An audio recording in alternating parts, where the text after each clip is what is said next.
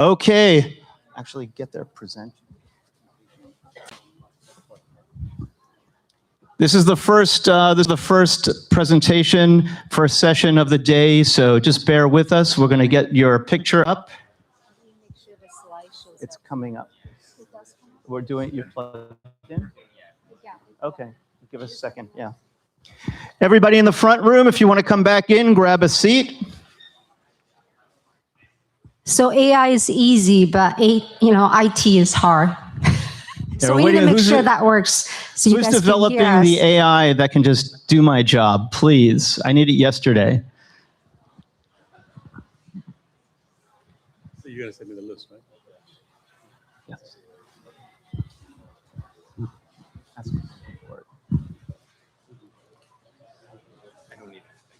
All right.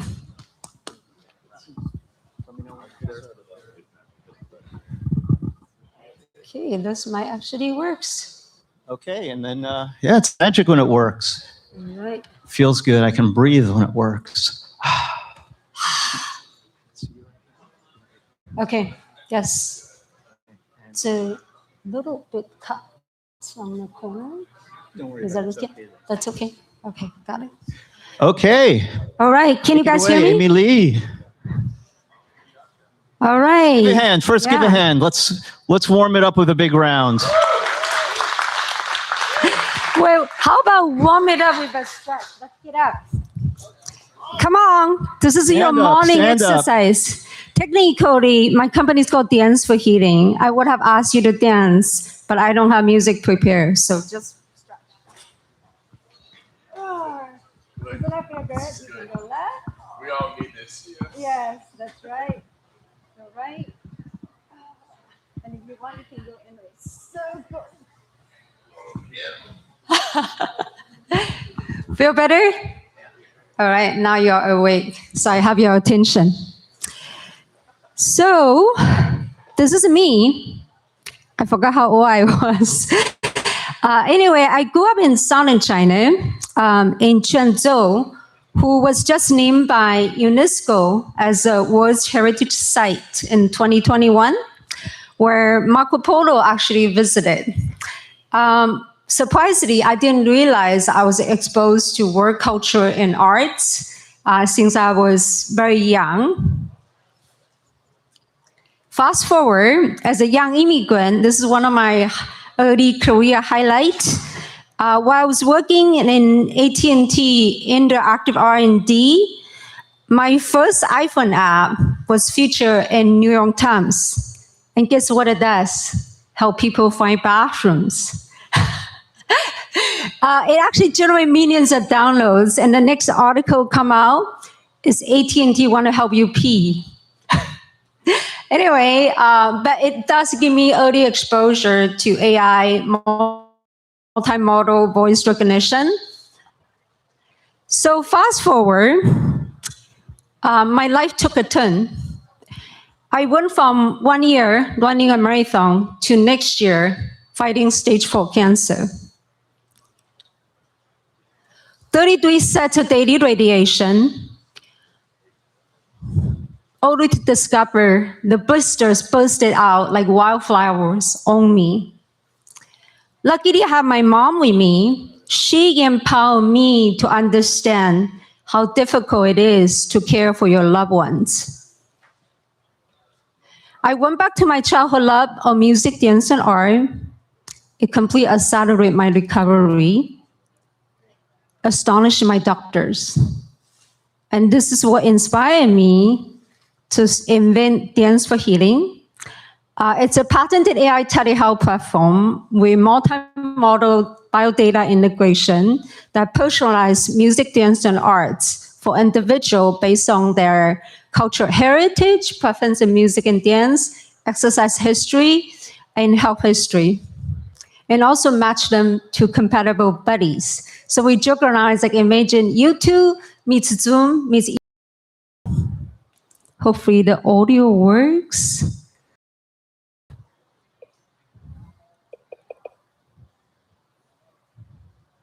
Music and dance helped me recover from stage four and inspire me to launch Dance for Healing. We are a telehealth platform tailored to how you feel right now, different mobility levels and availabilities. We match buddies for patients and elders to build fun, lasting habits. We record it in live video classes. Imagine YouTube meets Zoom meets eHarmony for health buddies. Based on neuroscience, Dance for Healing uses AI, behavior design, and gamification to recommend personalized music and dance available anywhere with a computer and internet. Many patients like me and elders like my mom are often stuck at home, isolated and lonely. Dancing increases social connections and happiness, prevents falling, reducing the risk of dementia and cardiovascular death. We started with Stanford Cancer Support Program, achieved a Net Promoter Score of 91.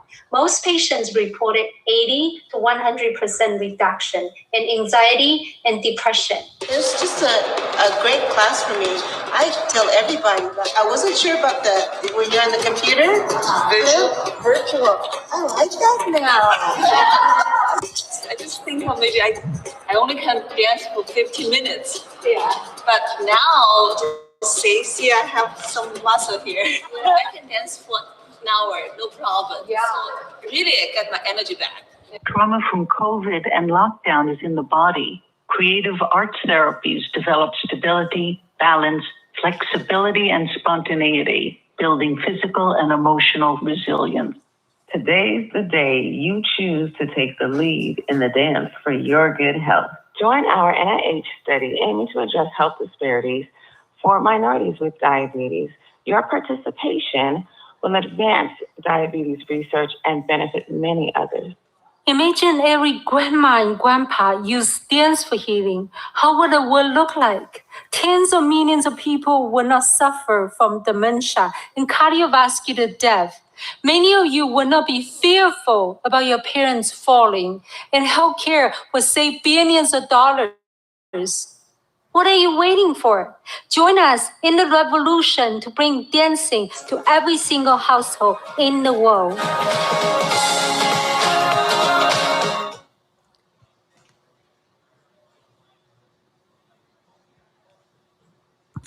So I'm a graduate from Oxford University's Mutual Value Labs, where I learned in order for social impact business to work, we have to understand each stakeholder's purpose and pinpoint.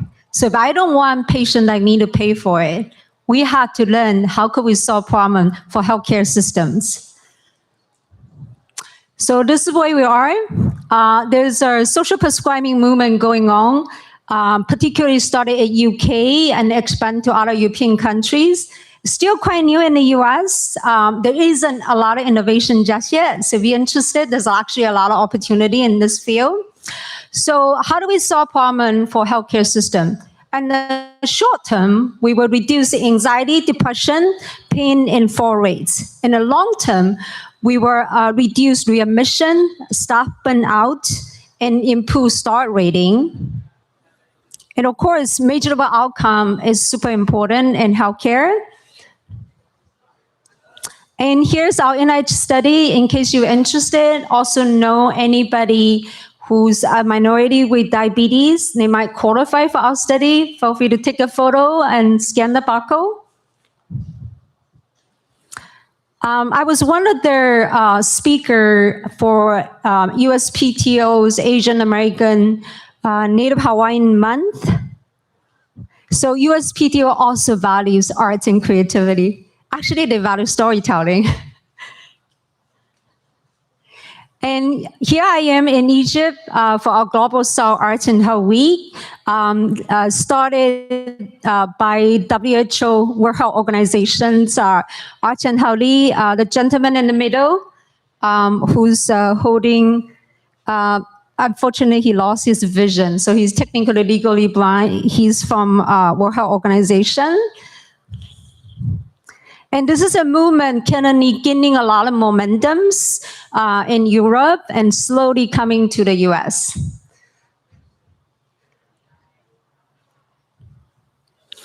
So when I was growing up, I loved to write poetries. And my sister would read it and tell me, maybe when you learn a little bit life wisdom, it would mean something. And she's the eldest, 6 years older. And I hate it. I was like, okay, now I truly understand. So I end up, in order to get my book published, I ended up going to Harvard for this postgraduate writing program, where I learned that I can't just tell a story. I also need to learn how to analyze research papers. And so that's my upcoming book. And it's what I call it a wicked wisdom multimedia platform. There's also a Stage 4 show interview series where I ask very personal question, which you will get a little taste when Ranjan and I went into our two-person conversation. And why Ranjan's here? Because he's actually my professor at Stanford for the AI and Longevity program, where I started to use vibe coding to turn my long-term vision to expand just from dance to all dimension of creative arts, called Life Means It's Life. It's built based on the story of Greek mythology of 9 goddesses that in charge of different dimension of creative arts. And in a couple of weeks, we were able to build our database system that collects clinical research paper across the world that verify clinical benefit of creative arts and categorize in different categories. And then we also build Gen AI to empower global arts and health expert where I travel around the world and speaking, able to build courses easily and pull safety guidelines and also clinical measurement directly from our research paper that we collected. So this is going to be fast track and allow us to build our vision much faster than I thought, which is being a global culture hub. And here's Ranjan. He's going to share his own, story. But as you can see, there's way too many firsts. 6 firsts there. Yeah, so Ranjan, you are next. And I've been a long-term futurist already. And I'm a huge believer in ethical usage of AI. And we will have a little bit of that discussion as well.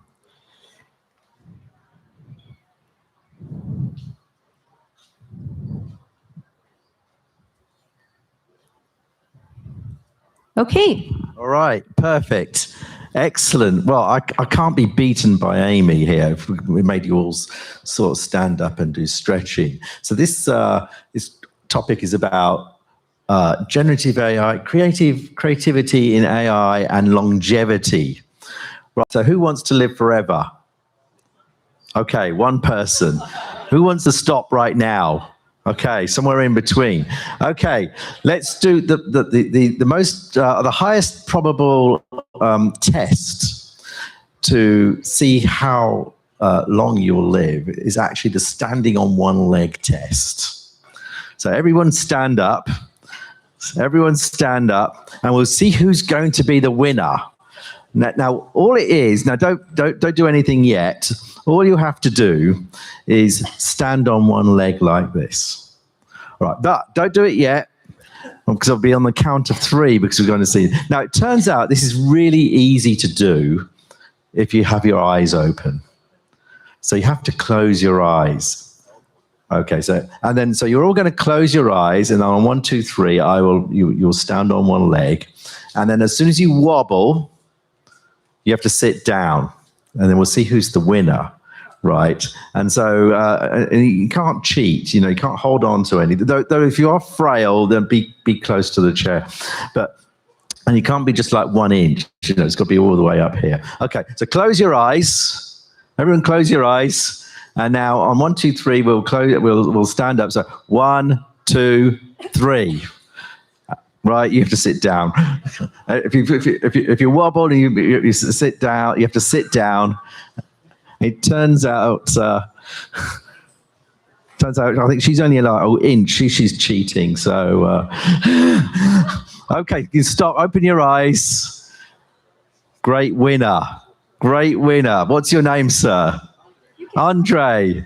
Okay, it turns out if you're my age, you can guess my age, but it turns out that no, I can only last about 8 seconds myself. If you're in your 20s, you can maybe last you about 40 seconds. If you keep your eyes open, it's really quite easy. So that's our little, I couldn't be stood up by Amy. I had to beat you with that. So I'm going to talk about AI and longevity science and creativity. First of all, who am I? I've really got 3 personas. I'm an inventor. We'll talk a couple of the ideas I'm inventing. I'm an investor. I've got about 100 companies through my venture capital firm, R42. And I'm a teacher. I'm Amy's professor. I've taught about 4,000 students last year at Stanford University, both to the regular students in the medical school and undergraduates as well as graduate students, but also in the evenings too. So any of you can take those courses. The next course is January 27th, AI Longevity Lab at Stanford University, and it's Stanford's cheapest course. I think it's $500, not $50,000. And then I'm involved in the Boundaries of Humanity project, which is trying to figure out what is intelligence? What is intelligence in humans? What is intelligence in animals? And could machines ever be really intelligent? I'll talk about that in a second. So R42 is a venture firm. We invest in AI and longevity science companies, but also deep tech. We have lots of workshops and lectures. Some of them are for free. We have a symposium at Stanford University tomorrow on longevity science, those of you who are interested. And I've actually been, AI system was literally 40 years ago doing speech recognition, handwriting recognition, where you could just write in cursive. Did a lot of work in China, did a lot of predictive text, Chinese input systems. I don't speak Chinese, I don't write Chinese, but when Motorola bought my first company, they said, please we've just invented texting. We don't know how to get the characters in the box because there's 20,000 characters. So figure that out. And then I said, I don't speak or read Chinese. And they said, we don't care, just go and invent it. But I speak mathematics. So this is one of the things that AI, it is really mathematics.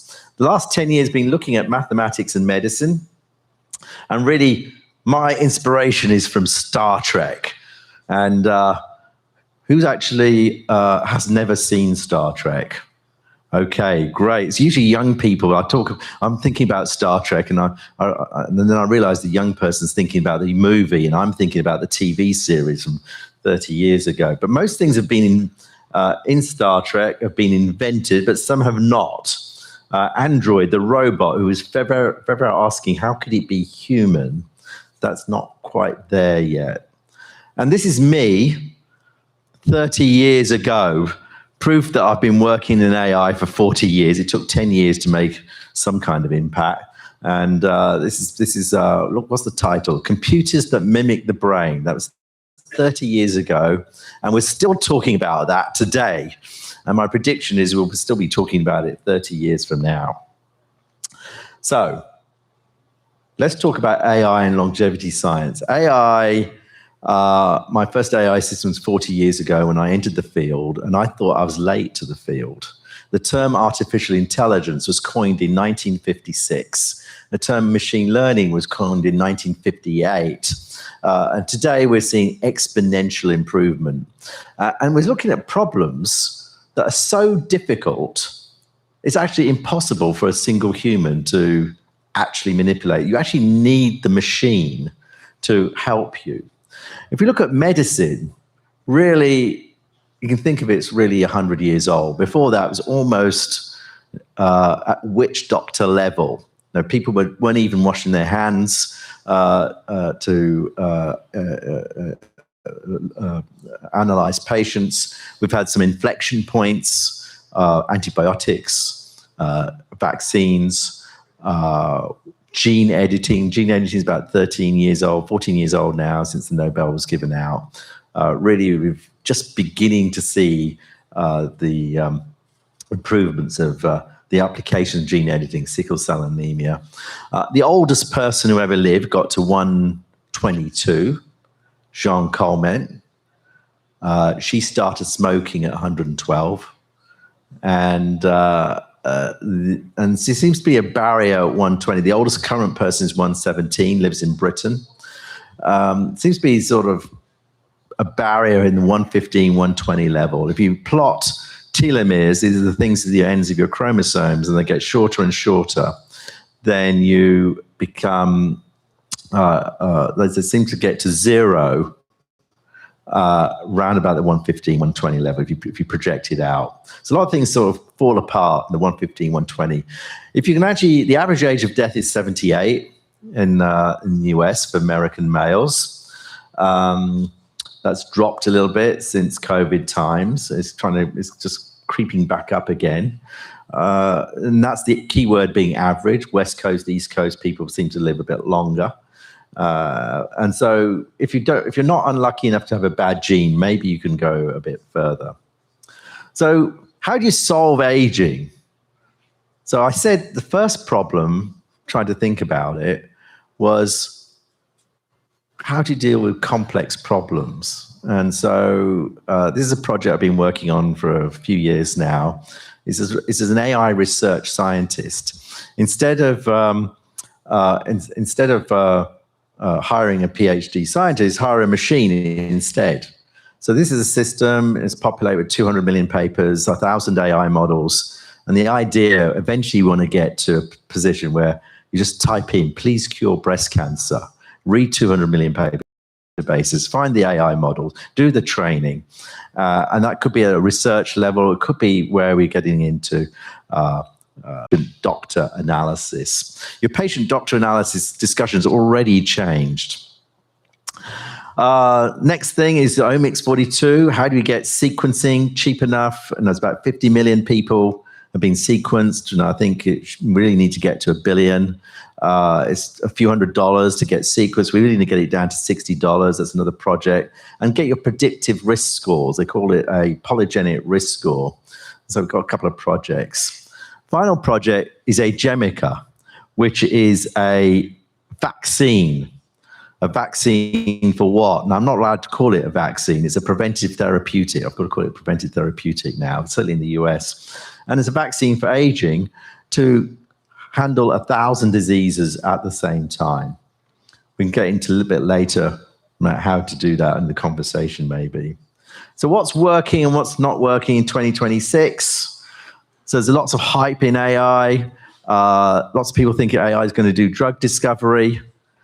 There's not been a single drug that's been got through the other end in phase 3 yet, but several are in phase 2. But we are getting preclinical. People are getting many, many candidates. We're getting patient matching in trials, more reliable things. We're getting imaging processing. I had a colonoscopy about 6 months ago and had little images around the polyps. Wearables, there's 1 billion wearables out there. And then vibe coding, where you can really rapidly write code just by typing English. What's not working? We haven't got an AI drug yet. We still have to do trials. We're still looking at causation. AI is really doing correlation, not causation. I think people are really overestimating the causation arguments. We're molecules that we're predicting molecules unmanufacturable. There are lots of companies trying to fix this. And then we're still working on animals. Technically, the FDA says we need animal studies, but we're still using them. And then wearables, still quite rough. You know, there's these PPG, is just a small layer below the skin to get almost blood level analysis. That's not there yet, but we hope it will be there. Okay, I'll stop there. I'm a couple of minutes over. If you want to talk to me, you can email me, talk to me, or you can talk to my digital twin. This is my digital twin. So I'll stop, and we're now going to have a conversation, Amy. Is that right? So I'll just sit there, yes. And we can ask each other questions, and then we're going to let the audience ask us questions. That's what we prepare. Oops. Turn it on. Can you hear me now? Yes. Okay, cool. I feel like AT&T now. Yeah, so actually I'm going to let you guys get a little taste for sure, which is actually going to be is about mindset and resilience. We are typical questions, but today we only have time to ask maybe 3. But it can be very personal and also very inspiring. So Ranjan, given your accomplishment, I'm curious, how did you get started? I know you have a heavy British accent. Oh, right. No, I'm British and American. Born in Yorkshire, but I left when I was 6 months old, so I don't have a Yorkshire accent. Those of you who are British will know what that accent is. But really, I'm a professor, not in the engineering department at Stanford, not in the computer science, but in the medical school. But I'm actually an electrical engineer. And this is where engineers, computer scientists can move into multiple fields because everything is now data science. Everything's interdisciplinary. That's the other switch. Now, I used to have imposter syndrome. Why am I in the medical school? But I find my colleagues have imposter syndromes as well because I don't know, how do you use AI? It's becoming data centric. When I came to Stanford 35 years ago, I wrote a letter to the most famous professor in AI at the time, Professor David Rumelhart, who basically worked out how to calculate the parameters of the neural network.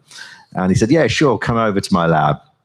And I'm expecting this invitation from the computer science department or the engineering department. I get the letter. Which department is it from? Anyone guess? Maybe someone knows. At Stanford, this is 35 years ago. Fun fact, where AI was invented at Stanford. Which department? No guesses? Anthropology, neuroscience. Actually, pretty good guesses, actually. Psychology. And as I get this letter, and I'm a bit nervous because I don't know anything about psychology. But the psychology department at Stanford was really trying to figure out how the brain works. And they're trying to use mathematics to figure out how the brain works. And it turned out he surrounded himself with mathematicians and engineers and philosophers. And so it's interesting that computer scientists did not believe neural networks, which is the modern foundation of modern AI, would work for decades. Famously at MIT, Marvin Minsky said that it would never work and almost sort of single-handedly held the field back 10 years because everyone got stopped working on it except a few people, and they were exiled to CMU and UCSD. Maybe we've got some people from those universities there. And that's the history of AI. So I'm very interdisciplinary. Yeah, so obviously you're like one of the earliest pioneer in AI. So over the years, what kind of challenges that you have gone through both personally and professionally? Yes, well, I think it's a little bit imposter syndrome. You go into these fields and you think, what business do I have in going to a new field? And my little joke is I talk to biochemists and say, wait, hang on a minute. You mean you've been using trial and error all this time? There's something called data science now. And it's it's trying to think of what projects to do next, how to work with people. These days I'm trying to work on, it turns out, what question to ask. What I'm learning over the years, it's not the answer, it's the question. If you ask a small question, you solve a small problem. If you ask a big question, for example, this is in 1983, we said, well, how do you make a machine that you just talk at it and it types it out? Now we're not fazed by that. It's like it's on everyone's phone. But in 1983, that's impossible. It's just Star Trek stuff.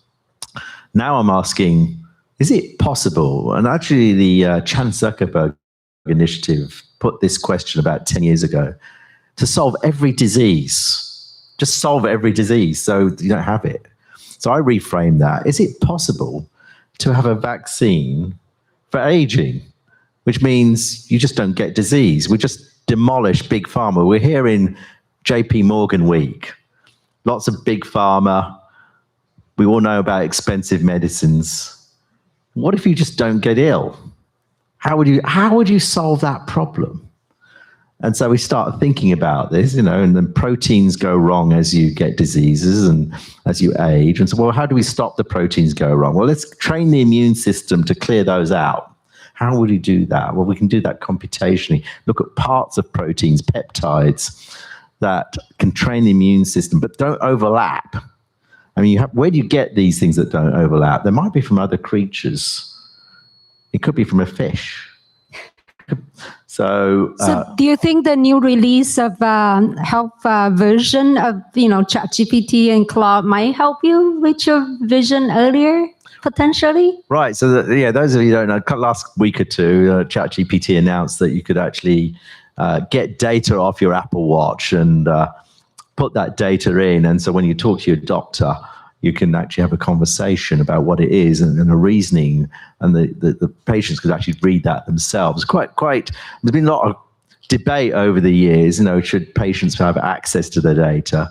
And over the last 15 years, it's like kicking and screaming. You can finally get used to be, yeah, okay, fine, you can look at the data, but you can't download it. Then it's next to, now you can download it, but it's not in a very bad format. So now with ChatGPT, you can download it, look at it, and then it's actually more accessible.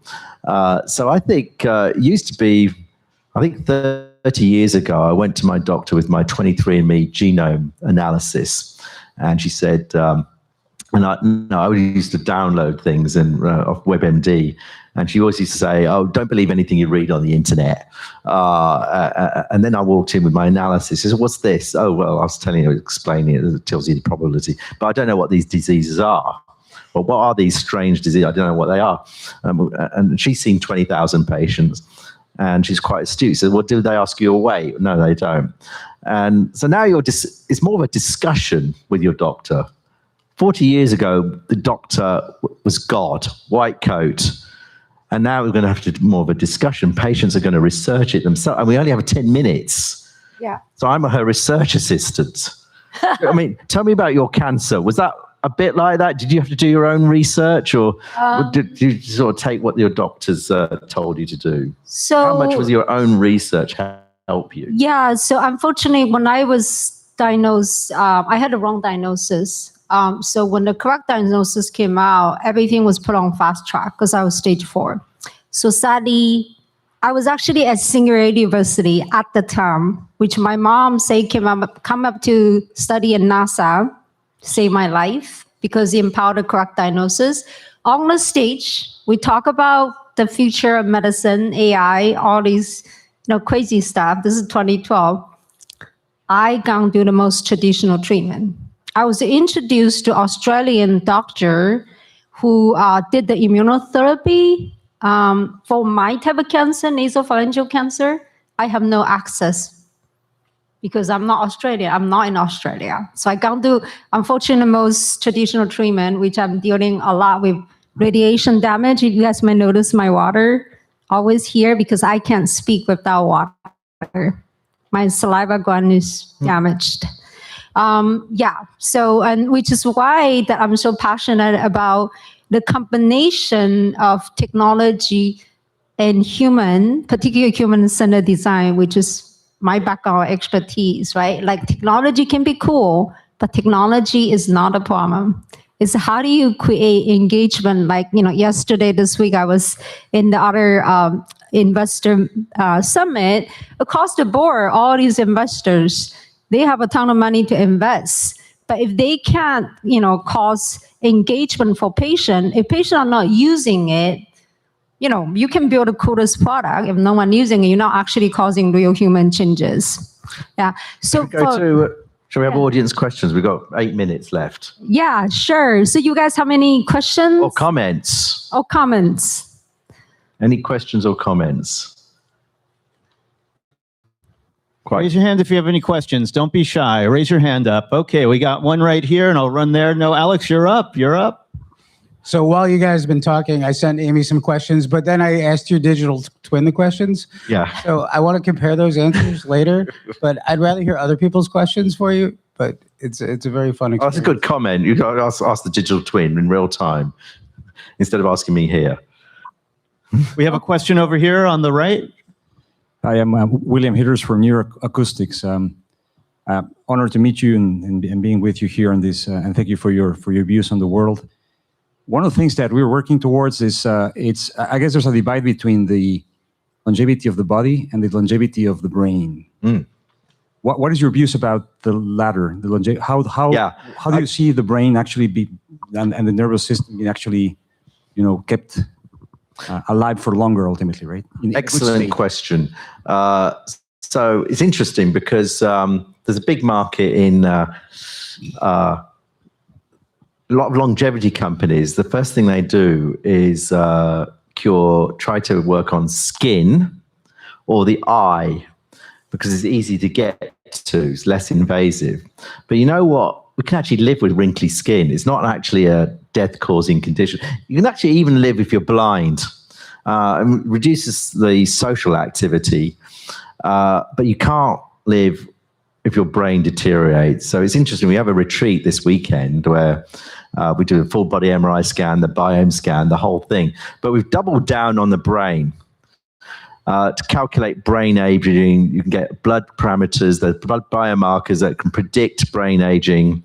You can do an MRI on the brain that can predict brain. Naturally, as you get older, your brain gets smaller. Some of that is just natural, but if it gets over, if it's over, because there's a range that people look at. Your hippocampus, of course, is the knowledge area. For example, my brain's getting smaller, but my hippocampus is getting bigger. It's like the taxi driver thing, right? And they actually get bigger, so doctors are not worried about it. And so I think I'm a big believer in surveillance and prevention. And so if you can catch these things, and nudging, typically doing puzzles and playing chess will not reduce your brain aging. You're more likely to do that if you run a 5K. So I think surveillance is the big thing. And then after that, we've got to think of more futuristic things like brain uploading to AI and AI enhancements. Yeah, so what's interesting is the study I cited for Alzheimer's and dementia, dancing can reduce risk of dementia by 76%. It's actually what happened in your brain. It's a rapid fire decision making. In a split a second, you listen to the music. That's math. 1, 2, 3, 1, 2, 3, 4.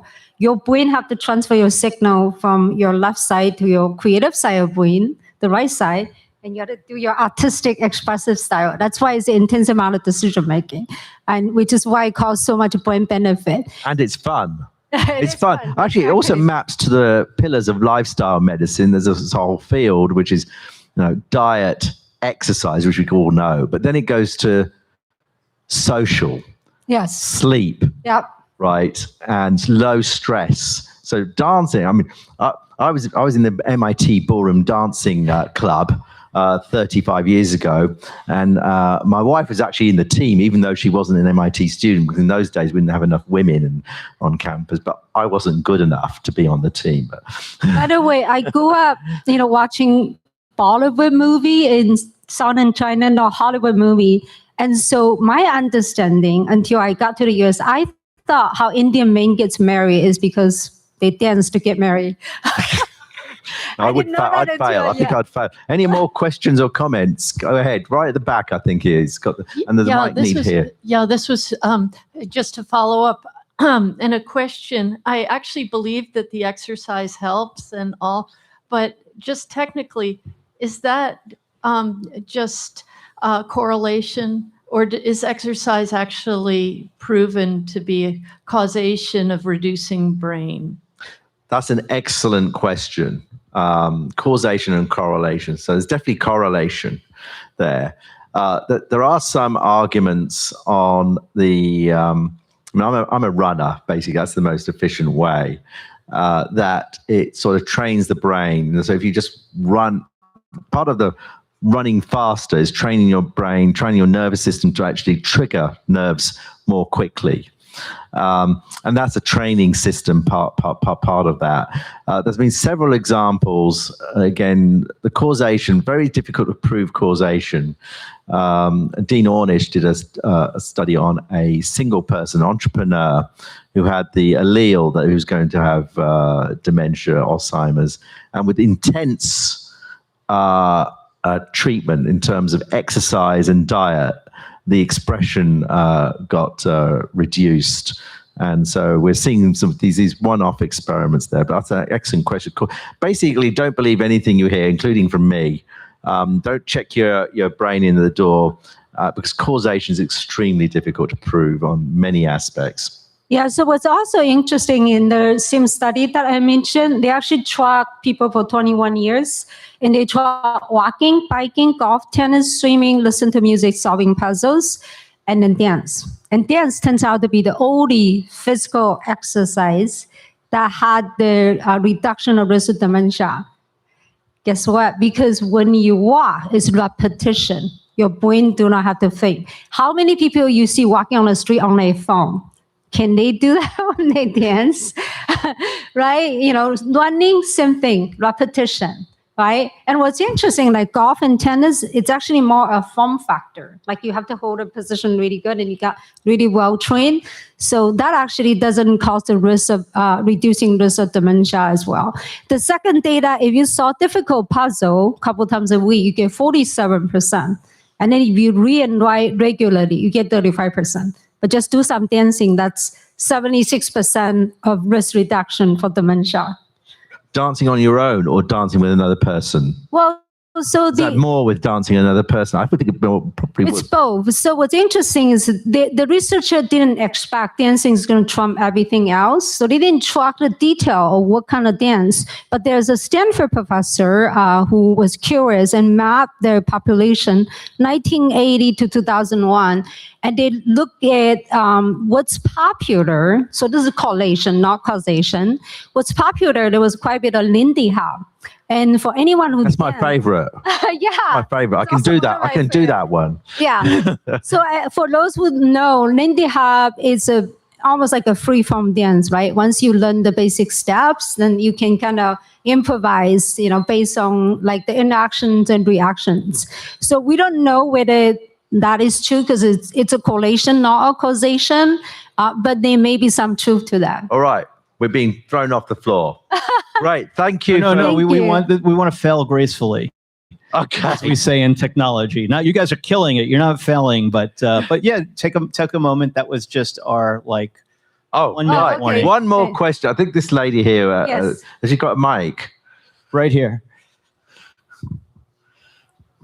Good morning. Thank you for your amazing talk. I'm an endocrinologist. I get a lot of consults now for longevity, to talk about longevity.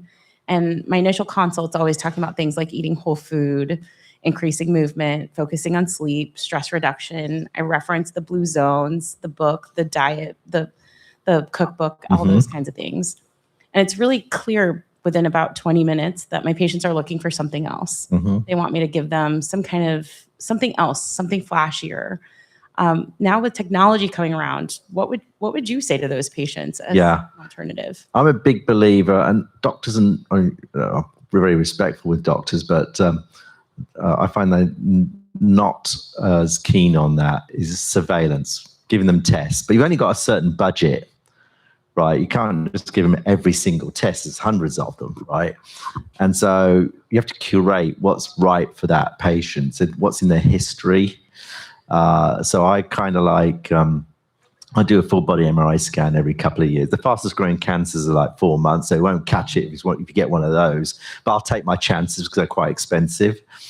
And then the other one I quite like these days, going up in my estimation, I used to be quite critical of it, is the Gallieri Grail test, which tests 50 cancers all at once in your blood. If you get cancer, the cells go in your bloodstream and it detects it. And numerically, what they call it specificity is relatively poor, which means if he says you've got cancer, it's not really very accurate. Sensitivity is better, which says if you've that will catch it, but it will sometimes be wrong. And so because of that, I was quite critical of it the last couple of years, but it seems to be getting better. And I actually know a few people, 3 people, who've actually detected it through that test.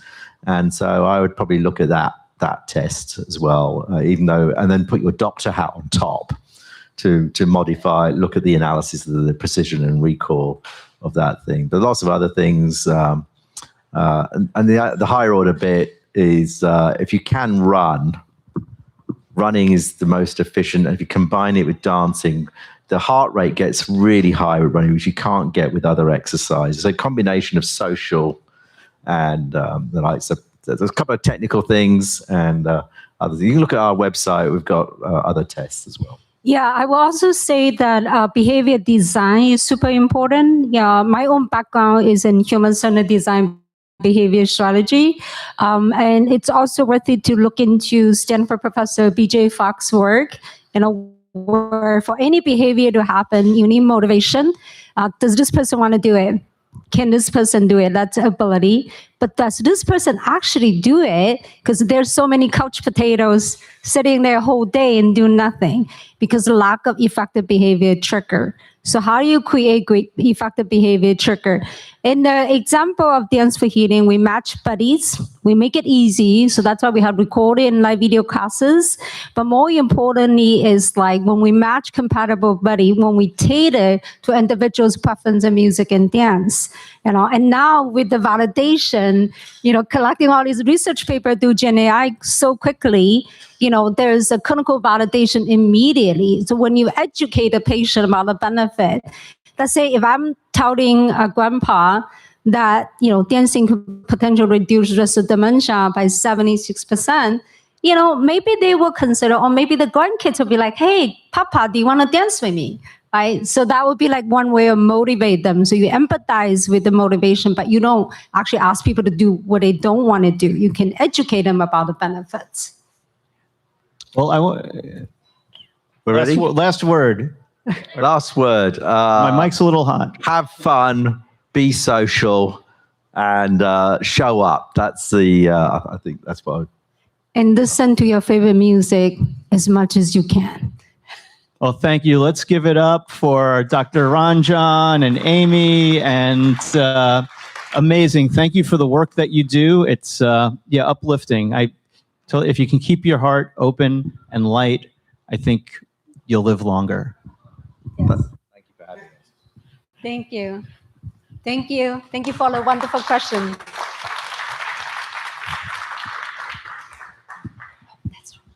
Okay, next up, we have Beyond the Hype, the future of AI, HCPs, and data platforms. So I want to welcome to the stage Vinod, Nitesh, and Himakara. Okay, we'll get you situated. Let's take the middle three chairs.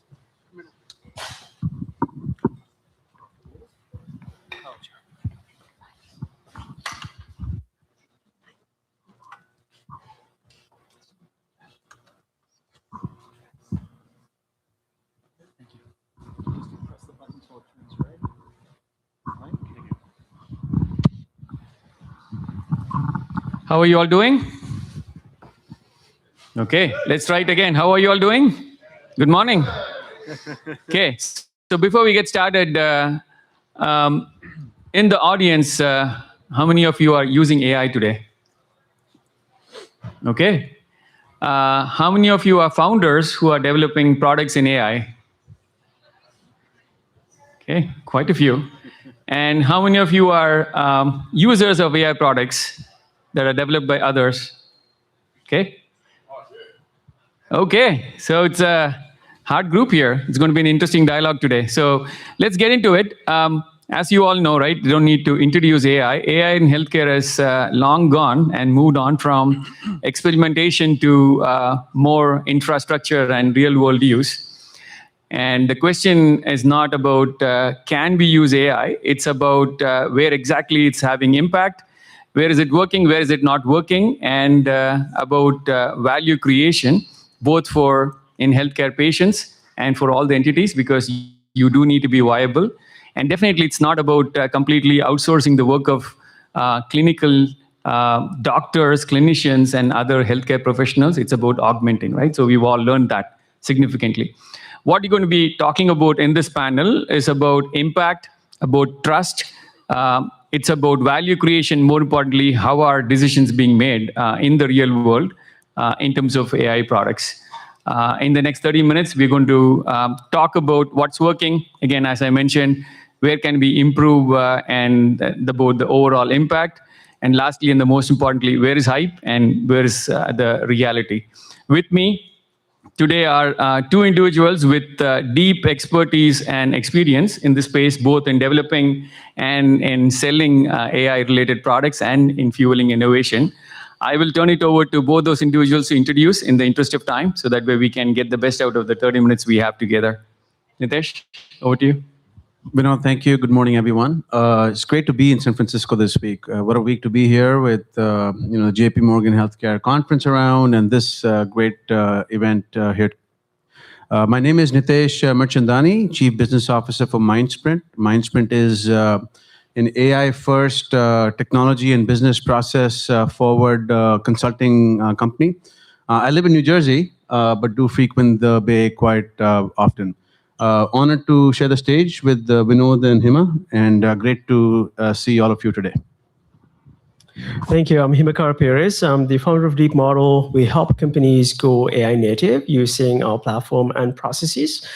Before Deep Model, I was the Chief Technology Officer at Certify, a healthcare provider data platform, currently at Series B and funded by General Catalyst. And I've been working in process automation and data platforms for the last 20 years, and last 10 years, helping companies figure out their unfair advantage using AI. So excited to be here. Fun fact, Vinod was the first guest of my podcast on AI many years ago. So excited to share the stage again. Thank you, Hima. Thank you, Nitesh. And my name is Vinod Subramanian. I'm the Chief Operating and AI Officer at a company called MedAdvisor. It's a company focused on pharmacy-driven patient engagement in healthcare. We are a public company listed out of Australia. With that, let's jump into it. This 27 minutes, as the timer is indicating to me. In the age of AI, beyond hype, let's get into the first topic of discussion. What is the value, right, in terms of impact, in terms of outcomes, from a platform point of view in healthcare today? Where is it really working, and where have you all seen challenges? Nitesh, I'll start with you.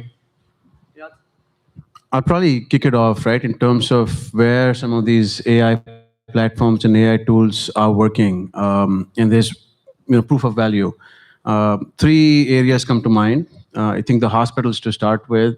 A lot of AI tools and platforms that have helped hospitals get more productive, get more efficient, right, in terms of managing beds and dispatch and staffing, really allowing for the focus to be back on the patient.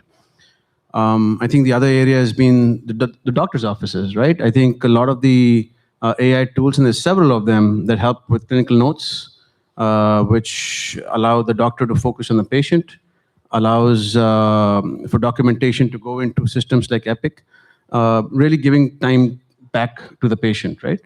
And of course, we've seen that in big pharma, right? I think 5 years back, with all the clinical trials and drug discovery time really shortened to weeks and months from years, right? During COVID. And now how some of those acceleration around drug discovery and clinical trials are helping with human therapies actually in production. So I think these three areas, basis Mindsprint's clients, we've seen some big impact from an AI tools perspective.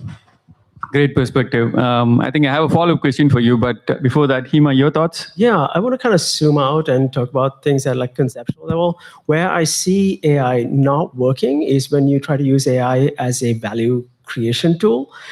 Where I see AI working quite well is when you use that as a value acceleration tool, which means if you have a process that are working quite well and as an accelerant. So that's where I see the biggest opportunity for use AI.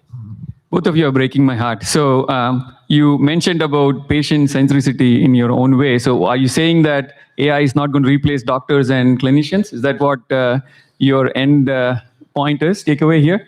Well, yes and no. I think AI is going to help accelerate a lot of things for doctors. So I don't think doctors are going anywhere. How many doctors in the room?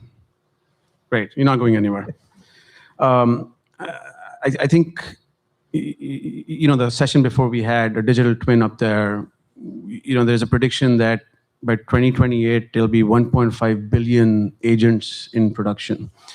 I think human in loop will pivot to human on the loop, right? Right now, there's a lot of every AI input, humans are determining and being involved in the outcome, right? Checking the output basically.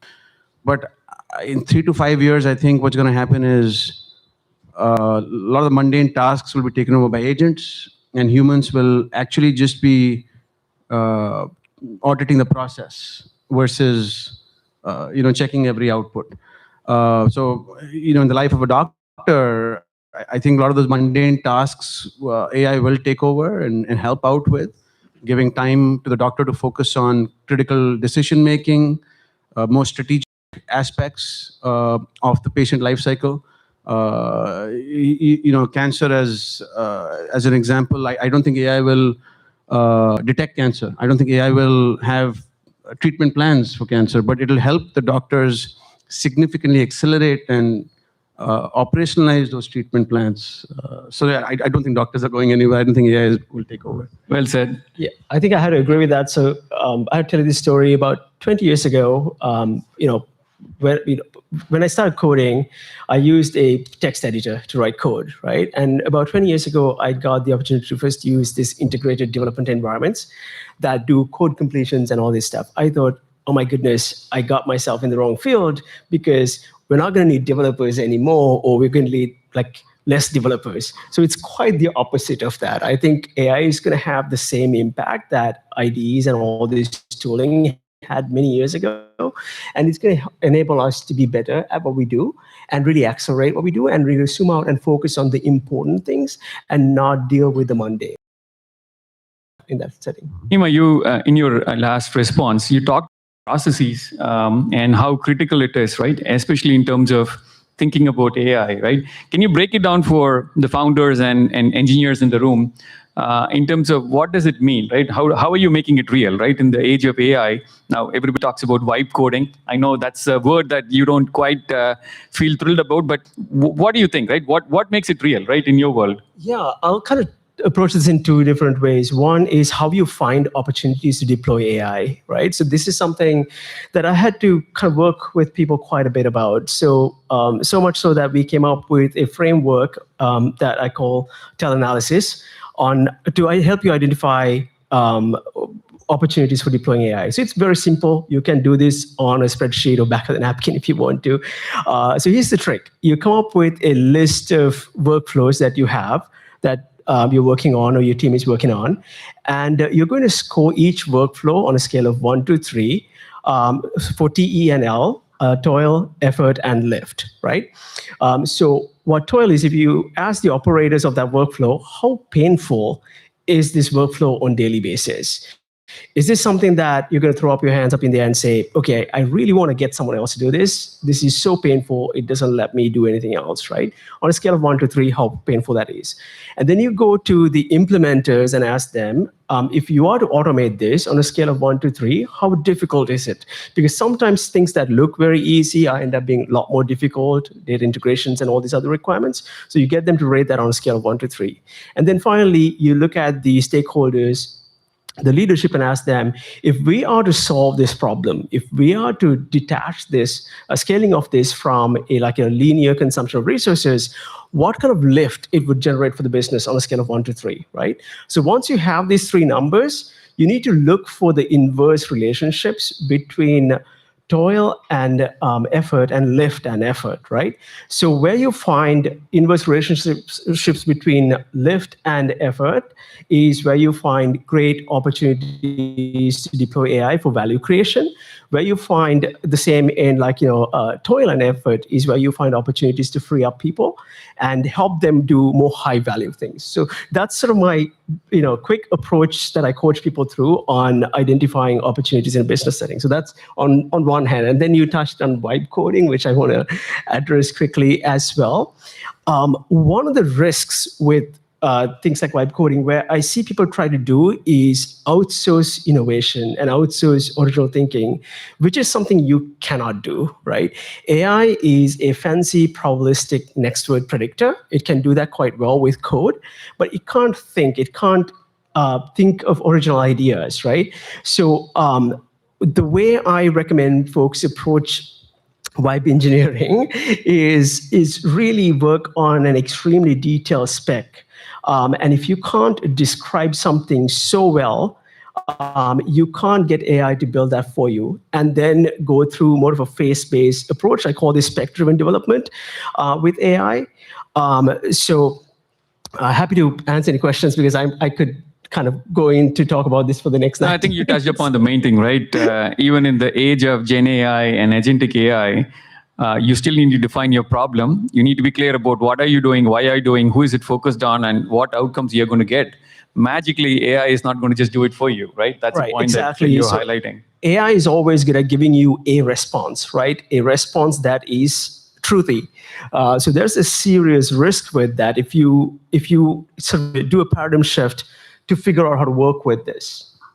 Makes sense. Let's shift to the business side of AI, right? So there are a lot of buying decisions being made, criteria is being used. Question for you, right? Privacy is front and center, irrespective of the industry. But in healthcare, all the more from patient data and security aspects of it, risk that comes with data being used for many things. And as you know, Hema, right? AI is about 80% data and 20% about the code and algorithms and whatnot, right? So from your point of view, what is the new way of looking at data, and from a privacy point of view, what's important for AI healthcare platforms? I think the biggest risk, if I start there, is this sort of a dynamic blast radius that you get with AI. In a traditional system, when you look at the system, when you kind of put it through a sort of a procurement process, you understand and you develop a good understanding of what are all the data sources it's touching. What if something goes wrong, what is the kind of overall blast radius? This kind of gets quite murky with AI systems, especially in an environment where AI agents could use tools that are dynamically discovered. These tools themselves could be other AI tools, right? So you get this deep delegation chains in an AI system, which makes it really tricky to understand the overall impact when something goes wrong, especially with a delegated a token that the AI system gets from a user. So I think defining this sort of blast radius is really, really, really important when you deploy AI systems, especially in a high-stakes setting like healthcare. That makes sense. I think, again, right, the point you're highlighting, right, is privacy-first approaches to building platforms using data in the AI healthcare platforms is extremely critical, because it is not just about the outcomes, it's about the patient safety when it comes to the use of data, right? So, absolutely. Great point. Nitesh, shifting to you, right? So you are an innovator. You also support your business growth. You're also the chief business officer for your company. In that role, right, how do you see the industry making buying decisions, right? When it comes to AI technology, AI products, are they still using the decade-old SaaS decisions and SaaS methodologies, right, in terms of buying cloud technologies? How do you see that evolving? Yeah, very relevant question, I think, especially given where we are in the industry today. I think the buying patterns have evolved. Back in the day, there used to be a centralized buying authority, buying power, right, where they would exercise that to go make big decisions around spending that CapEx. I think AI in healthcare, from a buying perspective, has evolved in the sense that it's got a lot more inclusive. What I mean by that is you have several decision makers who are in the frame. So you have the clinical leadership, who is obviously focused on patient outcomes. You have the finance teams who are focused on ROI. You have the CIO, chief AI officer, focused on data, focused on cybersecurity. You have legal teams focused on risk, focused on compliance. So no longer can just one team make a unilateral decision. By the way, we have come across companies who have and have learned the hard way. So it's more of an enterprise-wide decision versus just a siloed decision. My company, Mindsprint, we we pride ourselves on having simple solutions to complex problems, right? And we've had deal with examples where we've had, one team make a decision, and that enterprise has had several AI tools and several AI strategies, only for them to realize that the TCO and really why they're using AI is not going where they signed up for. So I think, that's where the evolution has happened in terms of the buying patterns, Vinod. I have a follow-up question for both of you, right? I think for the Bay Area residents, right, if you have taken 101, you would have seen AI science almost on both sides of the road. And every company is an AI company in the market today. So with that lens, right, as an individual or a company trying to buy technology or products in healthcare, what has been your experience, right? Because companies just don't become AI company, right, overnight. AI is an enabler. It's a technology that is being used to get to an outcome. From your lens, since both of you are you're a founder, and from your lens, you're also an innovator, Nitesh, right? How have you all positioned your products? What journey did you have to go through internally within your company to get to where you are today, right, in terms of delivering value through AI, but focused on patients, right, and outcomes? Well, we start by forgetting AI and not using AI and really focusing on the problem, right? The truth is that there is always a new tool, there's always new technology, and falling in love with your own technology is a terrible idea when you're a founder. Ima, you're going to create trouble for people in JP Morgan, right? So we are in the sidelines of JP Morgan. Value is all about AI, right? And other things just fall in place. Right. So you're saying that is not right? I think that's absolutely the wrong thing to do. I think, especially if you're a founder, drinking your own Kool-Aid is a really bad thing to do. So that's from a founder perspective, like really thinking about the problem and really being able to articulate what's about this new technology is enabling you to solve this very specific problem in a way that it wasn't possible before, right? If you can articulate that, then you have something. On the buyer side, this has created mass confusion. Right? So what's happening is everyone's looking at AI tools, and there are many cases, 100 pilots, no purchase, and burning up a lot of runway these startups have that they think they have a solid pilot going on with an enterprise customer, and that same enterprise customer, maybe different teams, maybe even the same team running a dozen pilots at the same time and using that as a learning opportunity for them to get their hands on what's new in the market. So this is also something to look out when you're a founder to make sure that you're not burning your cycles and wasting your time. I think the best way you can do that is being able to articulate the problem and making sure that you have very high resonance about that problem, not your technology, with the folks whom we are dealing with in the bio organization. Makes sense. Thoughts? As a consulting partner, my perspective is it's really three-pronged, right? It's very easy to, if you have the money, go spend it. But it's really looking at your data readiness as an enterprise, I think is top and foremost in my opinion, right? How clean is your data? How available is your data? How fragmented is your data? We help one of our clients undo a problem where for sake of simplicity, they spent close to $2 million on an AI platform, only to find out that they have only 200,000 worth of usable data. So that's a problem, right? I mean, they basically put the carriage before the horse. So I think data readiness is a big criteria that we advise while picking an AI tool or an AI platform. I think another one is really around ROI, expectations around ROI, right? Do you want ROI in 3 months, 6 months, 9 months? And that's where alignment is very necessary, right? In terms of if you're your own internal teams or hiring a consulting partner, how much skin in the game is being put in, basically, right? If there is a ROI being given of 1,000 hours of saving, can the consulting partner get paid through those, right? That's skin in the game. And I think that's where evolution needs to happen around ROI models as well, right? As we move from 2025 of AI experimentation to 2026, when now it's going to be how to AI, right? I think that's where the shift will need to happen as well.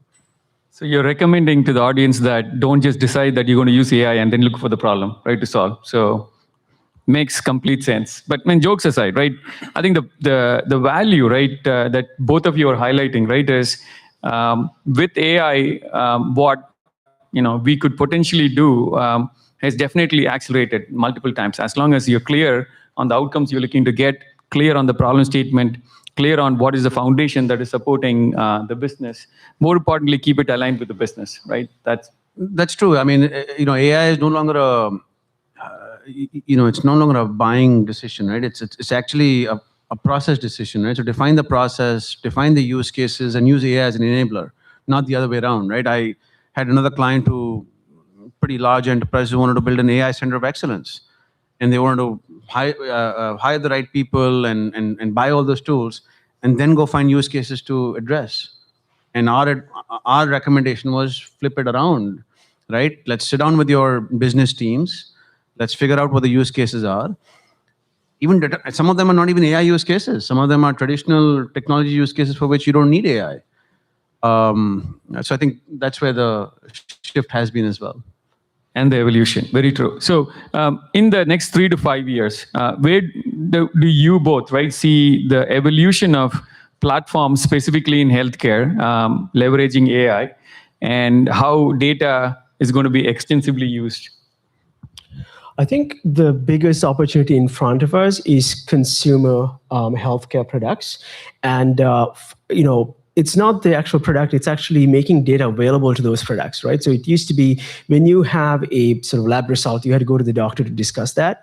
You no longer have to do that. You can upload that to ChatGPT. It's going to tell you, the full breakdown.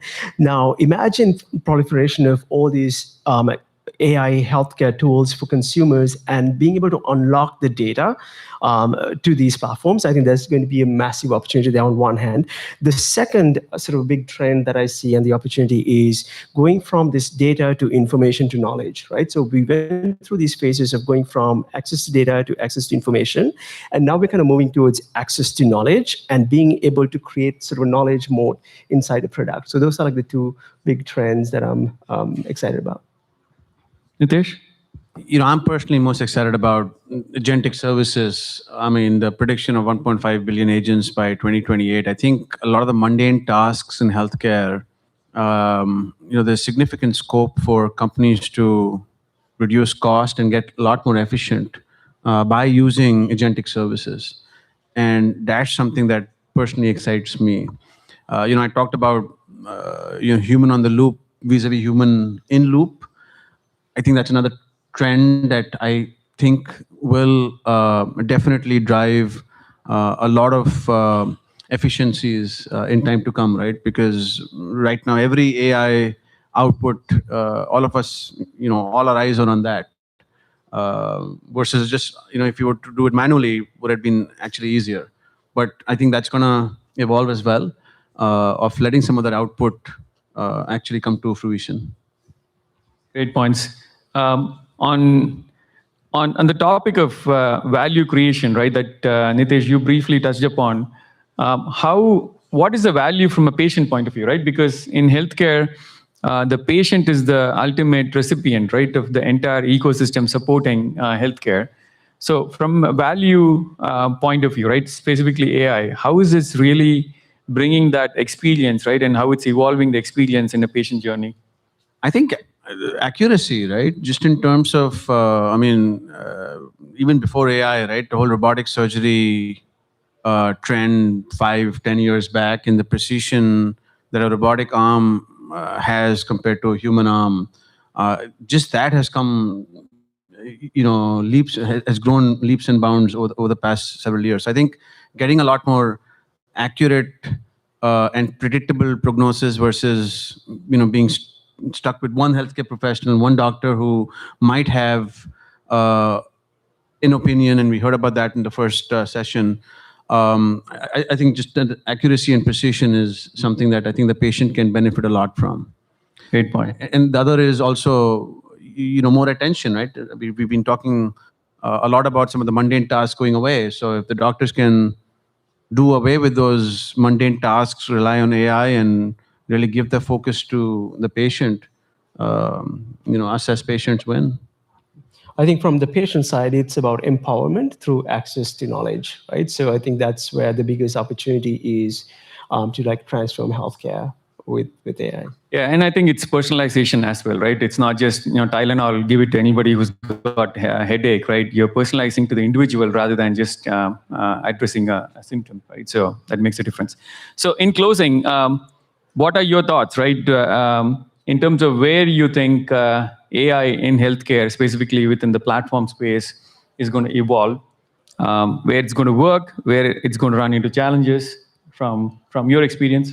Yeah, I think going back to something I mentioned before, it's where I see the biggest trend is consumer healthcare products and data layers to enable those consumer healthcare products, right? I think a lot of things that are going to remain same is the concerns around privacy, trust, etc., and all the systems and infrastructure that needs to come into place for that. And I think we are going to require another layer there to support these interesting new challenges that AI brings about as well, such as deep delegation chains. Great point. Nitesh? I think we've covered quite a lot on how it's going to help. I think the only lookout, if I may, is really over-reliance, right? I think humans are not going anywhere. I think there was a slide in the earlier session as to how there's not a single 100% AI enabled trial. If I'm not mistaken, I read that in the earlier presentation. I think that's what it is, right? I think there is a lot of push towards how AI can, quote unquote, take over. It's about how much we can, stay honest with each other and stay real and grounded. I think is the only lookout, if I may call it out. Very nice. Great discussion. I don't know where the 30 minutes went. It's come and gone. Why don't we open it up for questions, right? And see where it takes us in the next 10 minutes. That sounds great. Thank you, guys. First, a big hand, because love these conversations that go deep, that peel away the layers, and we get to learn a lot. I get to learn a lot. That's why I produce the events I want to attend. Sometimes I even get to hear the sessions. So raise your hand if you have a question. We'll run some mics. Go ahead. Don't be shy. Or if you have like a perspective, if you want to share your thoughts. First of all, thank you for the amazing talk. I work in healthcare. I'm a physician, but I'm also in an executive leadership role. And I love that you said that you want to make sure the process is already good before you implement. One of the challenges we have is people want to use AI to fix broken processes, and they'll go ahead and move forward with a pilot. It won't work. And now I've lost confidence in the utilization of AI in healthcare successfully. And so because we have so many people that are excited about AI, but they're prematurely implementing these pilots, it's getting more and more difficult to convince my leadership to invest in AI, and rightfully so, because it hasn't been very successful at our organization. So now they've developed all these governance things, which is also appropriate. But now it's becoming that much harder to implement these tools. And I have so much frontline staff that are so hungry for implementation because they know they'll be able to spend more time with the patient, which is ultimately the fun part. You were talking about, let's get rid of the stuff that AI can do. As a physician that sees patients, if I can just talk to my patient, not do any of the boring stuff, my job is infinitely better. So how do you combat that, knowing that there's kind of enough knowledge to be dangerous, but not enough to create appropriate implementation? Yeah, great question, right? First of all, thank you for everything that you do, right, for patients. It's not easy in the age of AI where everybody is an expert. And being a clinician, right, is not easy, but thank you for everything that you're doing. I think you touched upon few things, right? I would love to hear Nitesh and Hima's thoughts as well. You touched upon an important point, right? See, AI is not a band-aid for a broken foundation. You do have to think about what is your fundamental foundation that runs your organization, and how do you evolve that, and then bring in technology like AI, right, to further evolve it. The second piece, right, is, see, at every company that has used AI and starting to use AI today, right, have started small, and they focused on administrative workload to make sure that it first works in the company, the culture is conducive enough to adopt AI, and things around, right, in terms of processes that you talked about evolves, right, in the use of AI. Because without that, there is no magic, right? Just because thou shalt do, right, is not going to be something that everybody is going to accept. Especially in anything patient facing, there needs to be enough proof points, right? It's not to stop the use of technology, but enough to be comfortable that it is going to be patient safe. And it is going to make sure that it's going to give that experience for the patient that they rightly deserve. And it's going to get to an outcome that everybody is comfortable with, right? And that's the important piece. And often the companies who are successful do that, right? They talk about it openly. They talk about things that they don't understand. They bring in people who can enable them to kind of get together because everybody is busy. What's in front of you is exactly what you're going to focus on. So I think that's something that I would definitely recommend, right? Because that's how we got to where we are as an organization and many organizations in the world. Thoughts, Hema? Yeah, I love that question. This is like the biggest problem we have in AI today, right? This is happening in every organization, more or less. I think we're going to have some organization pulling brakes on their AI implementation once their current budget allocations run out for this very reason. And it's a very human problem. It's so much easier to promise the world and talk about AGI and get funding for that kind of stuff rather than being more pragmatic and saying, hey, let's focus on processes. Now, how do you really solve that problem? I wish I had like a concrete answer. I don't. This is something that I'm trying to figure out myself. The way I approach it, I can tell you, right, is really creating frameworks and coming up with a demonstrable process to tell people how they should navigate. So you can go from this mass confusion to clarity, right? So being able to walk people through, rather than saying we should do this, saying, hey, here are the things we can do. And here's how we can compare and contrast things. And here are the opportunities and risks with each. And if you can speak that way with your leadership team, I think that opens up a different level of credibility so you can solve that human problem and get the buy-in for what you're trying to accomplish. So that's the approach I'm practicing, and that has been quite effective. So I would recommend trying that out. Just one more point to add is, there's a stat out there, 40% of AI pilots last year failed. And people are talking about, why they failed and how they failed. But there are 60% pilots that succeeded, right? So focus on those 60% that succeeded. Their best practices and a lot can be replicated from those. So they are processes that are, other healthcare leaders have automated or used AI to be successful. It's time to shamelessly borrow from those versus focusing on new use cases to use AI for. There are a lot of use cases out there where AI is already successful. I think it's a function of learning what those are and trying to incorporate into your own business. Great points and great question. Thank you. Well, let's thank the panel once again. Vinod, Nitesh, and Hema for short. Okay, great to see you guys, meet you folks, and thank you. You can just leave the microphones on the chairs there, and thank you very much. Yeah, and Steven, before we get off, right, thank you for hosting the event. It's not easy to pull something like this, right, and bring a large audience, right, that's interested in a topic, and for all the folks who are helping the day, the panel, and everyone. So kudos to you. Give it up to the team. Thank you very much. Amazing team. So I want to second that. Thank you to the whole production team, volunteers, making it worthwhile and happen.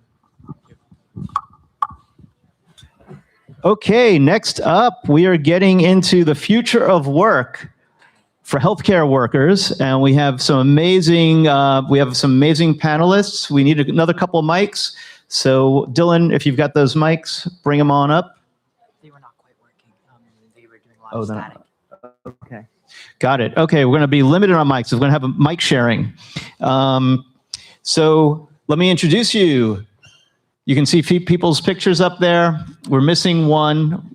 Well, we're missing one picture and we're missing one panelist, but we might magically correct that over the course of this. So we have Natalia, we have Arnaud, we have Adrian, we have, I gotta match pictures, Jenna, and we have Sabine. Okay, I'm gonna give you my mic and we'll just have to do a little mic sharing. So I'll distribute one at this end. Thank you so much, Steven. Yeah, shall I stand or stay? Yeah. Okay. I'll the freedom to take a seat. Okay. Thank you so much for coming, and also cordial thanks to the organizers. I think we have a little lag, right, in this mic. Is okay? Okay. Okay, so now we will be touching a very complex and important subject of the future of work for healthcare workers. So we'll touch the subject from a different angle that is rarely debated on stage, namely talking about the potential scenarios for future of work, but from the perspective of a health tech and healthcare employee. And on a personal note, I'm actually turning 40 today, which is officially, 40 is the new 35, okay? Okay, but this is officially a time to start reflecting and thinking about healthcare, maybe. No. So, yeah, even though I don't work in health tech myself technically, but yeah, but maybe this is the moment to ask yourself, oh, would I like to be treated by a human or would I like to be treated by AI? And how is the healthcare going to look when I turn 50, 60, 70? So we have excellent panelists today. And before we make an official round of introductions, first I'd like to do a very short know your audience session, if you don't mind, okay? I have 3 questions for you. One question, I'd love to know, my dear audience, in the last 12 months, have you personally used an AI-powered health tool? So who used an AI-powered health tool at work? Raise your hands, please. 1, 2, 3, okay. Okay, great. And who used one as a patient? Do you use as a patient? 1, 2, 3. Okay, not too many people. And just as fast check, who didn't? That doesn't add up. Who is asleep? Okay. All right. And next question. Who would you trust more with a complex diagnosis today? Would you trust a human clinician and AI, human and AI together, or it depends? So who would trust a human clinician the most? 1? Okay. Oh, 2, 3. Doesn't look good for us, I think. Who would trust AI more? Just pure AI. 1, 2, 3. Oh my God, that's already more. Okay. And who would trust a combination, a human and AI? Okay. Well, at least. All right. So you woke up, guys. Okay, great. And it depends on the situation. Huh? Okay. 1, 2. Okay. Great. And last question from me. What makes you more uneasy? Is it a human making a mistake or AI making a mistake? Who is more uneasy with a human making a mistake? 1, 2, 3. Okay. And who is like more uneasy with AI? Okay, it's like half, I'd say. And all right, interesting. Okay, thank you so much for your involvement. And now I'd like to give the floor to our wonderful panelists. So first, we have Sabine, the leader of Crescent Strategy Consulting, who works at the intersection of technology, clinical innovation, operational scale, and helping organizations redesign how work, teams, and value creation evolve in an AI-enabled healthcare systems. Great to have you, Sabine. Thank you for having me. On? Yep. Thank you for having me. Did you want me to go a little bit deeper into that? Okay. I founded Crescent Strategy Consulting after I left large corporate. I used to work with Stryker and Medtronic, so I have a very strong clinical and business background. And I started the consulting company to bridge the opportunity with innovation coming to the market, specifically AI innovations and software as a medical device innovations, and now agentic opportunities. Do you think it introduces some new kind of responsibility, or it actually makes clinicians work easier? Who would like? I'd love to take that.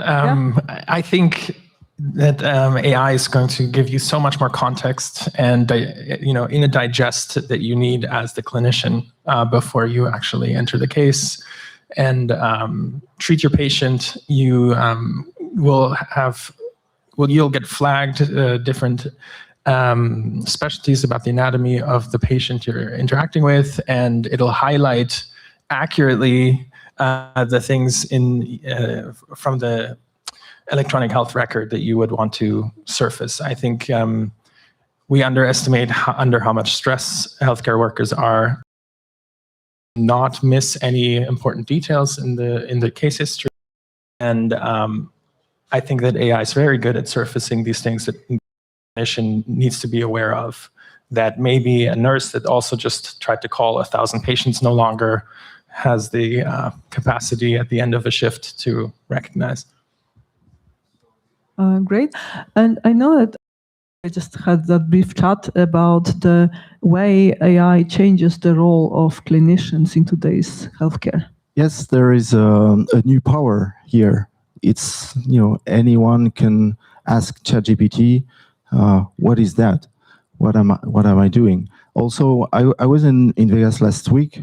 The largest building was HealthTech, HealthTech, Femtech. So a lot of it is done now in this area. So we all have new devices everywhere to figure out what's going on with our body. We all are trying to think what we can do better with our body, spend a longer time with our children. And so the power is also a little bit changing. When you come to your doctor, you have an average of 10 to 12 minutes with him. The rest is, not very much. A lot of paperwork. So for us and for dentists, there is a very interesting company called Allison.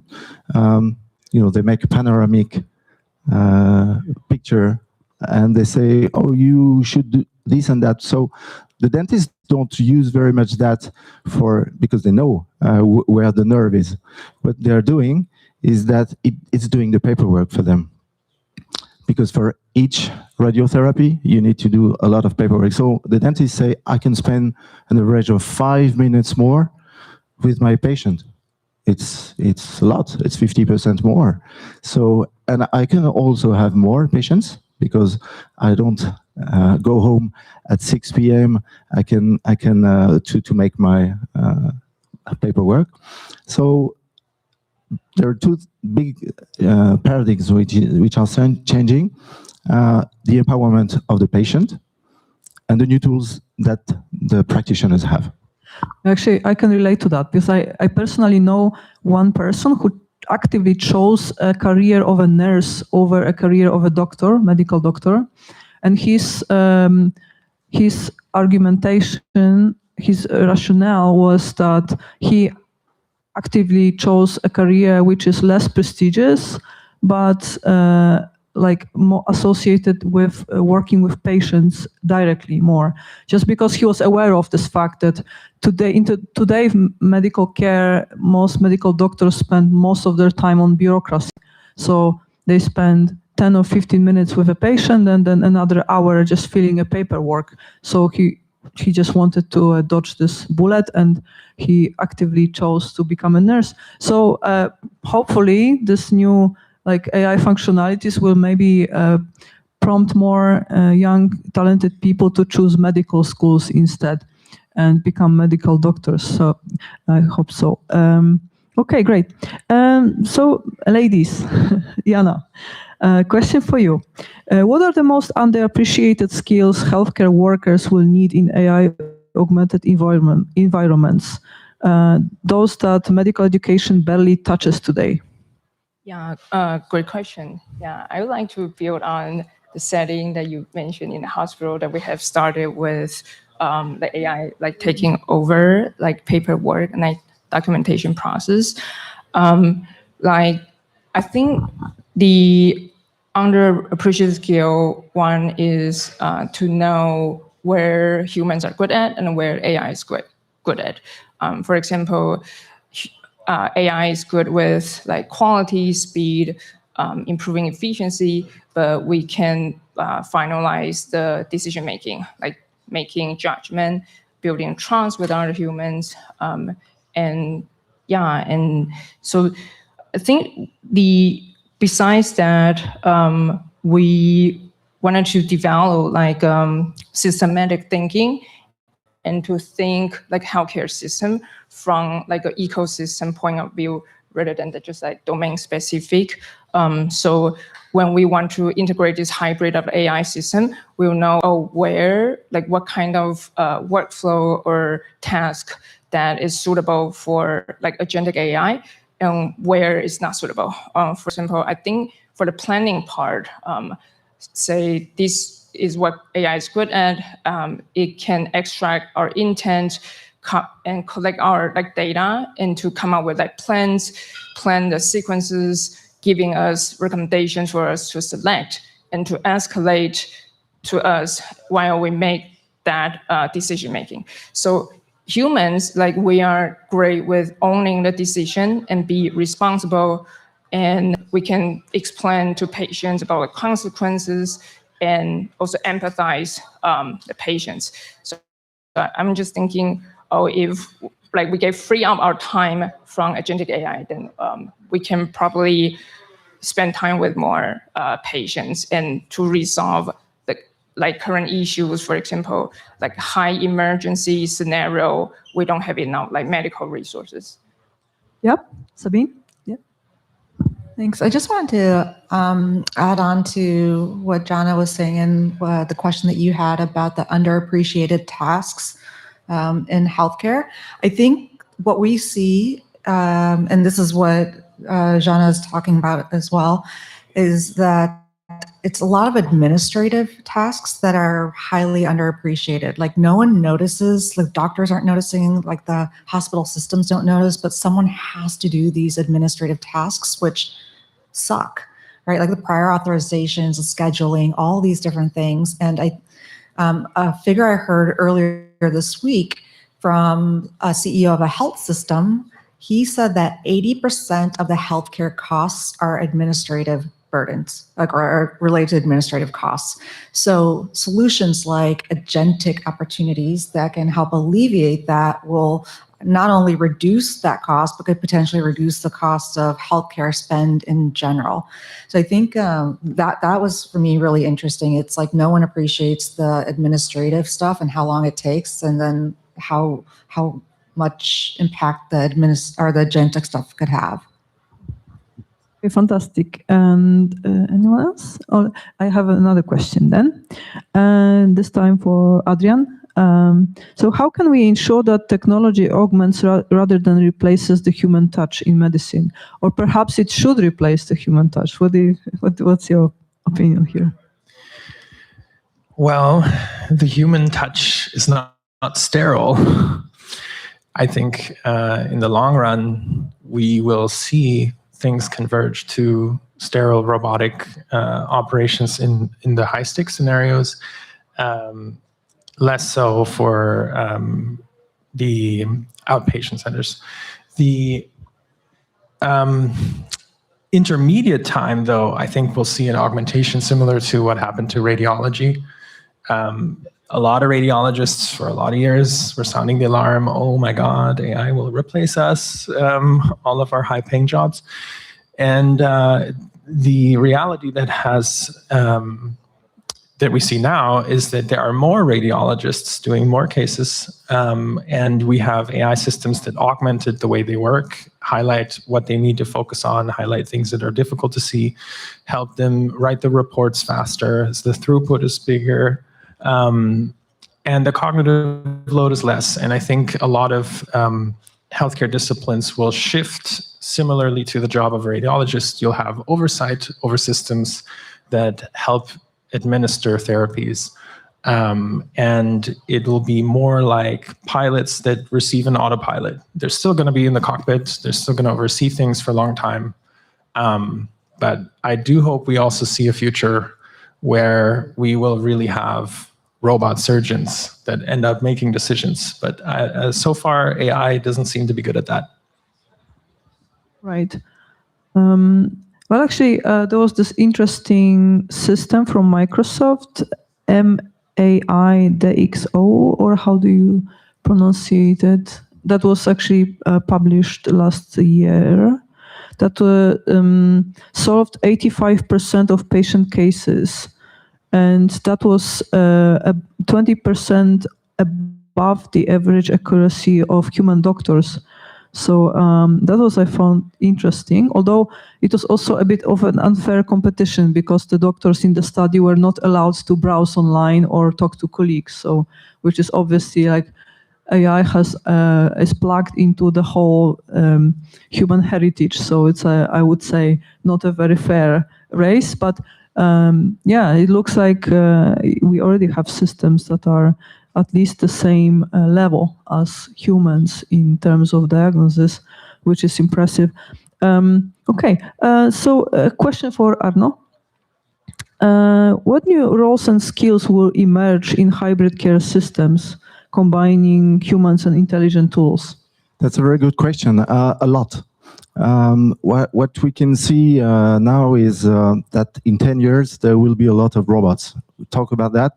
It was very impressive last week in CES that how many robots, specialized robots, are coming in our lives. So they're not ready to do everything, but they can do a lot already.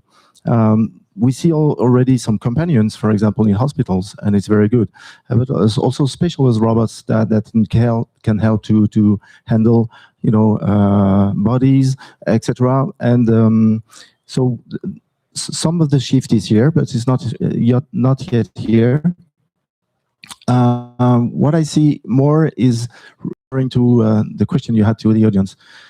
There is a new partnership between doctors and practitioners and AI.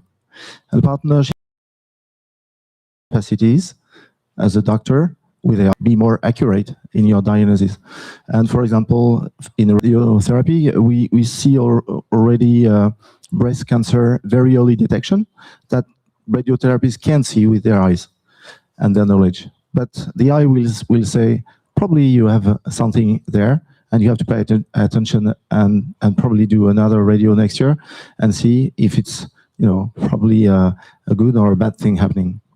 Let me play the devil's advocate for a moment. So aren't you concerned that letting AI do the diagnosis would just let a human clinician lose some muscle with time, get a little lazy, everything, and just step back without really even trying? No, I think you can have self-diagnosis that you can do by yourself, and you can do that home, and you can decide not to go to see a doctor. And it's probably a good thing for a couple of things, but for very diseases which are very hard to understand as a patient perspective, you have to go to see a doctor and a practitioner. So the real question is how much this will improve the diagnosis and how much this will improve the therapy. And Samin, would you like to stand here? Yep. The question is about new roles and skills that will emerge in the hybrid systems. Would you like to speak? Yeah. Maybe Adrian. Oh, yeah, sure. Well, I think it's analogous to how programming and coding works today. The tools shift so fast that you really have to be constantly online to understand what the latest best setup is. And in a sense, that's, I think, the experience of doctors today also. There's so many offerings coming at you at the same time. A lot of marketing speak of how much they can do for you, and not everything is set up yet to perfectly interact with each other, and just tooling. And just like the study you mentioned, that's why I raised my hand that I would trust the AI more than others, because both Google and Microsoft publish papers that the AI by now outperforms them. However, of course, the caveat is always, what kind of input are you giving to the AI systems? And the clinician would have the confidence to tell you this was not enough and we need to make more tests, and the AI will already give you a very confident sounding text of that diagnosis you may not have. Sabine? Yep. So I'm going to go towards the more technical route, whereas previously we didn't need to have healthcare professionals be technically savvy. Now with agentic systems coming into play and people running their own agentic teams to do tasks, or multi-agent orchestration teams, for example, I think they're going to end up having to like level up that tech background that they normally would never have had. And I think the companies and the startups out there that can make that part, the understanding on how to upskill these healthcare workers easily so they can adopt this and put it into their own workflow, and it's, second nature. Those are the ones that are going to probably succeed beyond the ones that make something too blingy and too hard for the system to figure out. Yeah, I think I can also add on that question. So how would AI augment rather than replace humans in healthcare, and also like emerging roles and skills? I think one is that also the healthcare professionals, like expert, they will work with like product and design team, and then to give us like feedback, say, we review the output of AI and then identify the edge cases and identify the good and bad examples, so then we can share with the agent team and to use this data for like an iteration. And as we talk about like risk management, also say we like first when we launch AI, we want them to be like more conservative.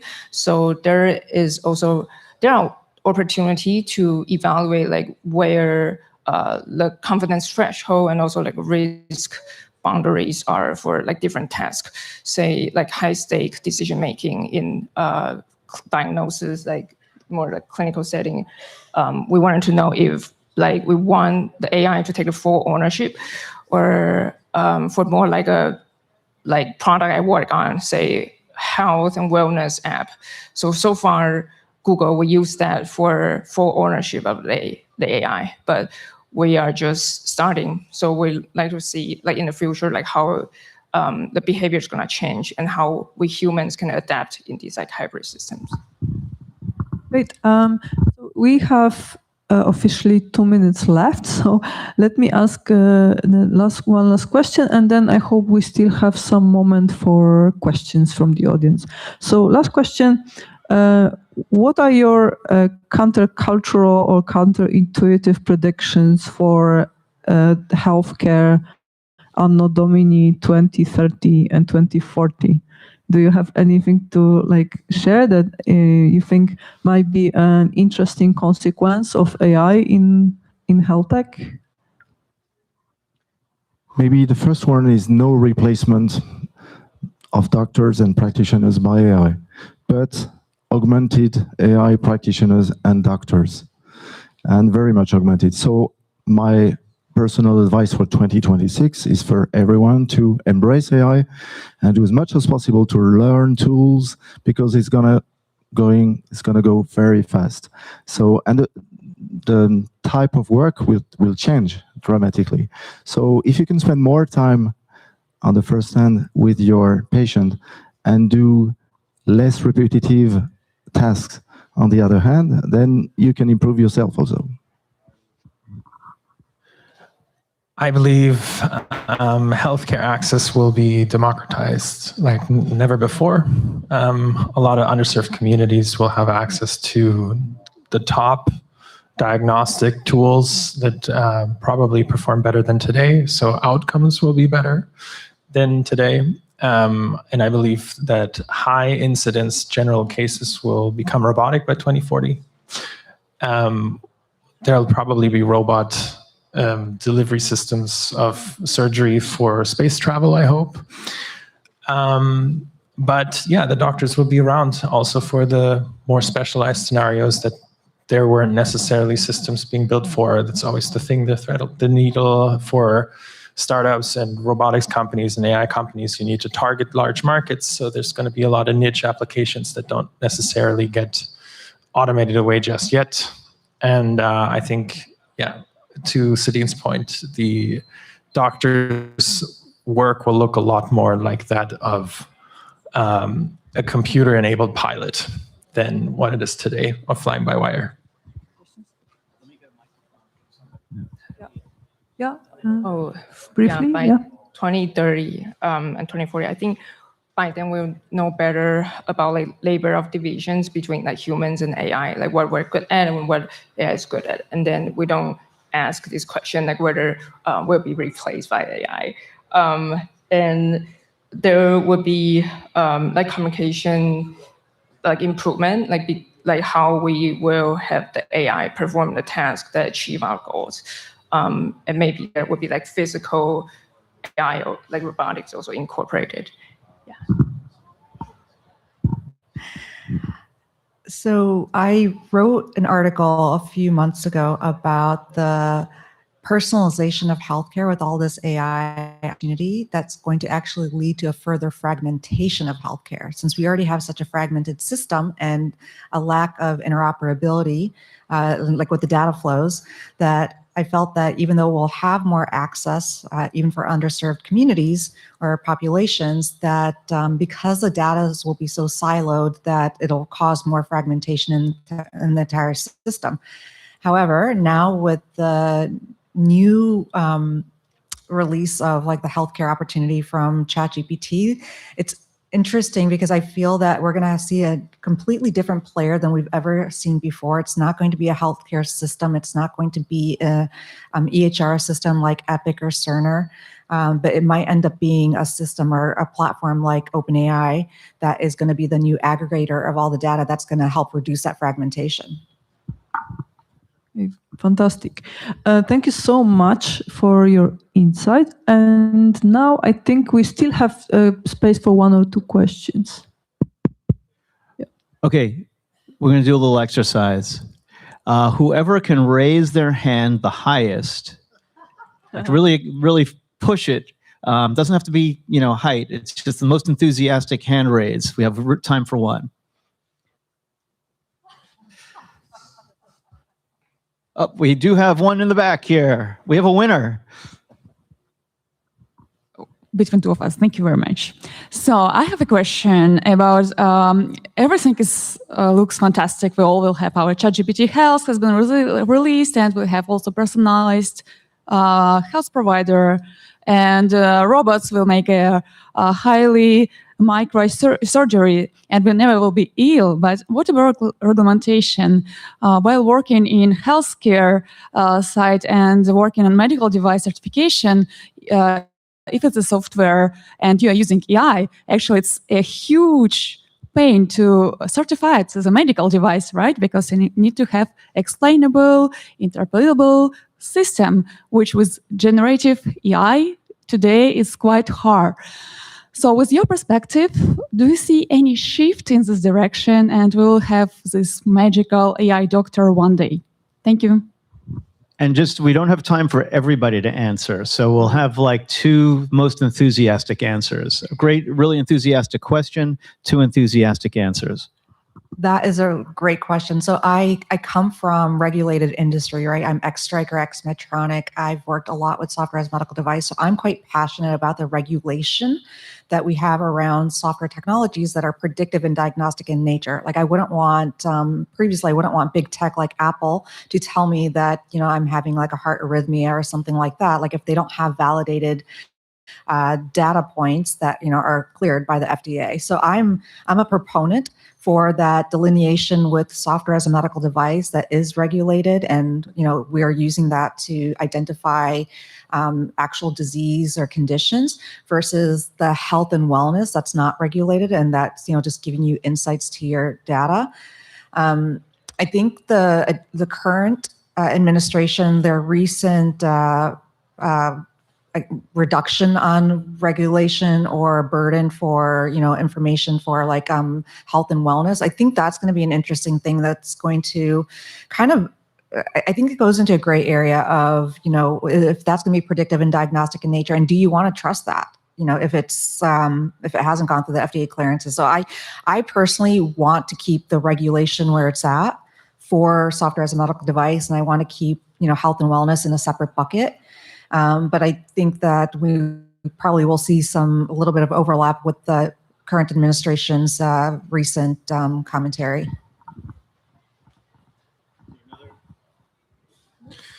Sure. I would say if that was a complete answer, it's okay. I believe the FDA regulation is important in the space. It's humans, the outcomes stay with you for the rest of your life. The work needs to be done. A lot of the regulatory paperwork is now being written by AI, and I think the guidance documents by the FDA recently have allowed for a lot more AI applications. They're very aware on the regulatory side of the opportunities, and they're trying to thread the needle here. I just hope that the agentic future will also modernize the way the FDA treats the applications. Maybe we can see much faster turnaround times on their end about their answers. That would be great for everybody, and then we would actually accelerate. Awesome. Do you want to, Natalia, wrap it up? Yeah, I would like to cordially thank our amazing speakers. Thank you so much. Yep, that's Let's give them a big hand. Natalia, thanks for putting together such an amazing panel. And then we have Renaud, and we have, I'm going to cheat up here, Adrian, and we have Jana and Sabine. Thank you so much. And you can chat with them later. They'll probably be hanging out around here and back in the speakers lounge. Again, if you have VIP or you have the blue wristband, you can head over. There's a speakers lounge back here. We've got refreshments and things and lunch when we break. So one last round of applause, and you can leave the microphones up on the stage. Thanks a lot. And then coming up, we have Anthony Girardi, and really interesting. Come on up. We're going to plug in and integrating 1,000 plus vendors into EHCR. Was a great conversation we had in the warm up to this. So looking forward to the full prezo.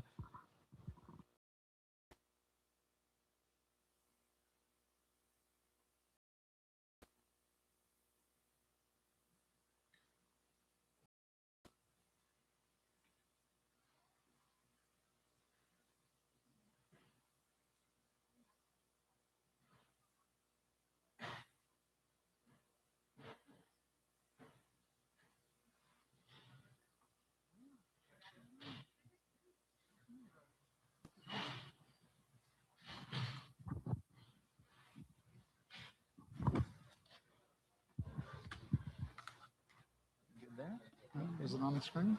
As soon as you have your conference monitor, as soon as you see it there, you know it's up top. Okay, cool. Okay. Thanks.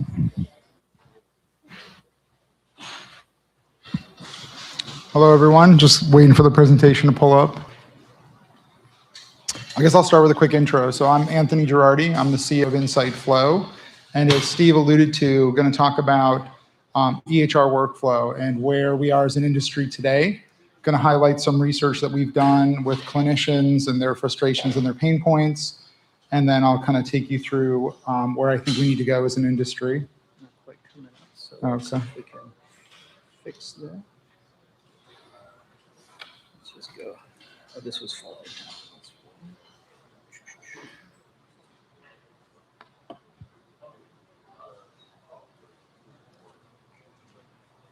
Got it, Eric? Okay, there we go. Great. Okay, so I'll just give you a quick background. I've been in healthcare tech most of my career. Started at GE. I was in their private equity group, investing in healthcare company. I was at Deloitte, Millennium, and then more recently, Truven, Advisory Board, and Optum.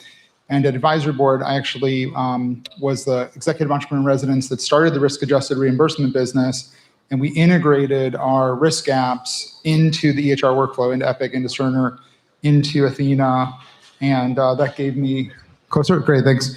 And that gave me the genesis of the idea for Insight Flow, and I'll base this presentation on all this industry experience that I've had. So, okay. So what we're talking about is at the intersection of EHRs, where the industry spends about 28 billion, and the digital health analytic solutions, where the industry spends about 26 billion on that. And this is really about the interoperability, and not just the data layer, but how do we get to the workflow? How do we actually make this usable for the clinicians and the non-clinicians? And so I'll just really simplify this. There's like 3 parts to the clinical stack. At the very base layer, you have the databases. Those are the EHR databases. Those are the databases that the vendors have, that the analytics companies, the AI companies have. In the middle is all of this analytics and the AI layer. And then really the first screen is owned by the EHRs, right? That's where clinicians, coders, billers go every day to do their work. And so what we're seeing is that there's a need for 2 different types of solutions. The industry is mostly focused on this data interoperability piece, and I'm going to tell you the frustration around the workflow interoperability piece, which is another piece that there has not been as much focus on. So the state today is that clinicians are dealing with, and non-clinicians too, mobile apps, web apps, Smart on Fire apps. So there's not one place they're going. They're working in their EHR, and then they're pivoting to a mobile app. They're pivoting to a web app, to a website. And in some cases, there is some integration in their EHR, but not everything they need is integrated in that same way. And so let's just go through the frustration points. And first of all, let's put the context of how important this is. So in this research that we sponsored, 74% of clinicians across all care settings said that based on an external solution and recommendation, they actually changed their treatment and their care plans. And so there really is this need for the external solutions that many of you all are working on and delivering to have this tighter integration, because they are changing care and impacting health. So this is, always surprising when you get 98% of people to agree on anything, but they did agree that they actually are missing opportunities when this integration isn't better for them. And that's really resulting in worse care for the patients, for us, for our loved ones. And, they're very concerned about the opportunities they are missing. So it's not only that they're missing them, but they are, the types of opportunities they want to be closing. And then here's what's kind of really interesting is that, again, the vast majority, 91%, are saying that they've got 6 to 20 or more solutions that they're accessing. So that's a lot to be in your EHR and having to manage these 6 to 20 other solutions. And what makes it even more difficult is that, these are, the way they access them is completely disparate as well. Like I said, some will be external websites. I'll show you some examples of this. Some, not of websites, but up-down menu offerings, and other ones come through notifications or alerts or what's called best practices advisory sometimes. So basically, this is contributing to their burnout. Each time they're having to learn a different way to log in, a different website to go to, a different mobile solution to go to, trying to figure out what the name of the right drop-down button is in the menu offering. And so it's really impacting the care that we all, our loved ones as well. And so here's just some of the, either treatment's getting started too late, or it's patient, or they end up with the wrong treatment, or in some cases this even leads to death. So this is my last couple slides on just kind of the state of affairs where we are. So 98% of clinicians have missed opportunities, and one of the biggest areas wanting to help prevent fraud and do a better job delivering Medicare Advantage, which is also a place that the last couple of administrations have been focused on.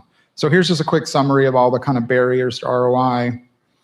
So because of all of this additional steps, logins, messaging. It's just adding to the overwhelm. It's adding to the burnout.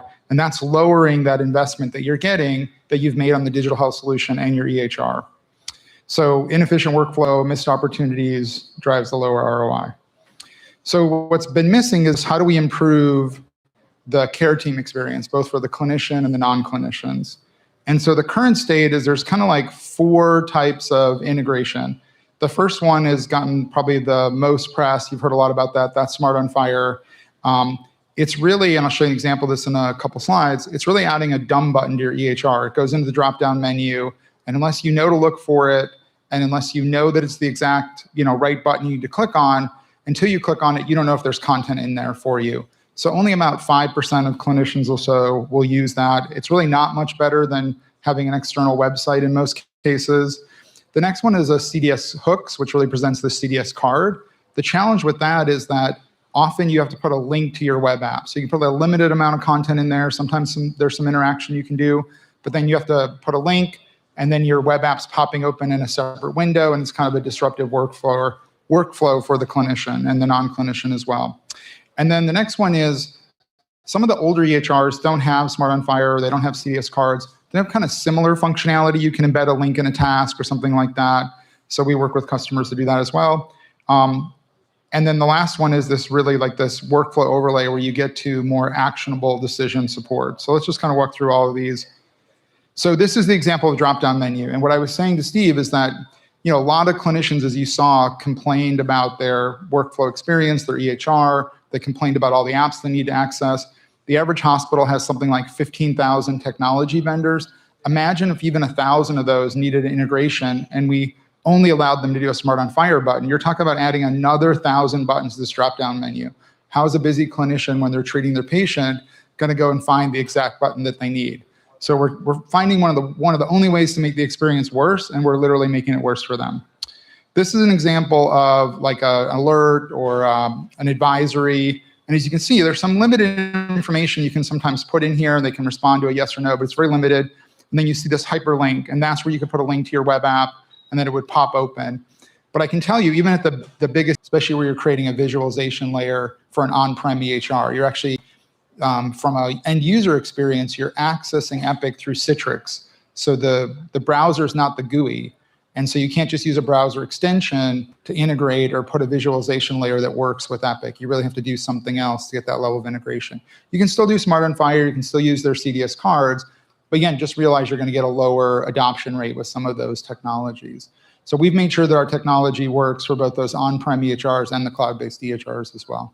And then we also have a set of Fire APIs that if you integrate with us, you're one and done. And then we manage the complexity of, okay, we're reading and writing for you to Epic, we're reading and writing to Cerner, we're reading and writing to Veradigm, we're reading and writing to Athena. You don't have to worry about all the different flavors of Fire, because that's the other thing. I know you know a lot about this. Even though they all have Fire, they have different flavors of Fire. Fire is a good standard, but there's a lot of variability and openness in it in terms of like all the fields that could be used in the absolute like textbook standard of Fire versus what actually gets implemented EHR by EHR. So you also have to account for those differences. So, and they don't all follow the full standard of Fire. They don't have every single read, every single write. So like in some EHRs, just a quick example, you can write to the problem list, but you can't write to the assessment and plan. So if someone actually makes a diagnosis, like in that example I showed you in Athena, you can actually write it into the assessment and plan. You can actually take your clinician's diagnosis, write it into the patient chart. But if you're working with Epic, for example, you add it as a provisional problem. So it creates an extra step. The clinician still has to go back to the patient chart, and they have to click on that provisional problem and make it a diagnosed problem as part of that face-to-face encounter. So each EHR is a little bit different in terms of both what they adopt in the flavor of Fire and which Fire APIs they let you use. So great question. Any other questions? Okay. Questions, raise your hands. Yep. Because otherwise we have a panel to go into. Yeah. I think. Why? Okay. Oh, here we have one, and this will be the last question. Kind of Nice, thank you. So you kind of answered this in your last answer, but just for clarification, an Insight Flow, are you like a consultancy that's building this, or you're like offering the unified API as a service? Yeah, great question. I try not to make this commercial and just make it very educational. So Insight Flow is a SaaS-based platform. So if you work with us, we just set some kind of minimum per EHR brand, and then we're pretty flexible in the pricing. However you get paid, you can pay us. So if you get paid per patient per month, per visit, per doc, per hospital, per clinic, whatever, you know, there's some volume metric obviously that corresponds to your SaaS usage, but we're flexible in kind of what that metric can be. But yeah, we're all SaaS-based, all FHIR-based, HIPAA compliant, SOC 2 compliant, OneVision compliant.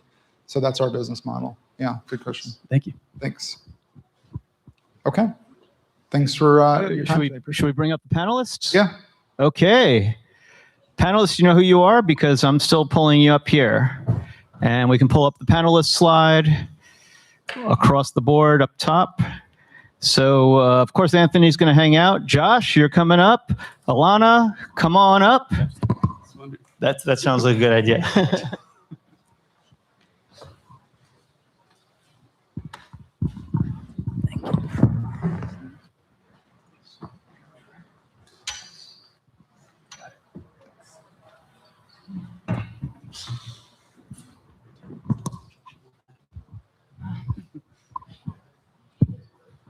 Okay. I can help moderate if you want. Why don't Oh, cool. Yeah, I'll start it off. Hi, everyone. My name is Quintel. I'm the co-founder and CEO of Uptego. We are call ourselves the communication layer of healthcare, and where we're starting is patient-provider communication. So we take in your health record, any typically confusing documents, like I use a discharge report as an example, and we turn that into a friendly patient companion. So checklists for your follow-up items, red flags to look out for, reasons your medications changed if they did, and we allow you to escalate any communications to your provider, or our chatbot can potentially answer if you just have questions about your record as well. So making things easier for patients. Hi, everyone. My name is Alana Arnold. I'm a physician and entrepreneur. My specialty is pediatric emergency medicine, and our startup PemPal focuses on pediatric care and ER, urgent care, and general hospital spaces. So think about all of those freestanding facilities that are not staffed by pediatricians. You might see Family Med or a mid-level PA NP who are still seeing children, but don't have pediatricians on staff. So we've developed a clinical tool that's EHR integrated to give them protocols to follow so they're not killing kids, essentially, which definitely happens, which I can talk offline about. Okay, I think you all know me from the previous presentation. I'm Anthony Girardi, the CEO of Insight Flow. As mentioned before, we're a SaaS-based platform, and we integrate external third-party solutions to really create this actionable decision support layer. Okay, so we're here to talk about, I guess, pretty broad topic, EHRs, digital health, value-based care. Where I see that coming together is, and I'd love to get both your thoughts on this, is where that rubber meets the road, right? So when that clinician is with that face-to-face encounter with their patient, that's where they really have to make sure they're accurately diagnosing and documenting, especially for value-based care, Medicare Advantage, ACA, all those chronic conditions that that patient has. And so I think one of the big barriers there is that there's these emerging set of practices, started with CareMore, that are completely value-based care focused. And I think there it's easy to design a workflow where you're always doing value-based care. Every patient, whether it's pediatrics, whether it's broader primary care. I think the challenge arises when maybe a big percentage, or even a small percentage of your population is value-based care. And then you're not used to having to document in the same way and diagnose in the same way. Because, if it's just a non-ACA commercial patient, for the most part, you're just billing for an office visit, right? You don't need that level of specificity in terms of the diagnosis, the documentation. And so I think we're this intersection of trying to drive more specific, clinical documentation, the correct coding. That's where I see there's a barrier. And I think the big barrier there is that, for those patients that they're treating when it's not every single one of them value-based care, It's not a one size fits all. So they have to know to go to those tools for value-based care. And then those tools become extra clicks or extra steps or extra logins. So that's what I see as one of the barriers. I'd love to get both of your viewpoints on, do you see similar barriers in your business models and the companies, customers you work with? And what other barriers, what other, kind of impediments do you see? Yeah, I would say you're absolutely right. I think in healthcare, and I think there are a few clinicians here from what I heard in the audience when I was here earlier. But yeah, the biggest thing is time also is critical in terms of the cognitive load. If you think about from the ER standpoint, you have patients streaming in constantly 24/7. And so how do you help those clinicians operate at a top level to the best of their ability while helping them avoid some of those barriers you mentioned? So things that come up very often are, number of clicks to get to whatever endpoint you're trying to get to, or billing at the top of the visit. So I think it's critical to think about not only the workflow, but the stakeholders in that workflow. So down to what does the triage look like and the intake on up through every person who's going to have a touch point on that patient.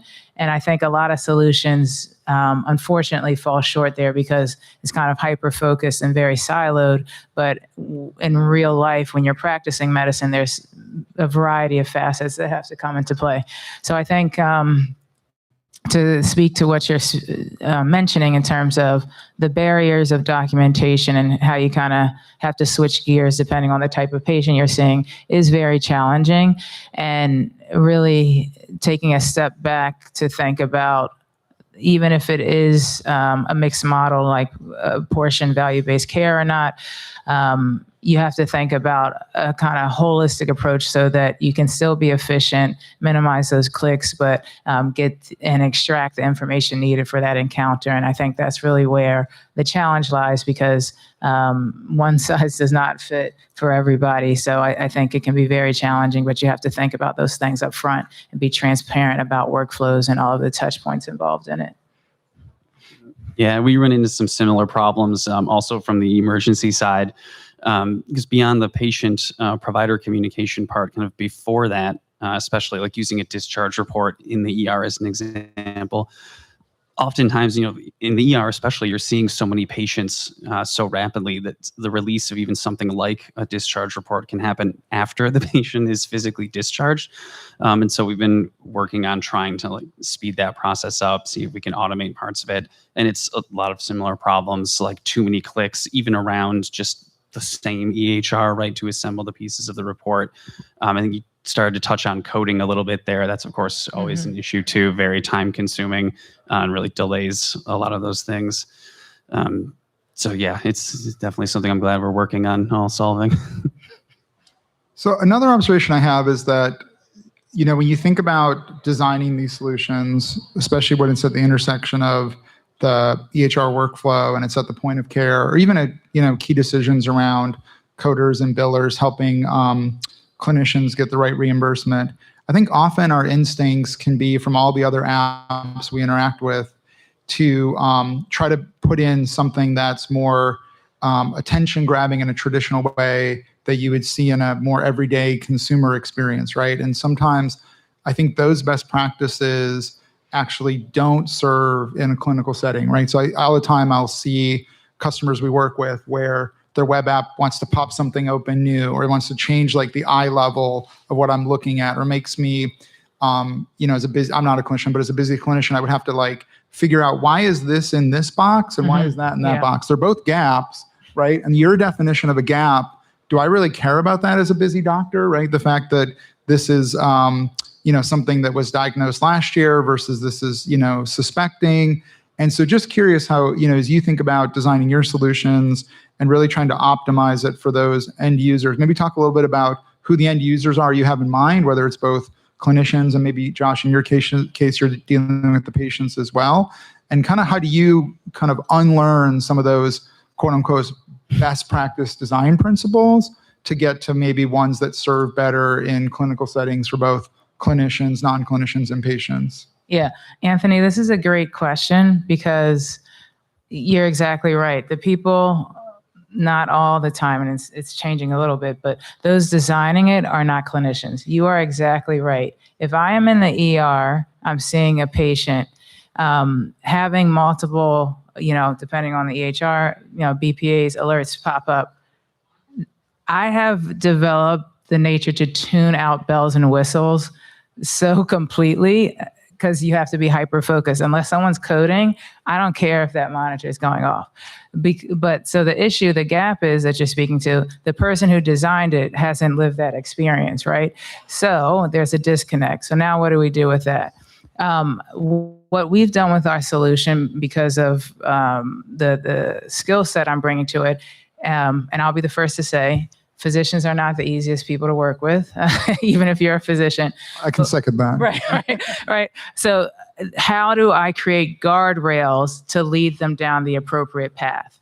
That is how we've modeled our work, because there's still the art of medicine, and you speak to 10 different clinicians, they'll have 10 different ways of doing something. So what is the best practice that I want them to aspire to and reach, and what are the guardrails I can do to keep them on that path? So our solution is designed by, you give your clinical content in, that's analyzed, and based on that data, okay, this is a solution we would recommend. This is the appropriate treatment plan we would recommend. So it's leaving the autonomy still for the clinician, and with that output, they can do what they want, but at least they know that this is best practice. And very often, if it was something that was an oversight or something they missed, that will typically, give that light bulb to say, okay, that's an appropriate path forward.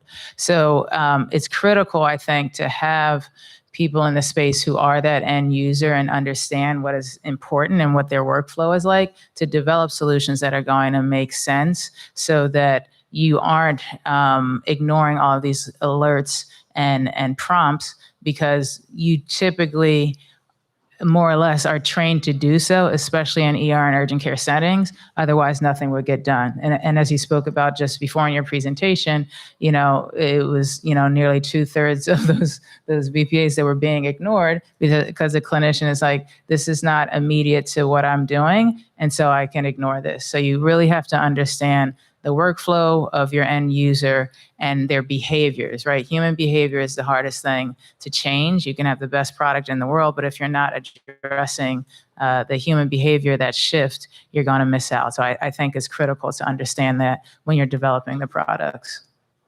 Yeah, and a lot of those same principles apply to the patient side as well. I mean, really understanding like what your user is doing in that application and what's the most important thing they should be doing at a given time when they're accessing it. So previously to co-founding Obtego, I did a lot of work in fintech developer tools. And so it was a lot of like complex dashboard type of products. And so a lot of those principles come into play here when we're trying to simplify patient-provider communication as well. And one of those principles that we use is like progressive disclosure, right? So like I had mentioned in the beginning, we try to surface just these most important details that the patient needs like at a given time. So like, are there any follow-up items or appointments that need to be scheduled, red flags to look out for, medication changes, things like that, or top line. And then if they want to explore their condition more deeply, chat about some aspect of their medications or things like that, we of course allow them to do that. But we try very hard not to overwhelm them with too much information at first.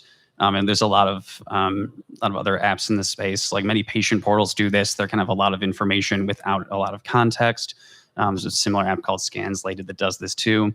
And then on the other side of it, you can also present too little information. Like a lot of these, even the recent, I was kind of surprised by this ChatGPT Health. They still went with just the single chat box.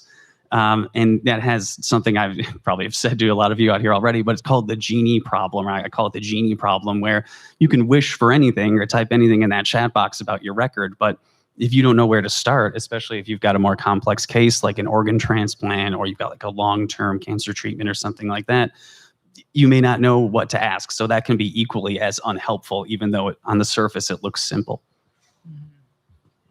So one of the other pushbacks that I hear a lot about, especially in value-based care, especially for Medicare Advantage and ACA, where the requirement is every year, except for during COVID, face-to-face encounter is required.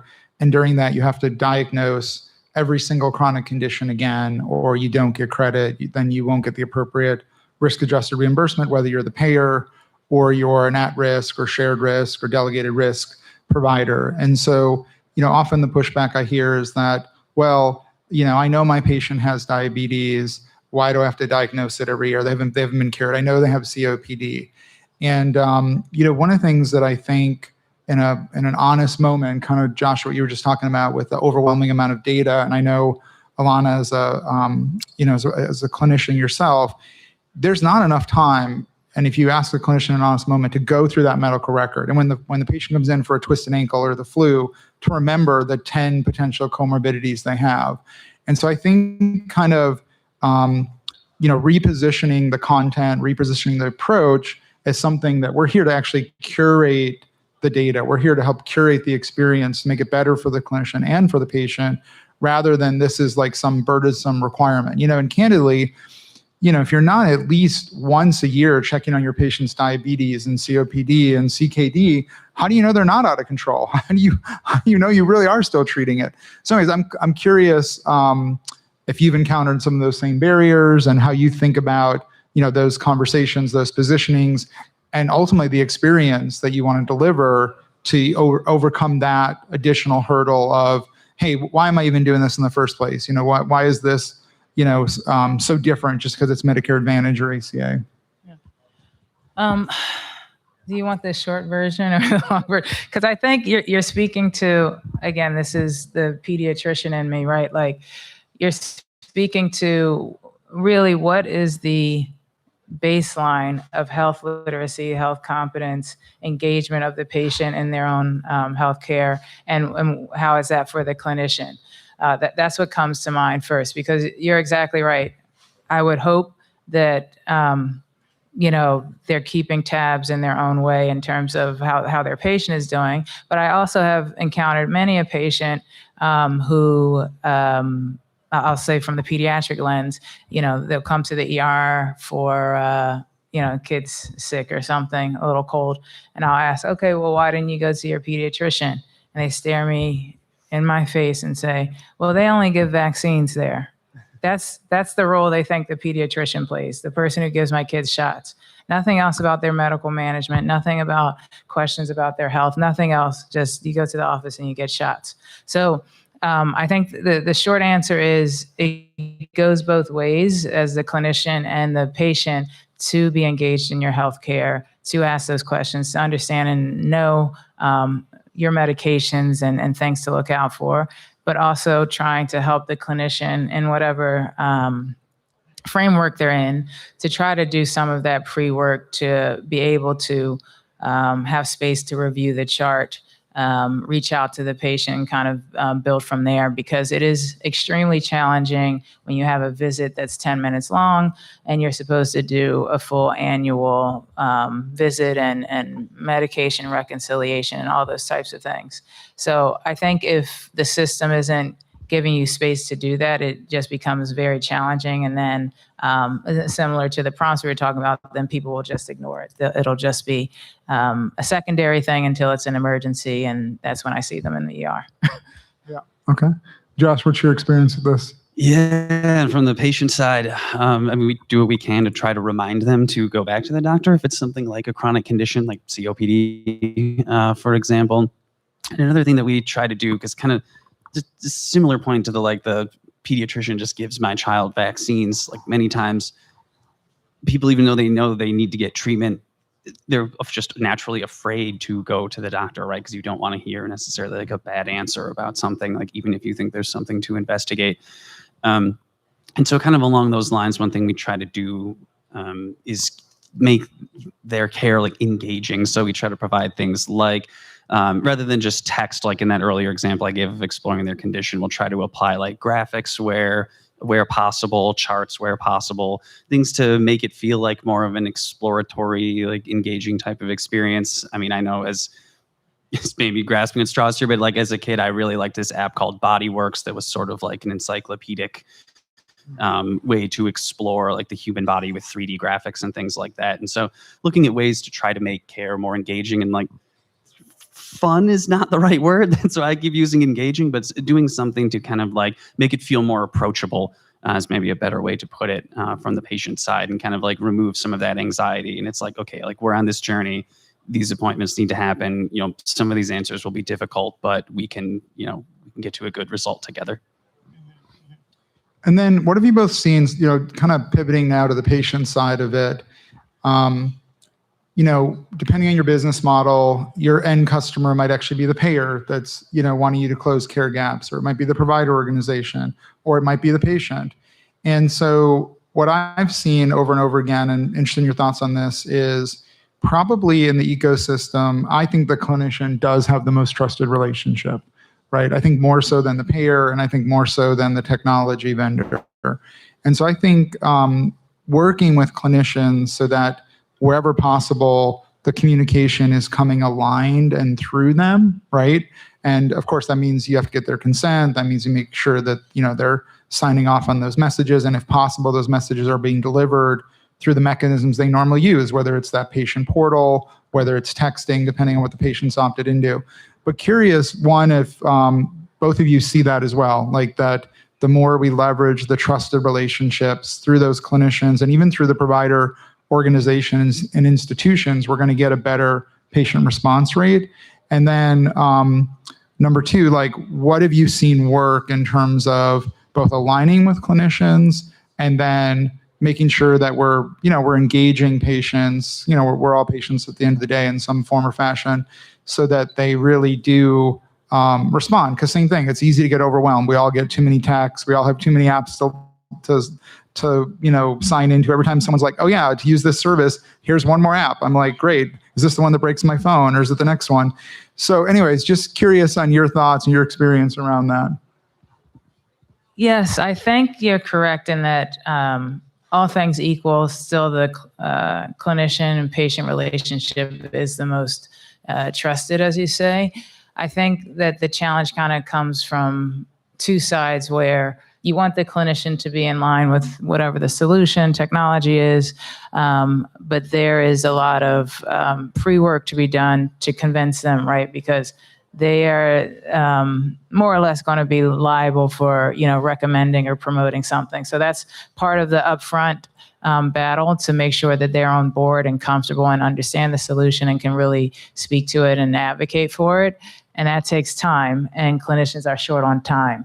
So I think that is where there's a big barrier, because, there are lots of great solutions out there, but getting the time and attention of the clinician is very challenging, and especially to have someone who's going to serve as like an ambassador for the product is critical. So I think from the other side, from a more executive or entrepreneurial lens, you then have to start thinking about, okay, well, how can we create space for that clinician to become an advocate or become a partner for whatever the solution is that we're doing. And that is where the challenge lies, because again, there are so many extrinsic factors that come into play when you're trying to recruit clinicians to advocate or be ambassadors for different products. So I think that's really where the challenge is, and making sure that it should be a no-brainer to have them align with whatever you're trying to do. So is it going to save them time? Is it going to allow them to have more time with their patient? Is it going to decrease their administrative load, et cetera, et cetera? Because those are kind of the things very top of mind for a lot of clinicians. And I can speak from, the ER standpoint. It's not that, the clinicians don't want to help, it's that where in their day are they going to have that capacity? Because outside of the, private sector, it's like they really have very minimal bandwidth to do things. If you're a shift worker on your off day, are you going to, listen to a 10, 15-minute, hour-long presentation about something or things like that? So it can be very, very challenging. So developing incentives for the clinician to get on board with the product is really important. And to do that, you have to understand what their needs are and really address those things kind of head on. Josh? Yeah, so for the This kind of gets to the heart of one question we're kind of navigating through right now, even in our first couple pilots, is how exactly do we brand our application, in thinking about it from that relationship perspective? Because on one hand, we could brand it as an Uptago app, and then we're kind of doing the legwork of like getting everyone to install it. And then at the same time, like you were saying, it kind of just feels like yet another app. Like, do I really need this? You know, I already have, you know, XYZ on my phone. But then one other potential option we're looking at is we could also just white label the application as well. And then it feels like a more natural extension of your clinic or hospital. One potential nice thing there is we do have a feature that lets people like clip various parts like of their medical record and add notes to it to make like future consults with their clinician like much more convenient, because you just have everything right there. You don't need to be like taking notes somewhere separately or anything like that. It's all in one place. And so we think like something like that would benefit from more of the like white label approach, because it feels very much from the patient perspective like it's all taking place on a platform that's provided by your actual care provider. But yeah, definitely, well, something we'll figure out here in our first couple of pilots for sure. Mm-hmm. Nice. Well, we got about 5 minutes left. I'm vacillating between, do I just dive into one topic or cover a couple topics? So I'll throw out some ideas that I'm seeing in value-based care, and then you can like kind of riff off any one of those, or make it a little more free form, and then we'll leave a few minutes for questions, or you can just pick a topic you want to talk about. So the two things I see that are really interesting right now is maybe to build off of the last thing you both said, which is, I think, you know, increasingly as the vendor serving the industry, we're going to have to more and more think about adding value. How do we curate the content? How do we make it more actionable? And then how do we get it into their workflow so that it's in a more actionable way? And I think what I see as the next kind of frontier or generation of solutions is we can't keep treating everyone the same. So we both treat every clinician and every patient the same way. We show them content in the same word choices. Like, for example, the AI scribing companies are really wrestling with this. They create a note, and they've done a great job of, you know, actually capturing the words, but the word choices they're using, the tone, it doesn't sound like the clinician, and the clinician ends up rewriting those notes, right? And so I think we have to put an extra value add there to think about how do we get out of this mode of treating everyone the same. So that's one thing. I'll give you another topic, and you can pick any one of these or go to a different topic.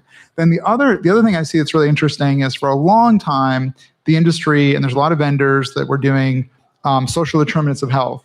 And for the first time, I'm really seeing that be something that is actually being into the ecosystem value-based care. I'm actually seeing payers want to present social determinants of health as a value-based care gap, and actually want to see those care gaps close.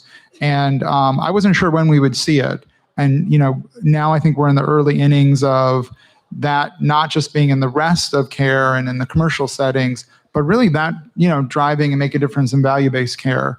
And again, I think there's an extra component of how do we add value around that, because there's so much to social determinants of health. And I think we're in the early innings of just making clinicians more aware of that, them, you know, saying they've closed it. And I think we can trust them that they have, but I don't know that we're making them, I don't think we're making it easier, like the same way that there are solutions that make the coding and the documentation easier. I don't see that yet on the social determinant side. I don't know that we need it yet because we're in the early innings, but that's another place I think where those gaps aren't the same, and we need to think differently and add more value about those kind of gaps. So we got a few minutes left. I'll let you riff on either one of those or pick a new topic if you want, and then we'll get some questions. I would just say briefly on what she's touched on about the social determinants of health. I think you're exactly right in that, you know, this has been a well-established area in healthcare, and now it comes down to how are you going to address it, and how can you tie in tech and AI to execute that? Because you're right in that so many areas we're trying to lessen the load, make things easier, faster, et cetera. But that's really more of an amorphous thing that people haven't really tackled in terms of social determinants of health, to have something more systematic or customizable for the variety of patients that people are seeing. So I think that is a huge gap in terms of making the argument that this is an area that needs to be addressed, and in a kind of you know, safe, accountable, kind of transparent way. And tech has to basically develop around that to address those needs.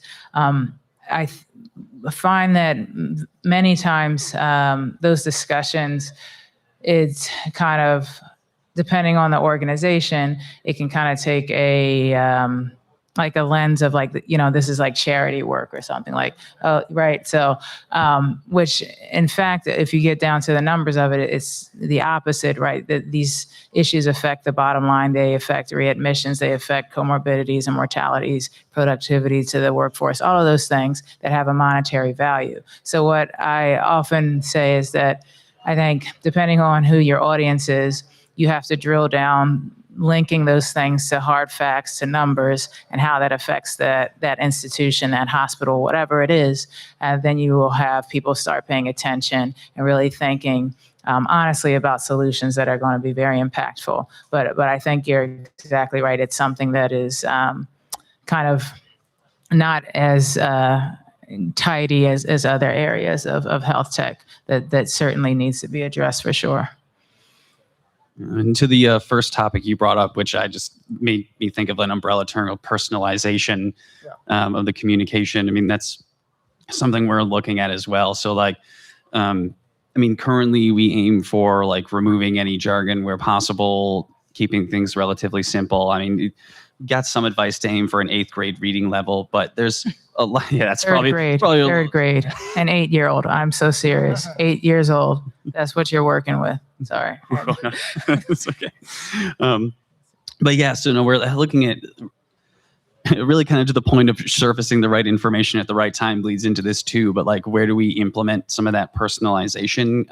Like having the person say whether they want, what kind of like tone they necessarily want in the writing, if they maybe do want it more or less advanced, like perhaps the patient happens to also be a clinician. Maybe they don't want as much simplification, those type of things, but kind of where to put that to make sure that like the patient or user actually does it. Like, does that become part of onboarding? Is that a setting they can change on the fly? That type of thing. So all that to say that it's definitely valuable, but for us, we're trying to think about like where in the flow to put like some of that personalization in there. Great, thanks both. Steve, do you want us to take a question or two? I think we're officially out of time. Okay. Sorry, we we got to make up time. We apologize, Yeah. But you're going to be around. We're around. Right? Come You ask guys us are any sticking questions you around, want. So Yeah, thank y'all. come Appreciate grab it. them. Again, I keep making announcements because people are flowing in from other events and things. So if you've got a blue wristband or out in the speakers lounge, you'll find some of the speakers over there. To my Otherwise, just hang out here. People will be mingling. And Andrew Boyd. We have Andrew Boyd in the room coming up. Oh, let's give him a big hand, though. Yes, thank you. Thank you for reminding me.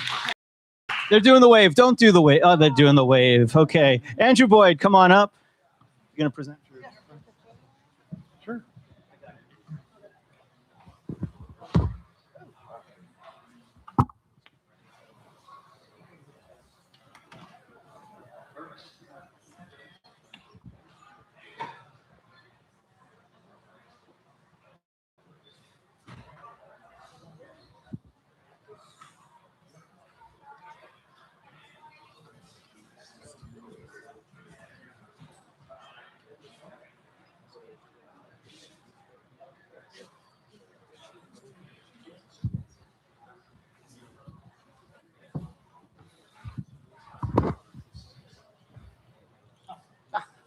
Okay. Thank you all for coming, and I'm about to try to be the fly in the ointment for every presentation that came before me. So we have a wide variety of professionals, and today I'm talking about creating AI-enabled all-health team data fabric. Now, the question that I'm talking about is, and everyone here is talking about, can artificial intelligence save lives? Will we empower the clinicians to do that? And as I look at the audience, one of the questions I had was, how many of you, there are a few practicing clinicians. Are there any physicians in the group? Nurses? I don't see any nurses. How about physical therapists? Or, oh, one nurse over there, physical therapists or occupational therapists? No. So when we think of health data, most AI is developed around physician data. And we are basically blinding AI and we're blinding health systems. So as I said, much of health data is hidden, it's unintegrated and unheard of. So how do we take this data that is currently not read, not invested in by all of the large health tech companies, and how do we improve our health outcomes for it? If you look at the literature, nursing data leads to improved mortality prediction. Nursing data allows us to improve readmission risk. There is a wide range of health professions, and from an AI point of view, historically, we've been blinded just by physicians. So imagine, if you're a new patient and your child was born in the neonatal intensive care unit and was transferred there very quickly. You have an entire team of providers. You have the doctors, you have the nurses, you have therapists, occupational therapy, physical therapy, and speech and language pathologist. Now, those of you who don't spend time in the neonatal intensive care unit, the first question everyone gets is, why is a speech therapist working with a baby the size of your hand? The question is because the speech and language pathologists teach the small babies how to eat. Suck, swallow, and breathe is a critical concept for the babies to grow. And all of the documentation about that success is coming from the speech and language pathologist. Again, we are looking at individual providers. They are all stored in the electronic health record. And in the last 20 years, we have data from all of them. If you go back historically, the nursing data was thrown out at the end of each shift. It would be in the recycling or in the garbage bin. Medical record companies and medical records never stored nursing data, but now we have access to it. And so when you think of data for health providers and when you think of data for hospitalized patients, who sees the patient every couple of hours? Who does the hourly check? Who has the data for the minute-to-minute, hour-to-hour changes on patients? It's the entire healthcare team. So again, how can we make that actionable? And so it's not just for the smallest of children, it's also for the adults. So the adults who fall, if any of you have elderly parents or elderly relatives, falls are and broken hips for death because you lose mobility and you quickly decrease your activity and you have multiple other complications. But if you're hospitalized for a fall, it's not just the orthopedic surgeon if you have a broken hip. It's the physical therapist.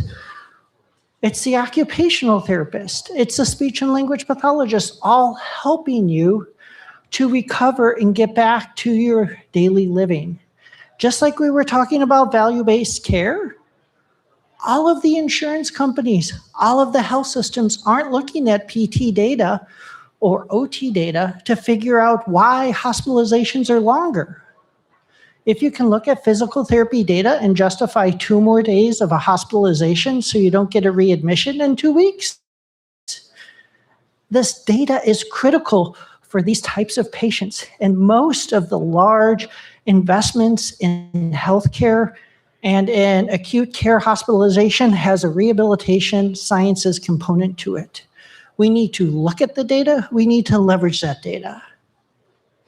So what if we can do it all at the same time? What if we could create a concise, coherent, and actionable summary and provide the providers the data that they need? If you talk to the average physician, it's not that they don't care about the physical therapist, as you heard from the speakers before.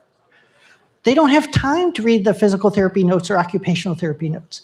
How do we provide the providers a quick synopsis of the entire healthcare team, not only for the providers, but for the patients at the same time?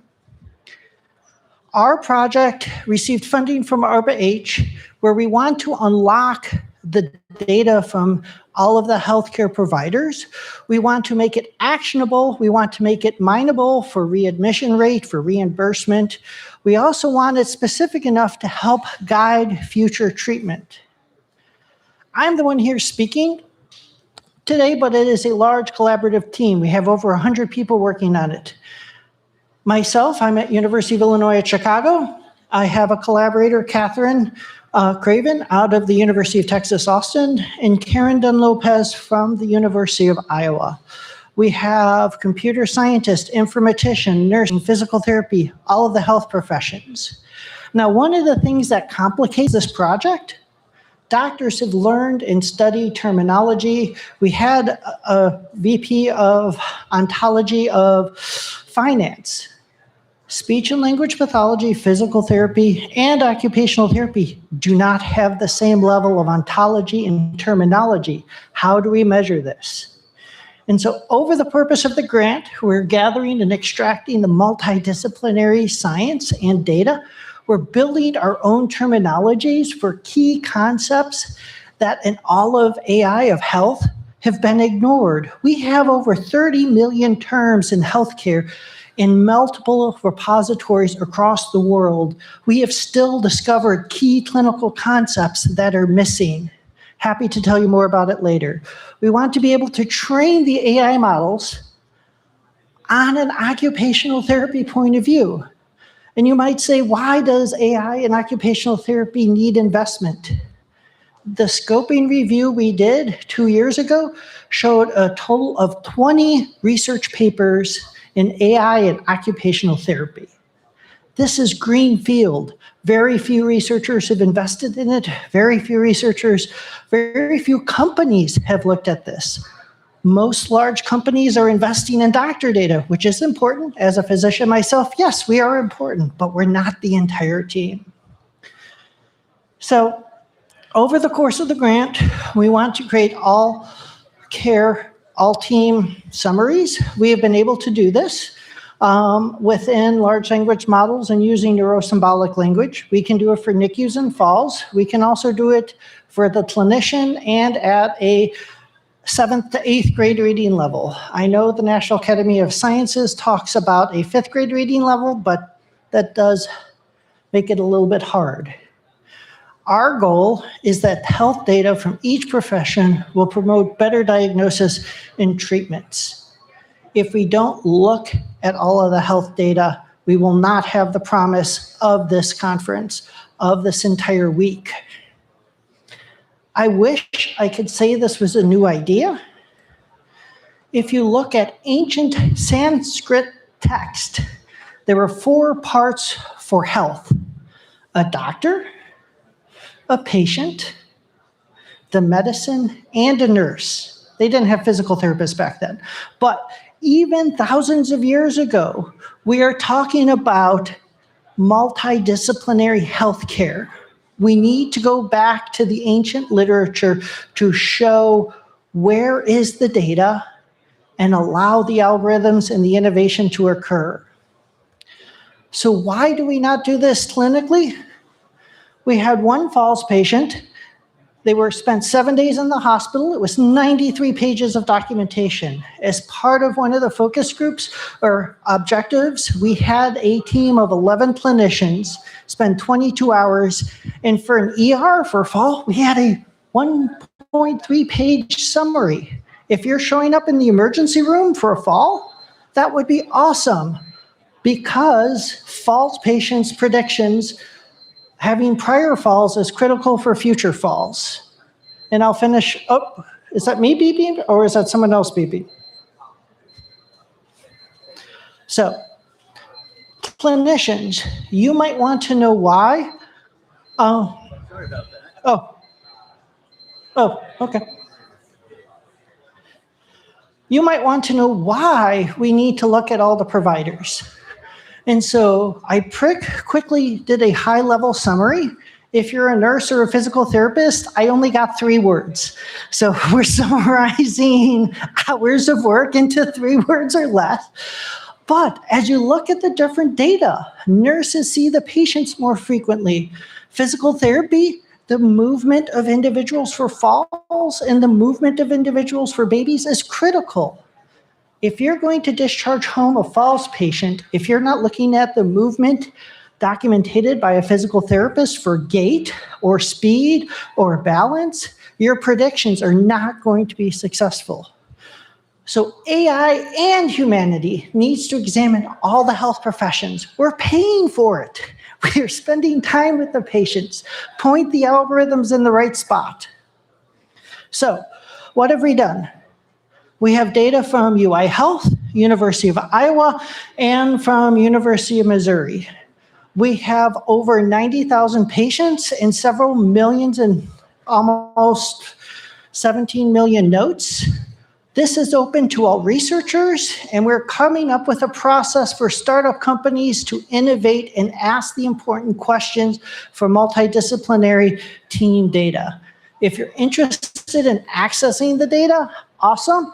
Talk to me afterwards. We'll transfer you to tech transfer to figure out how we can do this, but you can't look at doctors. You've got to look at all of the health professions, and we've cleaned the data. One last plug, we are having a hackathon in a couple of months, so for 48 hours, you get free access to the data. Contact me after for that, and you can help. Again, we're all patients. Many of us had small babies, and many of us will have elderly who fall, and we need to look at all the health professionals in order to make sure patients live lives as well as the AI is successful in improving the lives. Thank you.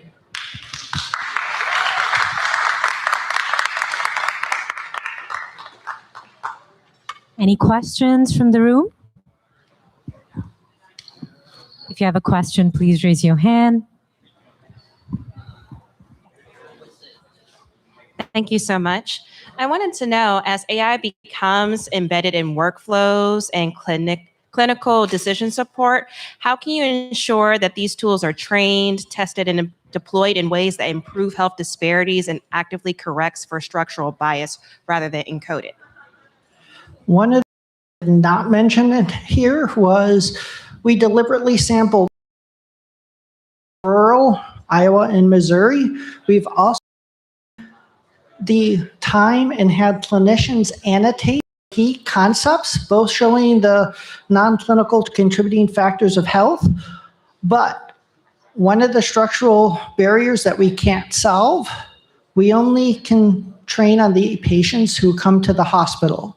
So people who've never been to the hospital before, who may have fallen and show up for the first time, I haven't figured out how to solve that. But we are deliberately having clinicians annotate to make sure that the concepts and the barriers that they know of are labeled appropriately, as well as the AI can be trained. We deliberately sampled a wide variety. They only give us enough money for 3 hospitals. Happy to expand further, including the coast. But compared to most of the other clinical data sets people train AI on, which is 95% white, we are much more diverse. We have representation from a wide number of counties, and I don't have the number of the percentage of patients who live in rural counties from Missouri and Iowa, but I can get back to you later. But yes, key aspects, but if you don't train the algorithms on the clinical workflow, if they've never seen the occupational therapy or physical therapy terms, all of the medically trained algorithms don't work. They work poorly. They don't understand the concepts. One of the key concepts that was missed and why training is critical is the concept of participation. You have to participate in physical therapy and occupational therapy. For doctors, it's participation in sports, participation in band. We have never trained computers on a therapy participation. So again, it's not just the word, it's the meaning. Long way to go, but lots of exciting. But yes, the non-clinical contributors of health need to be identified, labeled, so we can train appropriately to decrease the barriers and decrease the potential impacts to the patients.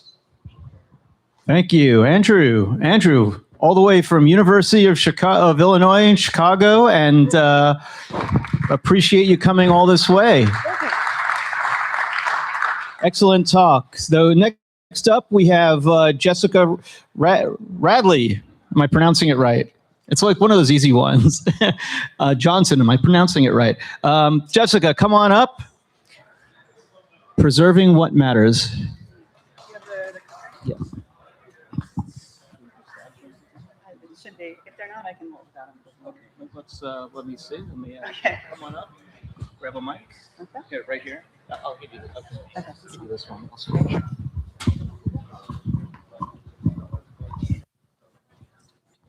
Well, hello, everyone. I guess given a minute for the slides.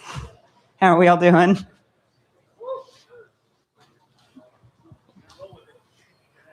Okay. All right, so I guess we're just rolling with it. So I've got a somewhat unusual thing to present today. We have a breakthrough technology. The company's name is Nectome. And what we're doing is going to take a little bit of lead in. So I'm going to step back and talk about the overall situation. So in the medical system, we have capabilities at a given point in time, right? And everybody wants more time, healthy lifespan. And what we're trying to do is extend that as long as possible for everyone that we can.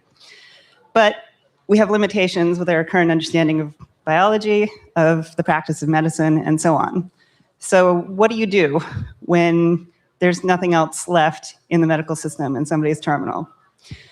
So there's this question in terms of, it's like a medical timing problem is what this comes down to. So if you were born 100 years ago, probably have very different outcomes for a given condition than 100 years from now. And so the question we have is, how do we give people more time so that they can benefit from developments in new technology? Now, all of us here are working on the kind of technological advances I'm talking about. And so what we're trying to do is preserve people for as long as we can and then eventually revive them. People have tried this for a long time. They've done things like cold temperature. And what happens with this is you get ice crystals, and that destroys the brain. So that's no good. And so the next thing they tried after that was cryoprotectant. And if you introduce cryoprotectant, you can prevent the ice crystals. But it still destroys the brain. It sort of osmotically crushes the cells. And so neither of these approaches have worked. And the lesson of the last 50 years has really been that there's not a good way to revive someone after cooling them down or otherwise trying to preserve them. So we're coming at this from a little bit of a different angle. And it's, what if you did a preservation that was not immediately revivable, but had a high enough quality that you could infer that the person is still in there and could potentially be revived in a longer time frame. And so what we're doing is we're doing fixation through the vascular system. It's essentially a very fancy embalming. And then we're doing cryoprotectant and then cold temperature. And the end result of this is an extremely high quality preservation. So what we get is we can look at the synapses in the brain, and we can see them at the nanoscale. Across the whole brain, it's possible to trace the synapses throughout the whole body, the whole brain. Now, this is kind of expensive to do across the whole brain now. And so what we've done in the last 10 years of our research is animal studies and human donation cases that allow us to essentially spot check with electron micrographs to see, has this part of the brain been preserved and how well?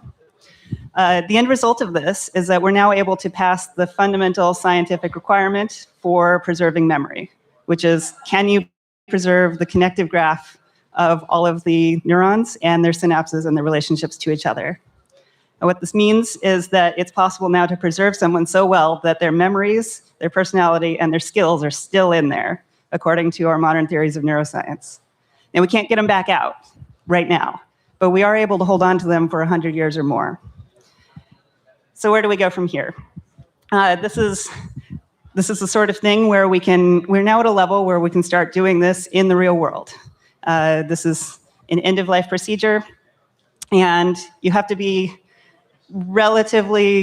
it's relatively precise. So you need to be diagnosed terminal, and you need to come to a preservation center that we're going to set up in Oregon. Now, the reason this is the case is because there's a very short time window from time of death until the conclusion of the preservation surgery where the perfusion takes place. you have about 12 minutes, according to our research. So in order to get this done in 12 minutes, you need to have essentially a scheduled, structured kind of end-of-life experience.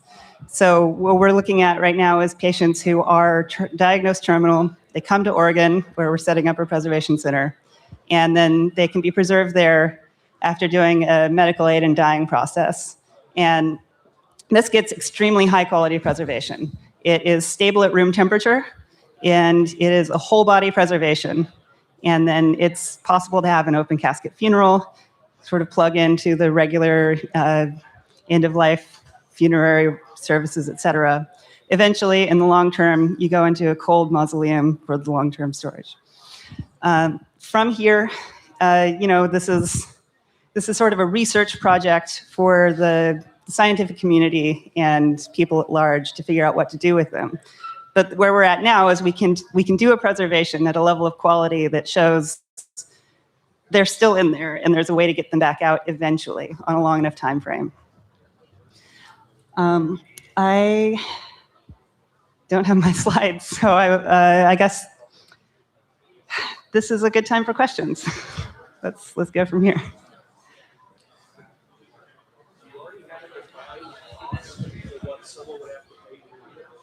Oh, yes. Okay, so the question was, is there a defined cost for this? And what we're looking at is something along the lines of a complicated heart surgery, so around $250,000 for the preservation, and part of that goes into the long-term storage and the eventual revival.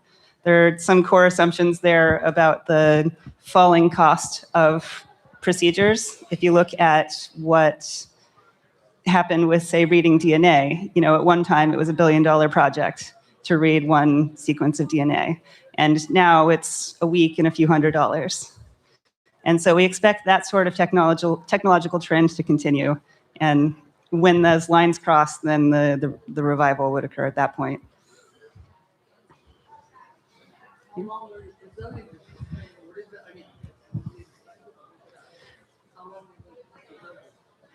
I think the question is, how long can you preserve somebody once you've done the preservation process? So we can preserve people, they're room temperature stable. So right off the bat, you get months to years. And then if you start cooling them down, there's an equation that governs the thermodynamics and the rate of deterioration.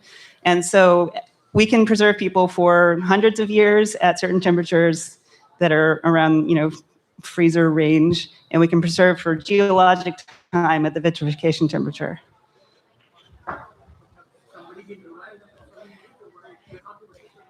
Well, so this isn't a thing that is possible in the present case to revive. We're kind of in a situation where if you found a historical artifact, for example, like a scroll, and you weren't able to read it because, say, it was burned to ash, this has happened before. If you very carefully maintain that scroll, eventually, hundreds of years later, you might develop CT scans and be able to read the actual contents of the scroll without unrolling it. And this is the sort of thing we're talking about here.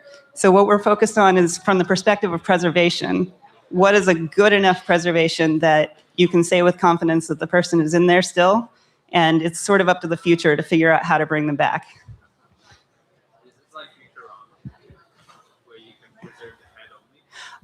So it is not, the question is this a head-only procedure? And no, in our case, it is full body. We're always full body every time.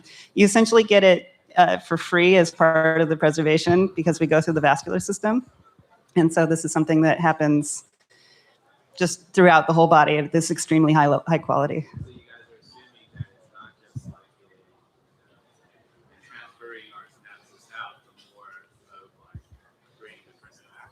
Yeah, so the question is, oh, you want to repeat? Yeah, so it's not just is this a mic? I don't think it's working. So sorry, repeat it. Is it like a head-only procedure or the whole body, right? Like, why do you need, what's the thinking behind for the future? What do you think will happen? Yeah. Yeah, only one mic works at a time. How about this? Okay, great. So, it's the sort of thing where there's a little bit of a question of like, how do you know what you need to know for sure? It's possible that you could get away with just preserving the brain, and other people have tried this approach, but we're taking more of a comprehensive approach on this one, with the assumption that there may be things we don't know about, say, the spinal cord or the microbiome, et cetera, that are useful to have in the longer term. So as much as possible, we're trying to do an extremely faithful, extremely high quality preservation of the whole body.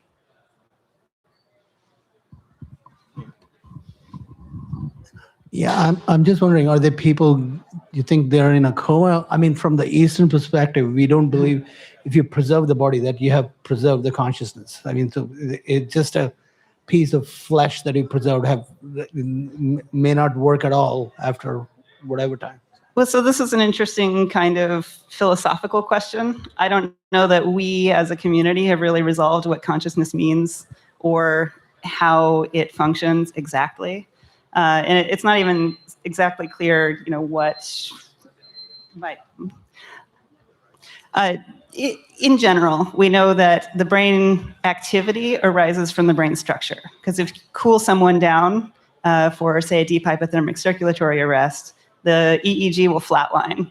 And you're able to warm them back up if you do it correctly and in a short enough time frame. And in that case, they retain all of their memories and their personality and their behavior. You ask their family and their friends, and they're the same person. So we're running on the assumption from the clinical evidence that the structure of the brain and body is relevant and the activity itself, not so much.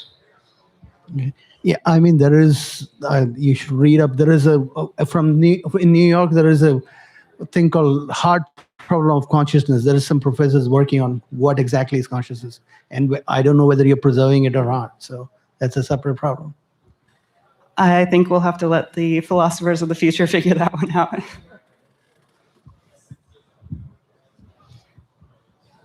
Any last, I guess we're sort of at time here. Any last things? All right, thank you.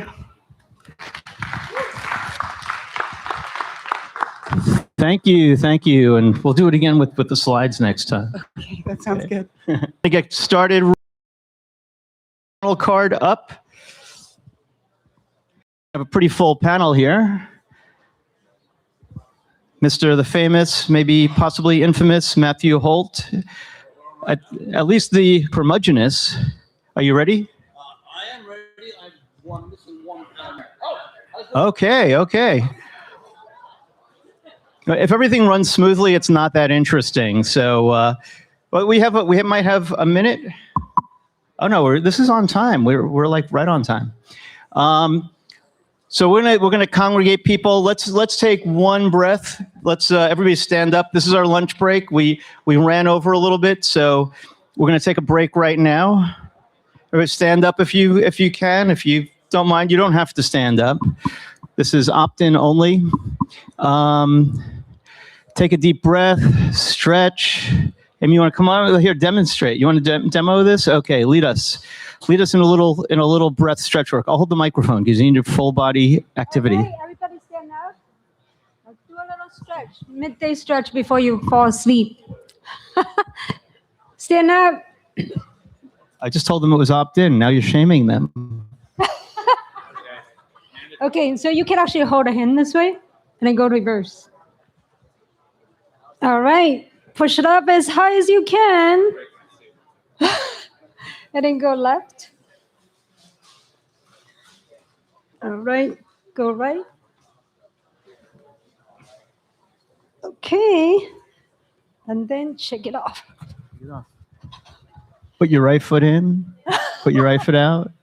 Yeah. Put your left foot in. Put your left foot out. You can rotate. Do the hokey pokey. Turn yourself around. Because isn't it really all that it's all about? I got one of these. Snow angels. Okay, that's enough. Okay. Matthew, we're going to give you some microphones. One turntable. What do you have in that glass? What are you drinking? Okay. All right. Thank you, Steve. All right. So we are. Actually, you're doing a pre-zo before. No, I am ranting only. Okay, the panelists are ready. We needed your panelists just to fill in the front row here. We're gonna round up all the folks, send them in. So this is my rant. It's about concierge care, but really it's about total healthcare reform.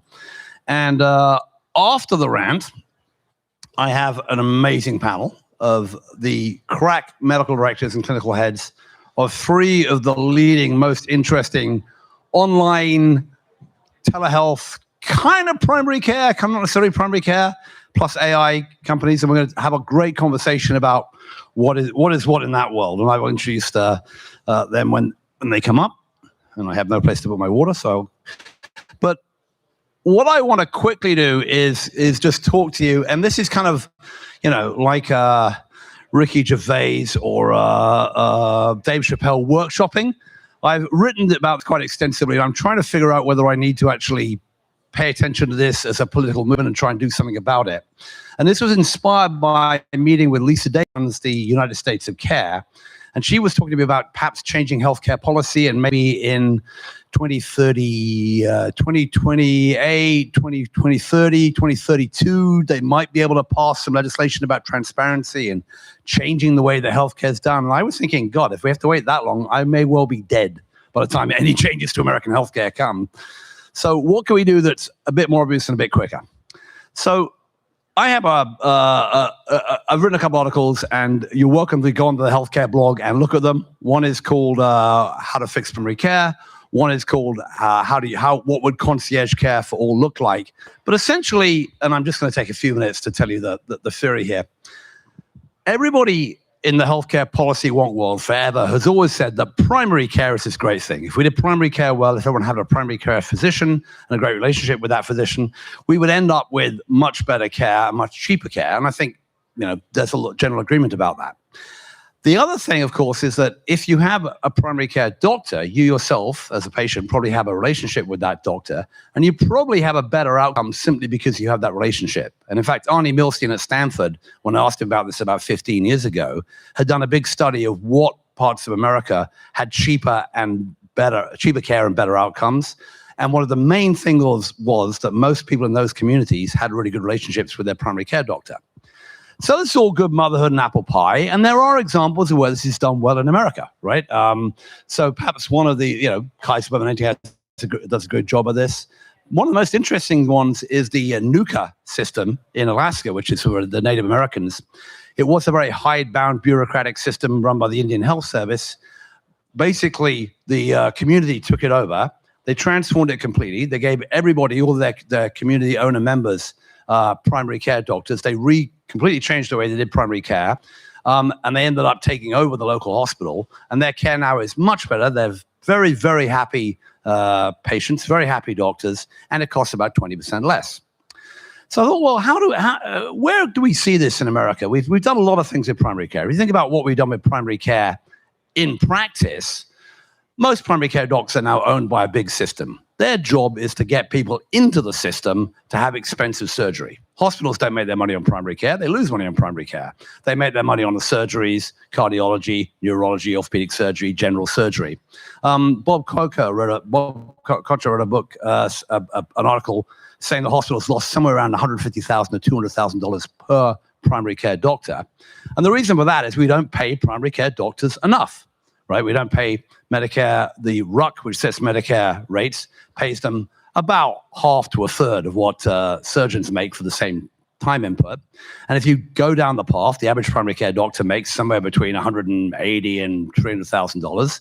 And most other doctors make a lot more than that. And surgeons make over $500,000, $600,000, $700,000. There is, however, a group of doctors who do primary care who do rather better financially and have rather a better time. And these are doctors who do concierge medicine. And by that, instead of having a panel of maybe 2,000 to 3,000 doctors 2,000 to 3,000 patients who it's very hard for them to get in to see the primary care doctor and have long waiting lists, these are people who are paying directly, sometimes, hundreds of dollars a month. In some cases, if you're Jordan Schlane's patient, tens of $1,000s a month. But in general, for about the equivalent of $2,000 a year. These doctors have panels of about 600 patients. They get to know them well. They can manage them very, very well. And they have long appointments and strong relationships. So I thought, well, how would it be if we think that the average American is spending about $15,000 or has about $15,000 on average spent on them for their healthcare? Why not just give everybody concierge care? It would cost maybe $2,000 of those dollars, and this is like reverse school choice. Put a voucher on everyone's head and say, great, go find yourself a primary care doctor. Doctors will be limited to about 600 patients, around that. Risk adjusted. If you're taking older, sicker patients, you might have fewer and be paid more. If you're taking pediatric patients, you might have a few more and be paid a bit less per patient. But each doctor would be good for about $1 to $1.2 million in this arrangement. And in my view, you could then say, great, we'll take that $1.2 million. The doctor can pay themselves, the primary care doc can pay themselves $400,000, $500,000, $600,000, about double what they make now. And with the rest of that money, they can run programs that look after those patients. They can hire educators, nurses. But who wouldn't they have? They would be paid essentially a salary. They wouldn't need to do pre-auths. They wouldn't need to do claims. They wouldn't need to do all the stuff that is now, the bane of the existence of the primary care doc. Why not be able to do that? Now, some of you who are doing your math might say there's a problem here because we don't have that many if we have 340 million Americans, we need about 600,000 primary care docs to do that. And the answer is we don't have them. But we do have about 200,000 primary care docs, and we have about another 150 to 200,000 docs who are internists, emergency docs, or others. And I truly believe that you could both get many of those people to change what they're doing, become be primary care docs. You could make use of the 400,000 nurse practitioners we have in America. And of course, we'll talk more about this, you could use technology and AI.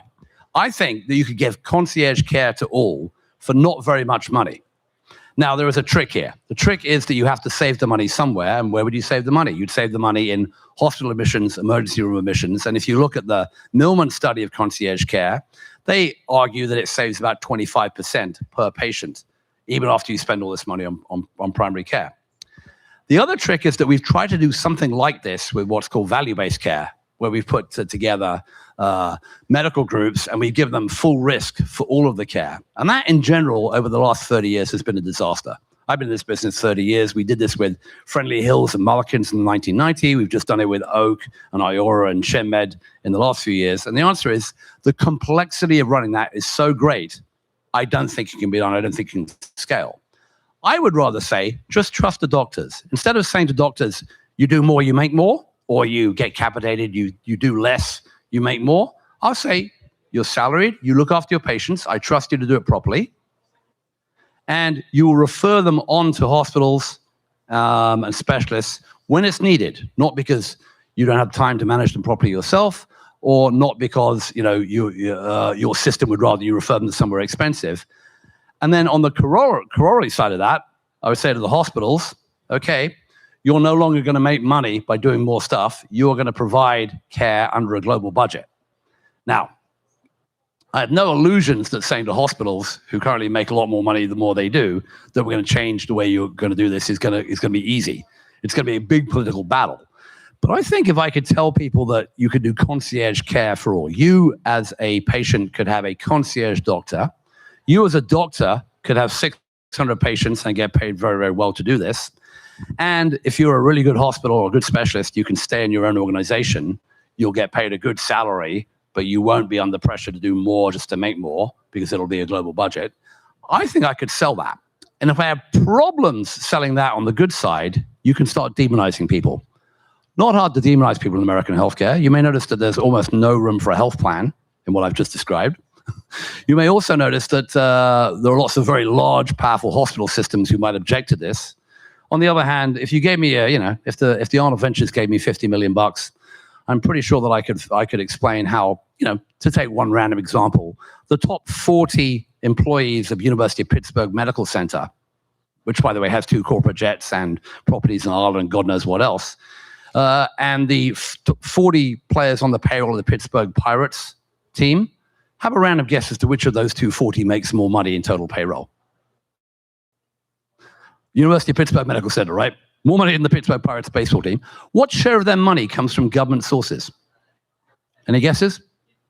72%. These are public utilities hiding in plain sight.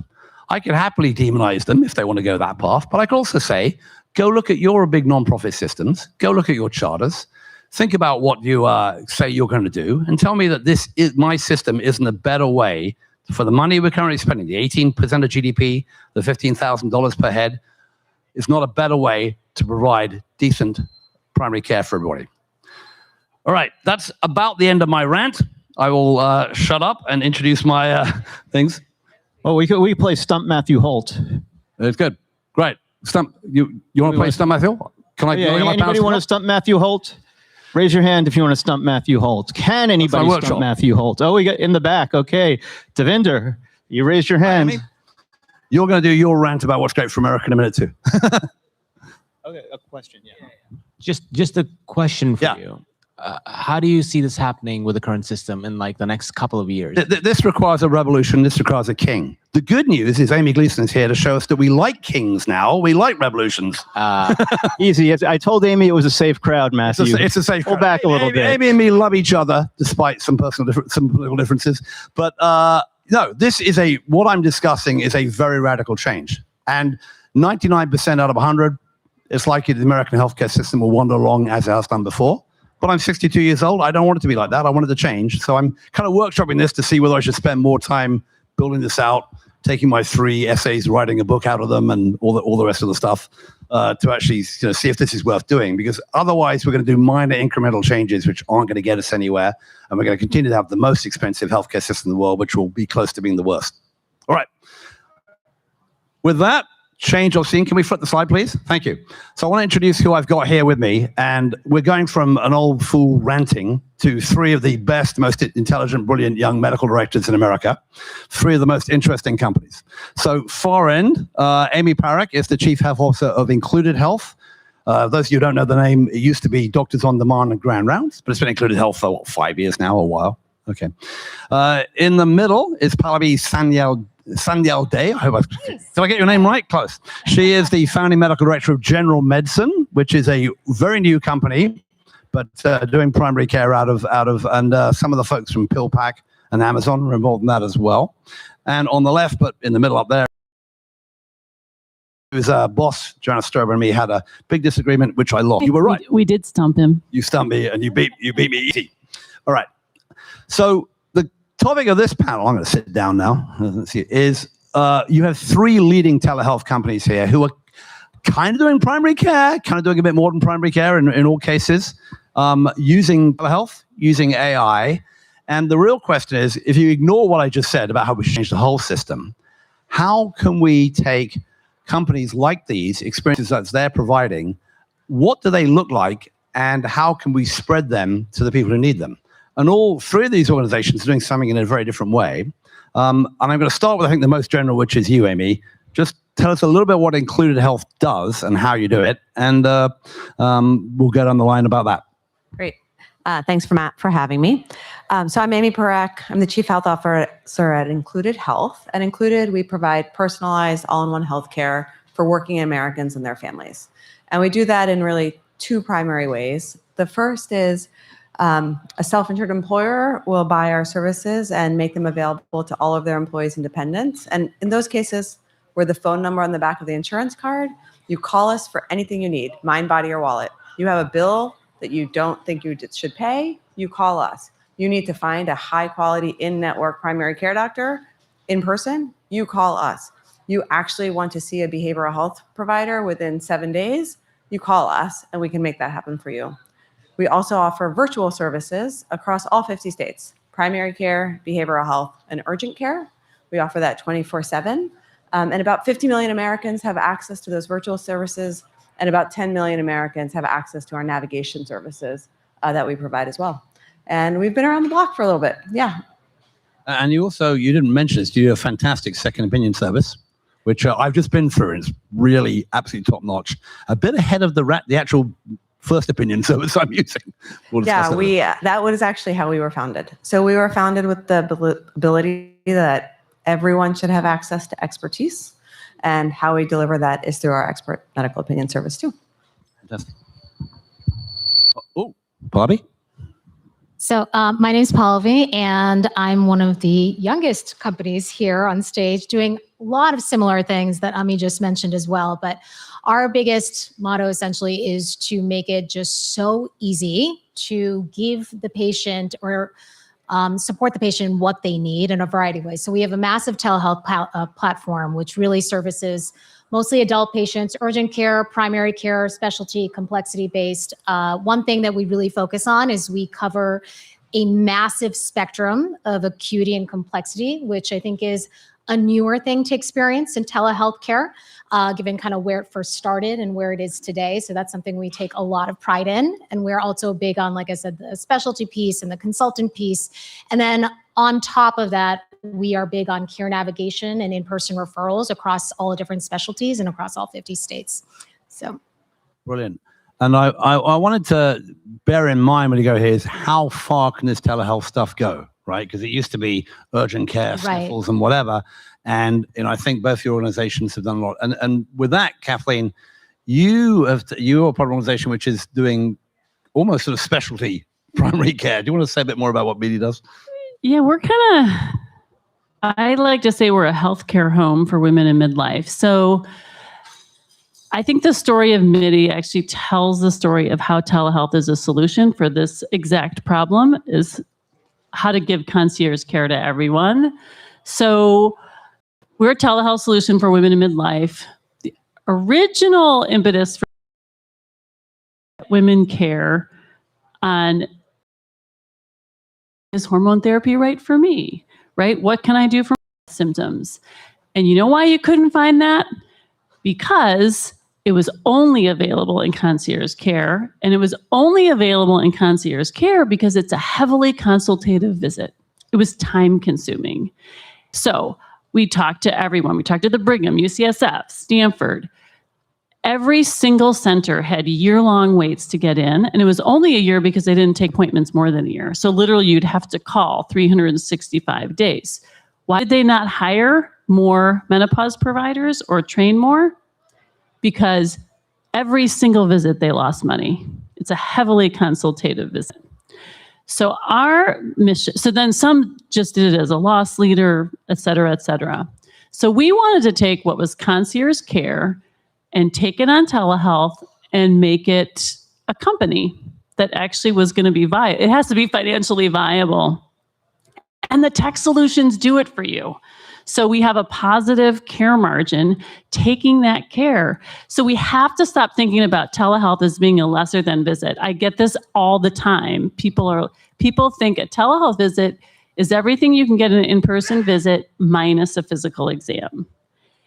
If that's all you're doing with telehealth, then you are not taking advantage of what telehealth can do, right? So we can do patient education before the visit. We can do patient education after the visit.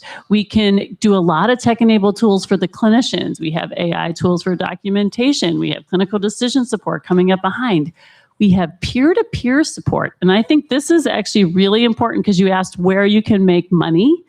To get it back, the concierge level care. So you can get peer-to-peer support. So right now, if you go to a primary care office, about 25% of you will be sent to a specialist. And we are calling our primary care doctors gatekeepers. That is a waste of a very expensive and knowledgeable resource because they should be way more than gatekeepers. So what we do instead is we use telehealth to do what's called peer-to-peer support. So for example, I'm going to give you an example of a case. I had a patient in Virginia. She had a rare genetic disorder and a rare clotting disorder, and she had menopause symptoms. So she's coming to us for menopause symptoms, but it was all very twisted. And she had been to 11 providers multiple times because they said, go ask someone this one, that, go ask that, see if it's okay with them.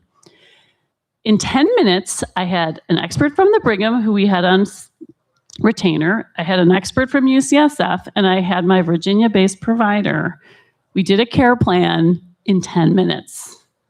And we met with that patient and gave her the care in about 25 minutes. We saved her from driving around. She was in a remote area, so she would have taken several days off work to go to multiple, already had, right? So you build in these efficiencies that are amazing. So at MIDI, we send 4% to specialty providers because I, as a clinician, I am a specialist in I'm an internist, so I run our drop-in rooms and I do the support for GLP-1s, which is a favorite topic, so grab me on that.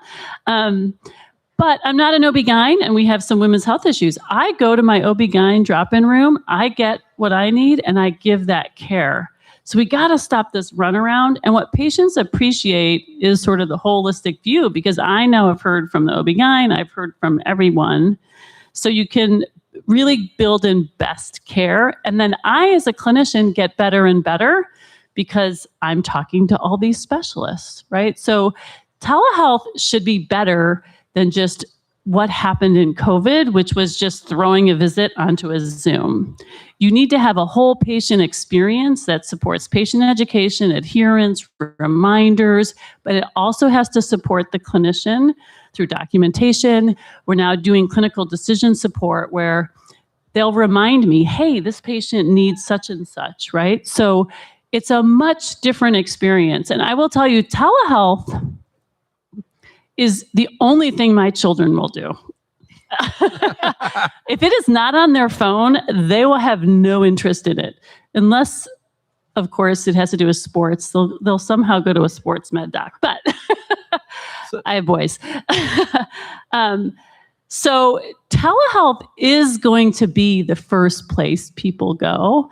And with the explosion of home testing, home wearables, home that, it's an amazing experience. So I definitely want to go there. There are two places that I want to go. Very clearly, all of you said navigation, right? Putting things together, dealing with the terrible referral process that I happen to be going through now in the real life, not the included health version that I'm doing. So that's critically important. Then there's the question of how far can you go down into physical exams with home testing, all the rest of it. There's a company called Resilient Health, which is now building kind of pods where you can have remote telehealth with a medical assistant to the prodding and the probing. And then, of course, the other question I want to come here is how much requires a one-to-one clinician doing this, and how much can we use AI and tools? So I don't know which way you want to go. I know for sure, Pallavi and Amy, you guys have been doing a lot about AI in recent months. So perhaps you could say a little bit about that end of it. I want to know, how much can we do in telehealth? We can do the navigation, we can do the integration. Can we do the probing and the prodding? And how much can we do, how far downstream can we go? I'll just start by turning my mic on. I think, first of all, I've stopped using the word telehealth. So you can call it what you want. I just call it healthcare. Because at the end of the day, good. I'm banning digital health, by the way. They want health. They want it, whether it's through a laptop, whether it's through their phone, whether it's through a chat, whether it's in person, whether it's just another way of delivering healthcare. So I've just stopped using that term. It is a channel through which we deliver some portion of the care. And to your point, it is an increasingly desired state by our patients at the end of the day. So if we really believe in patient-centered care or member-centered care or person-centered care, we got to go to the people, and the people are wanting to engage in different ways. To the point of navigation, none of this is in a silo. People will need specialty visits. Urgent things happen. You're gonna need to get your appendix out. I cannot do that for you on your phone. I'm sorry. People have asked. It's not possible. You can do remote surgery for sure, but you usually have to go into a sterile environment, such things. But how do I make sure when you've got to get that done, it is done as quickly, as efficiently, as affordably, and as high quality a way as possible? That's where data comes in. That's where information is power. And the major way we've been using AI, even before sort of the new mode of generative AI, is in building those models. We take the full commercial claims data set, we build models to identify who is the best general surgeon that you can get to for the thing that you need, who is the best OBGYN that you can get to for what you need. Because one of the worst parts about healthcare is how fragmented it is.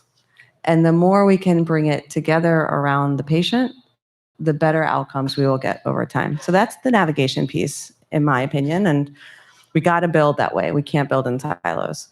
And then on the AI front, look, we've all been at JP Morgan this week.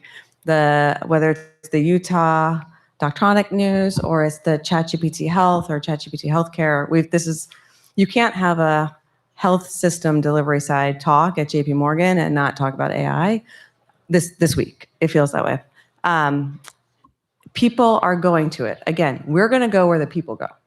And if 40% of the chats in a given week are about healthcare, in any pick your favorite AI chat-based thing, that's where people are going. And we will have to respond.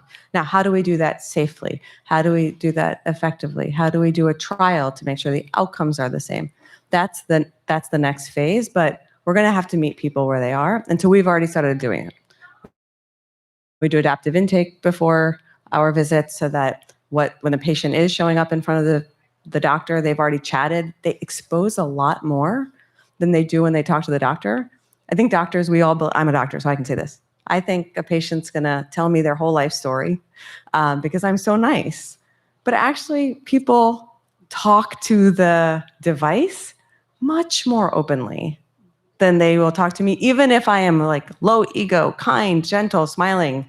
Doesn't matter. They're going to share more to the device. And so how do we get the benefit of the AI plus the benefit of the human in the loop to make sure that everything we're doing is safe, effective, and gets them outcomes? So that's the way we've developed. Our AI is called Dot. She's amazing, or it's amazing, or he's amazing, whatever you want it to be. And they interact with you, and it's a team, part of the team. Well, I'd love to hear a bit about your AI and tell us a bit more about what the experience, because I think because general medicine is fairly new, most people don't know what the experience is like. So what is the experience like for somebody coming to you? It's there's elements, everything that's been mentioned up here, very similar elements in our model. I think what has really come to the surface, especially with our AI infrastructure that we built, is the before the visit and in between is almost more important than what a doctor, no matter how much time they have in that slot, it will never be enough. It will never be enough to capture the lived experience of the patient. That happens all the time. Life is happening at all times. And so one thing that we've been able to capture with some of this AI infrastructure is the patient in the middle of the night can be asking all the potential, they're likely actually, they're asking the same question in like 10 different ways. And what that reveals to us and how we digest and showcase that data to our providers, we're able to pick up on all these really special, intricate elements that you wouldn't necessarily uncover in a 60-minute visit or a 20-minute visit, but we're getting that information right before we walk into a room, in addition to the pointed questions on an intake, which we're all very familiar with. So what we have done is that whole process before the visit, we capture hours of conversation in addition to marriage to health exchange interface data. And then we have these beautiful clinical pathways that have validated questions for whatever sign, symptom, diagnosis, workup, treatment. And then my providers walk into these virtual rooms with not only a beautiful clinical note that lays out everything, great, we've already raised the standard of care because it's evidence-based, we're gathering from all the resources that we need. There's no question of what biases I have, what experience you have, where you went to school, it's already all there for you in case you forgot. You don't have to rely on complete memory. But then 2, we're able to highlight the gaps. What did the patient not mention? What did they not answer? What do I need to ask? That's usually we're relying upon memory or like specific, algorithms that we go by. And so it helps to standardize and just make sure that when you're in the visit now, all of us, like I will say, I've been practicing hospital medicine for years. And I know acuity. I know a sick patient when I see one. And what this has done is it's even further elevated not only understanding the acuity, but understanding what I need to ask the patient.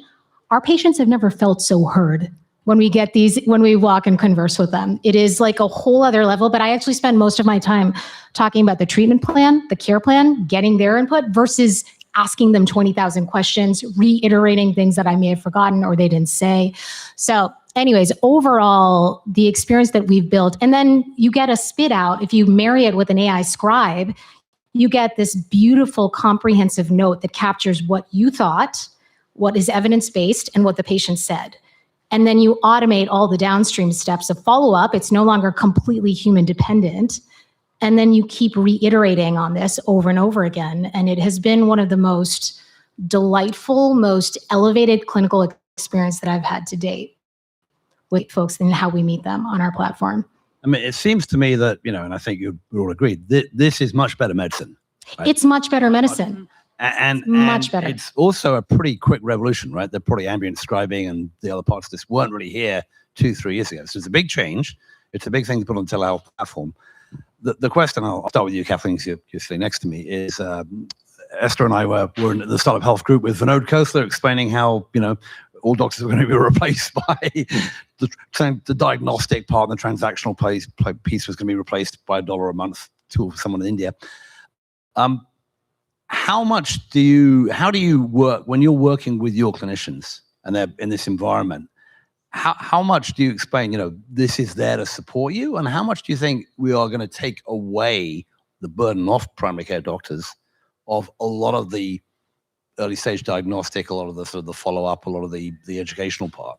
How much do you think what does the doctor end up doing as part of this? And how do you discuss this with your clinicians?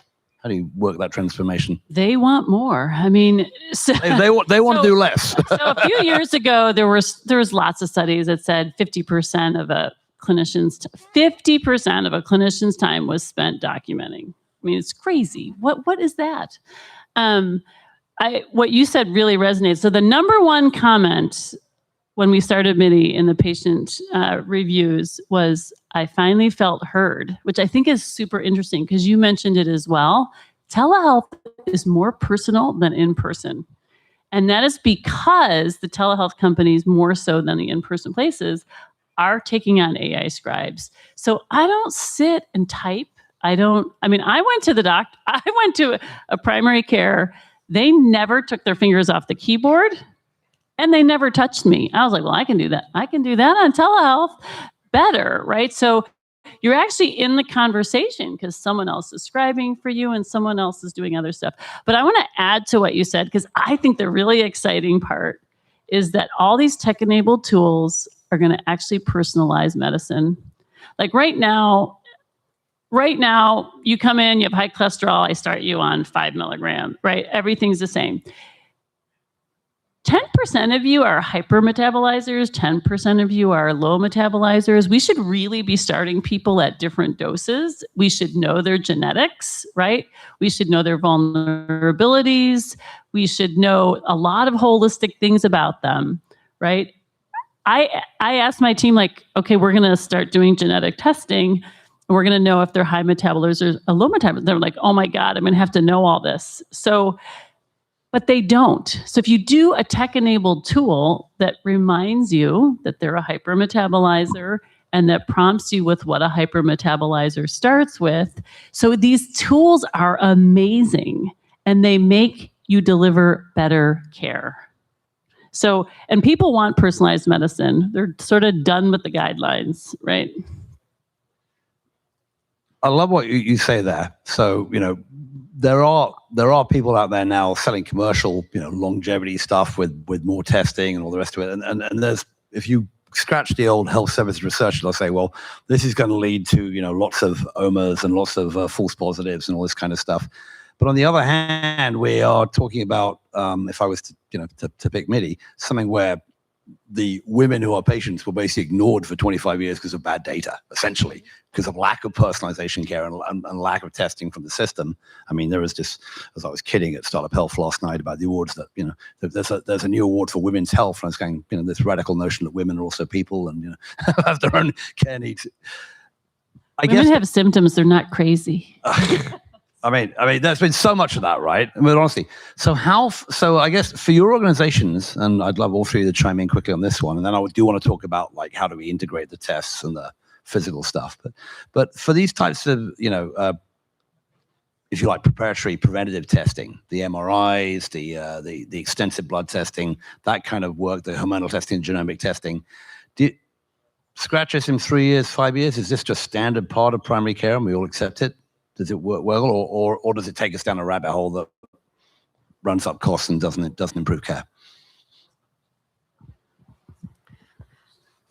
That's the question you didn't prepare us for. No, Very funny, just questions. You don't need that. I think it's well, I think first your first question was the more important one, which what is the role of the doctor at the end of the day in an AI and tech-enabled world? What is it that your primary care clinician is expected to do? Here's my gut on this. People want a human interaction, and it might not be totally quantifiable what you're getting from it. It might not be that mammogram that has to be ordered or the cholesterol that has to be checked. That is all very automatic, and we really don't need humans to do. What you need is somebody who has gone through and experienced all of the randomness that happens in human bodies. I mean, there's a reason we do residency training. There's a reason we see patients. I'm an internist, but guess what? I had to catch a lot of babies in my training. And you do that because you really need to understand that humans are quite complex. And what you do when you form a primary care patient-doctor relationship is you get to know the person, and when something isn't just right, you ask the hard question. And you go figure out, is there something going on here that isn't expected? So I think primary care has become this like check the box, do 21 hours of work when you only have an 8-hour day for all of your patients, because just the number of guidelines that every primary care doctor is expected to follow. But that's not actually what we want from primary care. What we want is all of that stuff to just happen. And then the doctor can be a doctor. They can actually use their mind, talk to you as a patient, get to know what's normal, get to know what's abnormal, and use the technology to give you your longest potential life in the healthiest way. And so I think we're going to need doctors who are actually behaving like doctors and not check the boxers, which is a lot of what primary care unfortunately has become in this country over the last 20 years. Yeah, Mike McGee, who writes on the healthcare blog, calls this the need to assuage fear and worry. And that's the main role of the laying of the hands of the doctor. And I think that personal relationship, that's part of the reason why I bang on about this concierge care stuff, is because, Arnie Milstein told me 20 years ago, the relationship is the important thing. Now, I don't think that works for everybody. I think there are going to be people who would rather deal with the machine. Totally. And the machines are going to get much more human-like. But nonetheless, I think, what you just said is, can we get the crap off the back of the primary care docs? Yeah. And whether, to your point, whether it is it's almost like you don't have to call it a human. It has to be something or some entity that you trust and that you have a relationship with. And that has the right level of empathy for you. And that, yeah, exactly. That has to get to know you. So that's my take on what primary care becomes in the future. I don't think everyone needs a full body MRI scan. That's like my conclusion there. But I do think, because you will find so much. Can you disagree, please? Can we get some? I like them. And I think actually once they become affordable and AI starts reading, the biggest cost for those is the read. So once you get AI reading them, I think they're kind of cool. It's kind of Star Trek-y. I think they're cool. And if you want them, you should be able to get them. I just don't think you're going to need them.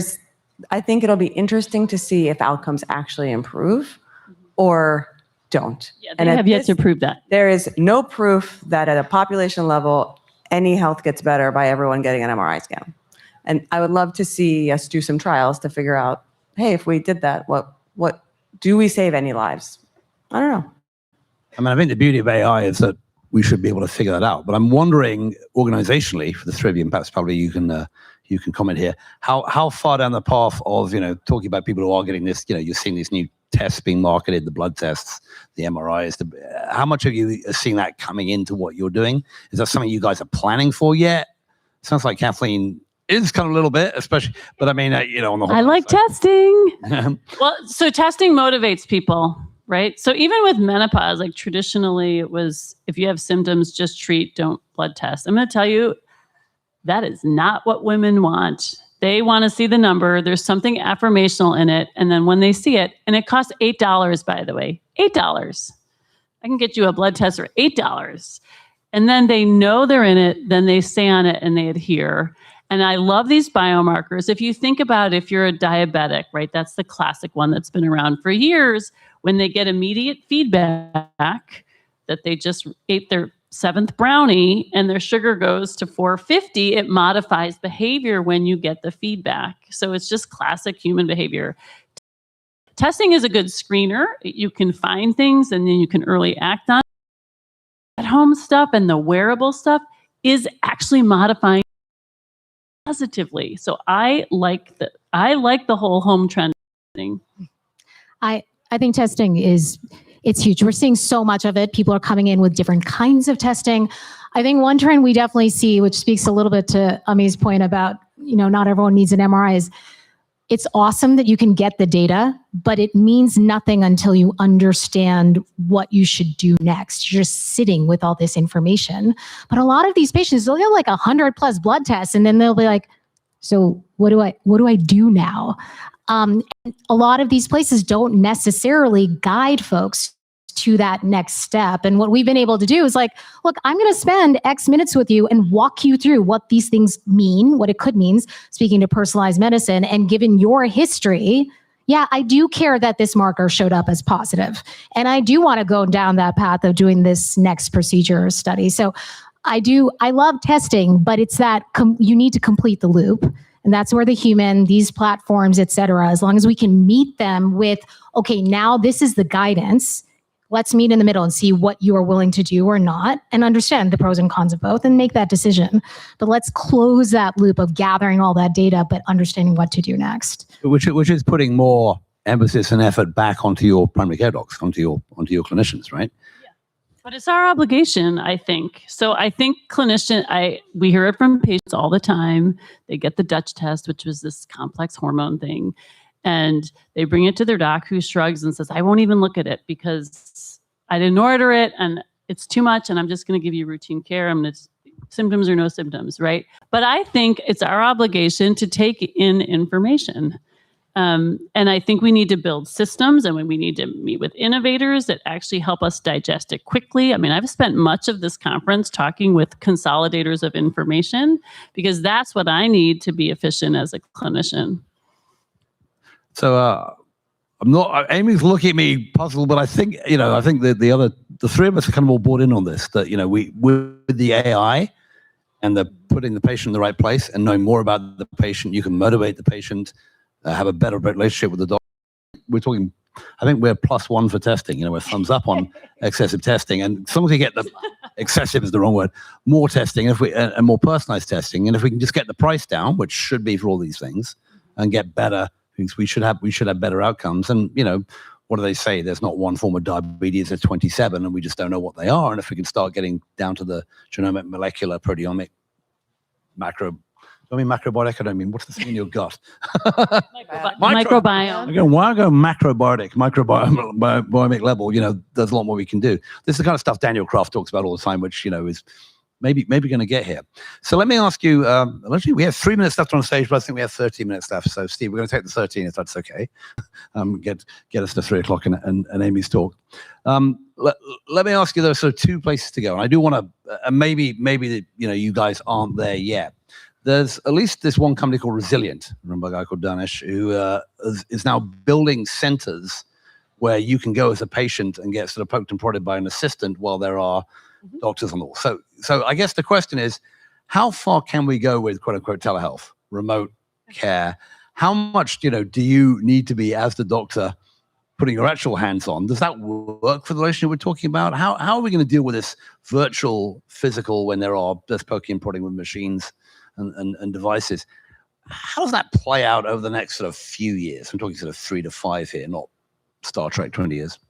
Well, already today we have a program with one of our clients where for the most complex patients. So the reason I was giving you that puzzled look before is because I think we always have to remind ourselves the top 10% of Americans utilize 80% of the care. Oh. And drive 80% of the costs. And a lot of this conversation is about, I would say, the worried well, which is great. And the more we help the worried well stay healthy, the less likely they're going to be in that top percent. But I would hope there's more innovation actually happening for the folks who actually really use a lot of healthcare, and they need healthcare to work because they or their family member is in the hospital or is sick, and more testing isn't really going to be the solution for them, these labs and stuff like that. But for those patients, we send a non-doctor into their home, sometimes a nurse, sometimes a community health worker, and they can use telehealth to bring the doctor in. And so, in a future world, is that more of a robotic device doing that? But it is amazing because you can use that sort of doctor expensive resource at scale, and you can have other folks driving around into these really sick folks' home, looking at the medicine cabinet, being like, "Doc, here's what's here. Here's how many pills are in the bottle. Is this like what I should be expecting? Or should they have been taking Lasix yesterday and they didn't, and now they're volume overloaded?" Like thinking through that. Do you need me to listen to the lungs? What do you, like really getting hands on the patient, but using the virtual provider as the person who can help make decisions and determine the next step. So that is an existent model today. We also know you can do, in many rural ICUs in this country, the intensivist is actually telepresenting because we just don't have enough intensivists to go around. And so the role of using virtual channels to bring the expertise to where the patients are will only continue to grow. And over time, a lot of that data that intensivist is using is not even human data. It's what is the ventilator saying? Like, what's the PEEP? What's going on? It's telling them, they don't need to be in the room for that. They're getting all of that information and can then make the decision on what do we need to adjust to keep the patient healthy and breathing, et cetera. So I think the future is strong on that. So I think we're all bought into that, and I'd agree that more and more of this stuff is remote. I was actually in a session a month ago where, the critical access hospital and Intermountain were basically arguing about who got the money for that part. And there's that's an aside. It's an aside, but I want to go there, right? Because you're all in different organizations. You're all new. You're all venture backed. And by this stage, it may be long-term private equity backed. I don't know what they call it. For instance, 15 years in there for included. But I guess that my question is, what I talked about earlier when I was ranting is how do you set up a system where it makes sense that you could put organizations who have the money available so they can do the right thing. You're talking about what the right thing is to do, but you're all still constrained in a situation where you are trying to figure out how do you build a business here that doesn't really have we still have the CPT code and the 7-minute visits, and could you dial a 94205 instead of a 91257, you get paid differently. And there's too much AI talent arguing about that stuff and not enough arguing about what we're talking about.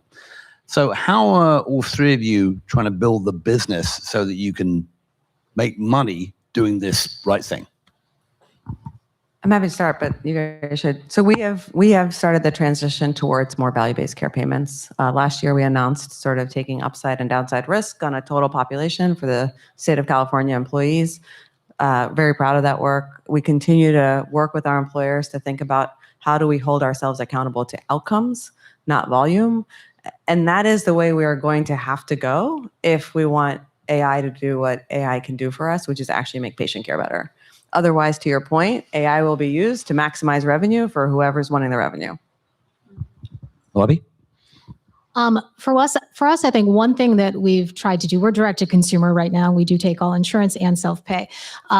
But we really try to focus in on just the data coming in from the patient, that we're going by those things as like evidence-based as possible when we construct their plans. And we construct the downstream of it with the follow-up where they keep coming back to us because we make it so easy for them to do that follow-up. I think that part of it, that recurrence, is a huge piece that makes the business also just as successful because the access is so easy, and we've like automated all of that downstream stuff that's not reliant on the patient to have to tap on us or a human from our side having to make sure, hey, you forgot about this. You need to do this now. Did you pick up your med?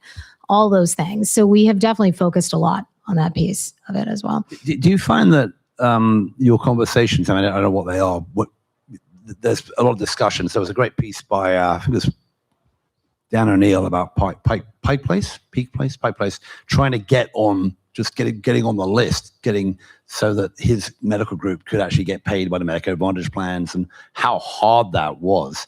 When you have this discussion where you say you take insurance, how hard is it to have that discussion about how this new product, this new type of care delivery is different and better for the insurers? Are they ready for that? Is that It is. It's varied. It's varied across the carriers. We've had all kinds of interesting conversations. Sure. Part of it involves also showing our model and and also like, look, if you're not going to clog up my brick and mortar clinic, but you're going to use this other channel that offloads the folks who truly need to be seen in person, there is a piece of that makes sense to. It depends which angle you're looking at it from, but yeah, if you go, I reference in one of my rant pieces the medical group in Texas that got bought by a hospital ACO, and the hospital ACO bought the medical group and closed them down because they were costing them $100 million a year in admissions. There is still a lot of that stuff going on, and I think the health plans are still not clear as to what their job is in this business, to whether they're supposed to be saving money, quote unquote, or whether they're making more money if the whole number goes up. And there's still a lot of back and forth there, which I think we have to get over. Kathleen, talk about what is the MIDI business model? So we take insurance. Yeah, that is no small feat. Let me tell you, getting on the list was not that easy, right? It's 3 years and several $1 million of a whole team that's negotiating with literally hundreds of insurers across the nation. That is a whole inefficient system that we could work on. All right, going away in my plan, going away. Maybe not going away in reality, but in my head, going away. Yeah. So first, before I say anything, is anyone here from an insurer? They're not going to admit it. Come on. I do think we have to have longer timelines when we look at things. I'm going to talk about GLP-1s because it's a hot medical topic this year. I thought we were going to get with this whole panel without it, and now here we go. No, but, sound like my doctor. It's a classic example of too short of a timeline being looked at. So we have 50% of insurers that don't cover GLP-1s for weight loss. And it hasn't budged. It actually went down for a while. So they're just refusing. I've met with them, right? Because our patients want it. I literally have an insurer say, I'm not doing it because I missed my budget last year because of it. So they're looking at this year's budget. But as a system, you have studies that show 20% reduction in 2 years of strokes, heart attacks, and death. And you have companies that won't cover them for weight. Like, it's crazy. Do you know how much you're going to spend on a stroke? You're going to spend $250,000 to $500,000 between nursing homes and everything. But you know what? They don't end up paying for it because that patient then switches over to Medicaid or Medicare, right? And you have employers that only employ people on average now 4 years. So it used to be we stayed employed longer and our employer was on the hook for longer timelines. And now we have companies like ours going to the public market that are held accountable to quarterly. Like, our incentive timelines are getting shorter and shorter and shorter. And we need to have a longer term view, which is why we need to invest in wellness and reduce the number that get to the 10% high consumer rate. So I think that we somehow have to incentivize everyone, the employers, the insurers, and us, on longer term returns for the patient. There's only one organization that does that, and we're not allowed to do that in America yet. Anyway, okay, we have 5 minutes. Any comments, questions from the audience? We have one over there, and okay. Were you pointing at us, Alex? This is counting. Yeah, counting up. We have 3 minutes, 3.5 minutes, but we have one there. Pithy. It was very insightful, so thanks to all of you. This is a question for Matt, because I guess you take tough questions, but what would happen, because we know the federal government sucks at taking care of our healthcare. We know that insurers are have been historically really difficult. What would happen if you took away their ability to be publicly traded and made all the large organizations become nonprofits, what would happen? Anything, or would it change anything? I mean, if you look at America now, the big non-profit systems and non-profit health plans are just as bad as the for-profit guys, if not worse. They're all the amount of non-profit hedge funds which do a bit of healthcare services on the side. All of the ones you trained, actually, I think, Amy. Right? So I don't know what, I have my rant. Amy Gleason will tell us her ideas. There are a lot of other ideas. We know what we're doing now isn't working, but we know what we have to do is incent great clinicians like these ones that are sitting with me to run the show. I used to, 35 years ago, I was taught about managed care. I studied with Alan Nanthoven at Stanford, and it was all about how are you going to, fix the process and stop doctors being greedy. And Jeff Goldsmith, who's great health futurist, has beaten me up for years, and I'm now with it. We need to get all of that administrative crap and all that quality analysis and all the stuff that the box checking out of the way, and let these three great doctors and all the doctors who work with them figure out how to build a system that is patient-centered, uses technology, and allows us to think long-term and do the stuff we need to do. So whether that's my concierge for all care or whatever, I don't know. But I mean, you've heard it's the old question. We know, you heard here what to do and what can be done with the technology and the techniques to improve patient care for people who desperately have not had that great care. Think particularly about, the women going through menopause. What we haven't figured out is how to get that at a broad scale across, because of the organizations, institutions we have sitting in the middle. I say we get rid of them, but that's much easier said than done. Other comments, questions? Esther. Okay, here we go. We have one question, two questions, but just for one answer, answerer. So don't ask me a question. But Esther gets a little bit more if she wants. So this is a prompt rather than a question. I was talking to some of these concierge doctors a week or two ago, and it was really interesting. They have very few patients, and they get a lot of money. And I asked them what they do with their time because, we're so wonderful. We go with them to appointments, whatever. And they said, we actually spend a lot of time going through the data and making sense of it, not using AI. But anyway, it was absolutely wonderful. But my question is, this sounds so great. And the top 20% of the country can pay for it. We still need to scale it better. We need to keep the doctors who actually do like to do this with the patients. And then somehow we need to figure out what to do with the rest of them. Some of them are just burned out and need to become concierge doctors, but there is quality, and it's not intelligence or artificial intelligence. It's some kind of humanity that is, in fact, very important to make this work. And how do you do that? I mean, you must talk to lots of doctors and hire only a few. That's why I want data digestion for me, right? It's very time consuming to just think about going through PDF after PDF from function labs, which we all do, right? So data digestion really helps. If you could distill it down, then I can spend the time talking to you about the biomarkers and the lab results that matter rather than going through sheaths of normal stuff. So I'm optimistic. We talked a lot about what doesn't work, but I mean, the whole AI documentation stuff has only been in 2 years. Huge time saver. We don't spend 50% of time anymore doing it. And I think the data digestion stuff is really going to help. And there's really cool stuff going on with wearables. If you think, I initially was dreading someone downloading their whole Oura Ring thing to me or their Apple Watch, right? I can't go through it all. But if you get a data digester and a summary report, I can help you act on it. All right, quick, because we're over time now. So quick. I just wanted to really acknowledge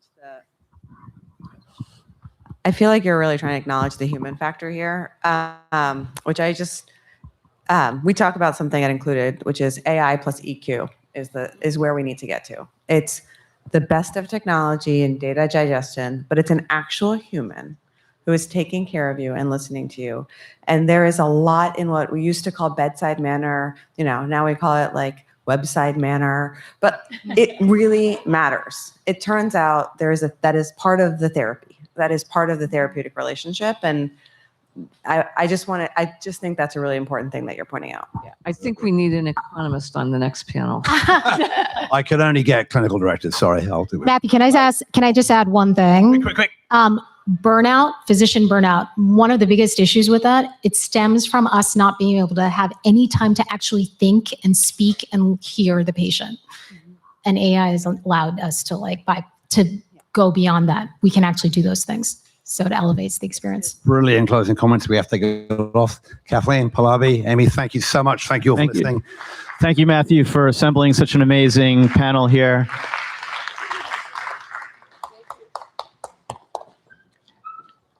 And thank you, everybody here. And then a shameless plug for our fantastic event here, if I do say so myself. We're talking about wearables and data and being able to have that and provide that to your physician. That's our big Friday, leads up to a wearables fashion show. So if you want to have a big grand finale for your JPM week, we have a wearables fashion show and then a party right here. We strike the chairs and we go till about 11:30.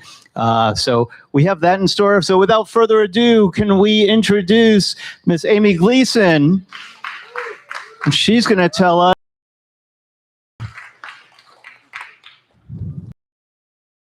Hello. Eric, card? Yes. So hi, so I'm Amy Gleason. I'm the administrator of Doge service, and I also run product and technology at CMS as part of that job.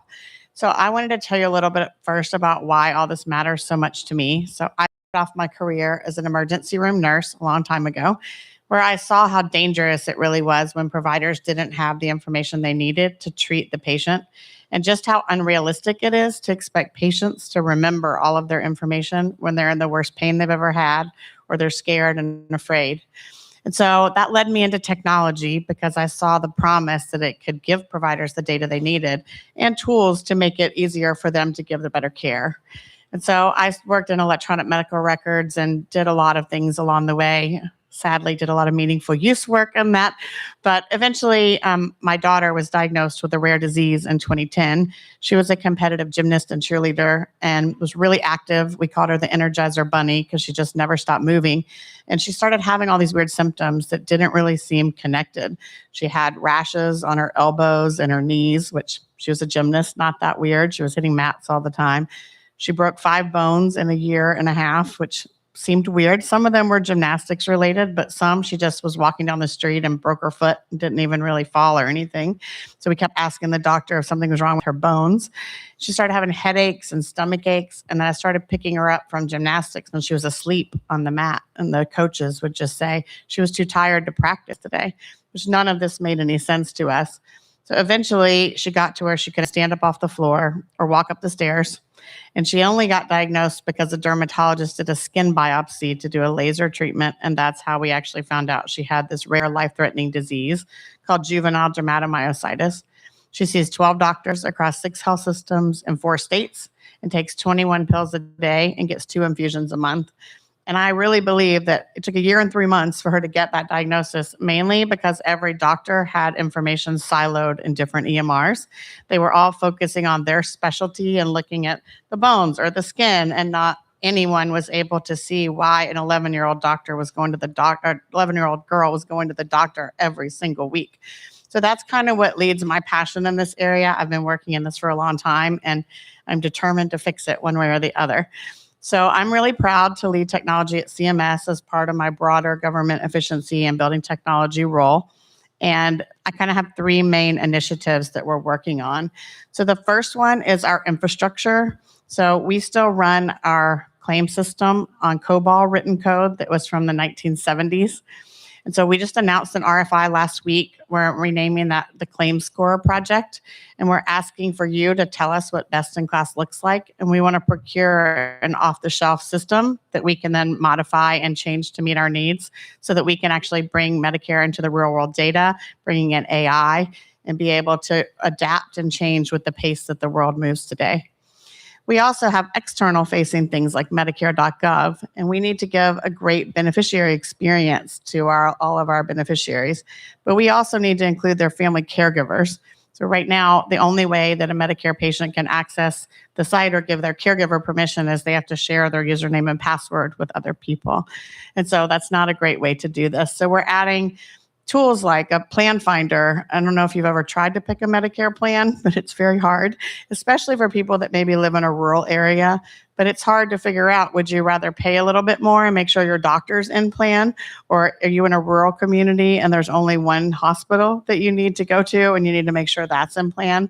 Or do you really care about having Silver Sneakers exercise or certain medications on formulary?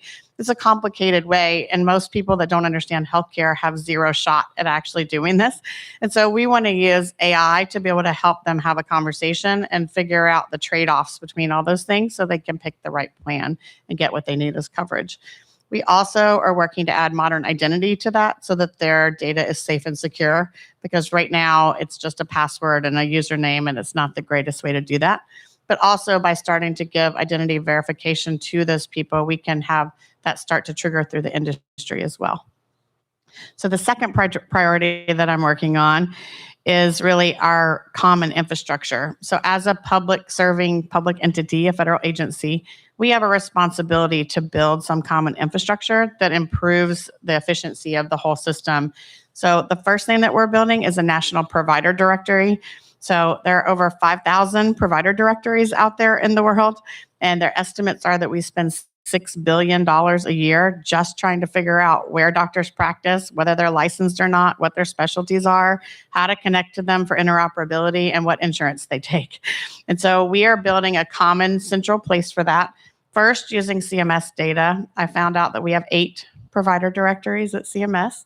And so we're taking our data and combining it together and figuring out what we think is the most accurate current data. And then we're working with the private sector to pull in data from other sources so that everyone can put it into one place and share it out with everyone. So that way, every startup that comes up, everyone doesn't have to rebuild the system over and over and over again. The next big thing we're doing is, you might have heard of the Medicaid community engagement work.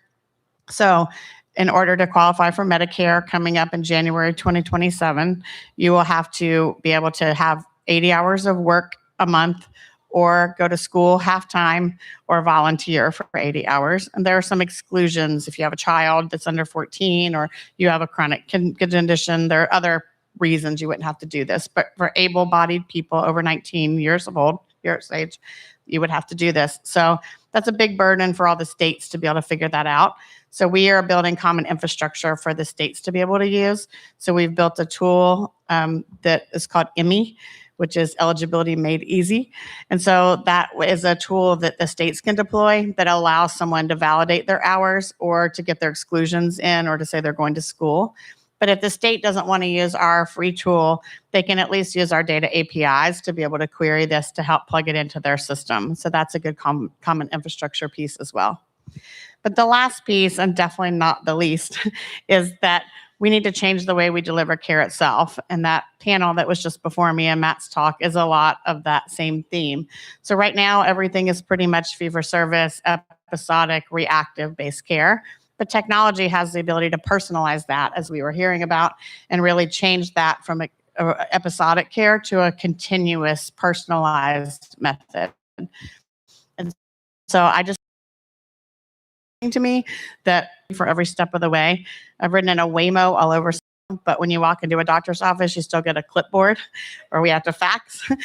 So we have to change that. So when I came in January of last year, this was one of my big priorities, along with Administrator Oz at CMS. So we launched what we call the CMS HealthTech ecosystem last July at the White House with the president, where we got him to say we want to kill the clipboard and axe the fax, which is a personal accomplishment of mine. And so basically the idea of this is we've been regulating healthcare for 20 years to try to get this to work, and we haven't gotten really to where we need to be. So we decided just to paint a vision to the industry and say where we wanted to go and ask people to voluntarily come along with us. Most regulation and rulemaking takes years to take effect. And then once it becomes effective, then everybody talks about all the things that you wish it had done, because time has passed, the world has changed. So we wanted to do it more like technology does. Nobody does 10-year projects anymore. You do iterative development and iterate as you go.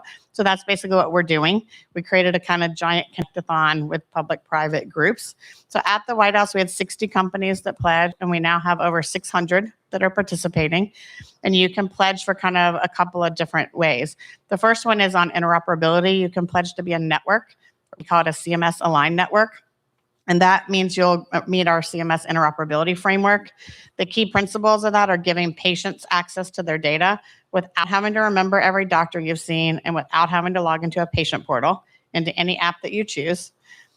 And the second piece is helping providers get the data that they need, trying to stop everybody redefining what HIPAA is every day, and use the National Provider Directory for a provider to be able to vouch that they're an active provider in good standing. And then if they say it's for treatment, that you should give them the data under treatment queries. Also, some of the delegation issues that are out there. If I'm a provider and I want a tech tool to get the data on my behalf, that should be just as if I'm doing it myself. And then we introduced some operational and payment pieces for value-based care and payers. So where if they have an open quality gap, say they need to know if somebody has had a breast cancer screening, then they can query the network just to get that data, not the whole patient record, but just their breast cancer screening data. And then claims payment. If I get a claim as a provider, then I can query just to get the clinical data for that claim. So that's kind of the interoperability side. And we have about 22 networks that have pledged to do that with us.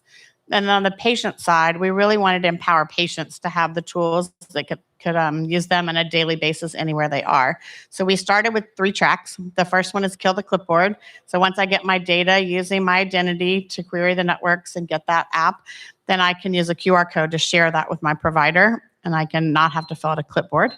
The second one is to put conversational AI on top of that, so that I can have personalized data. You can always use Google or some LLM, but if it doesn't have your medical data, it won't be personalized for you.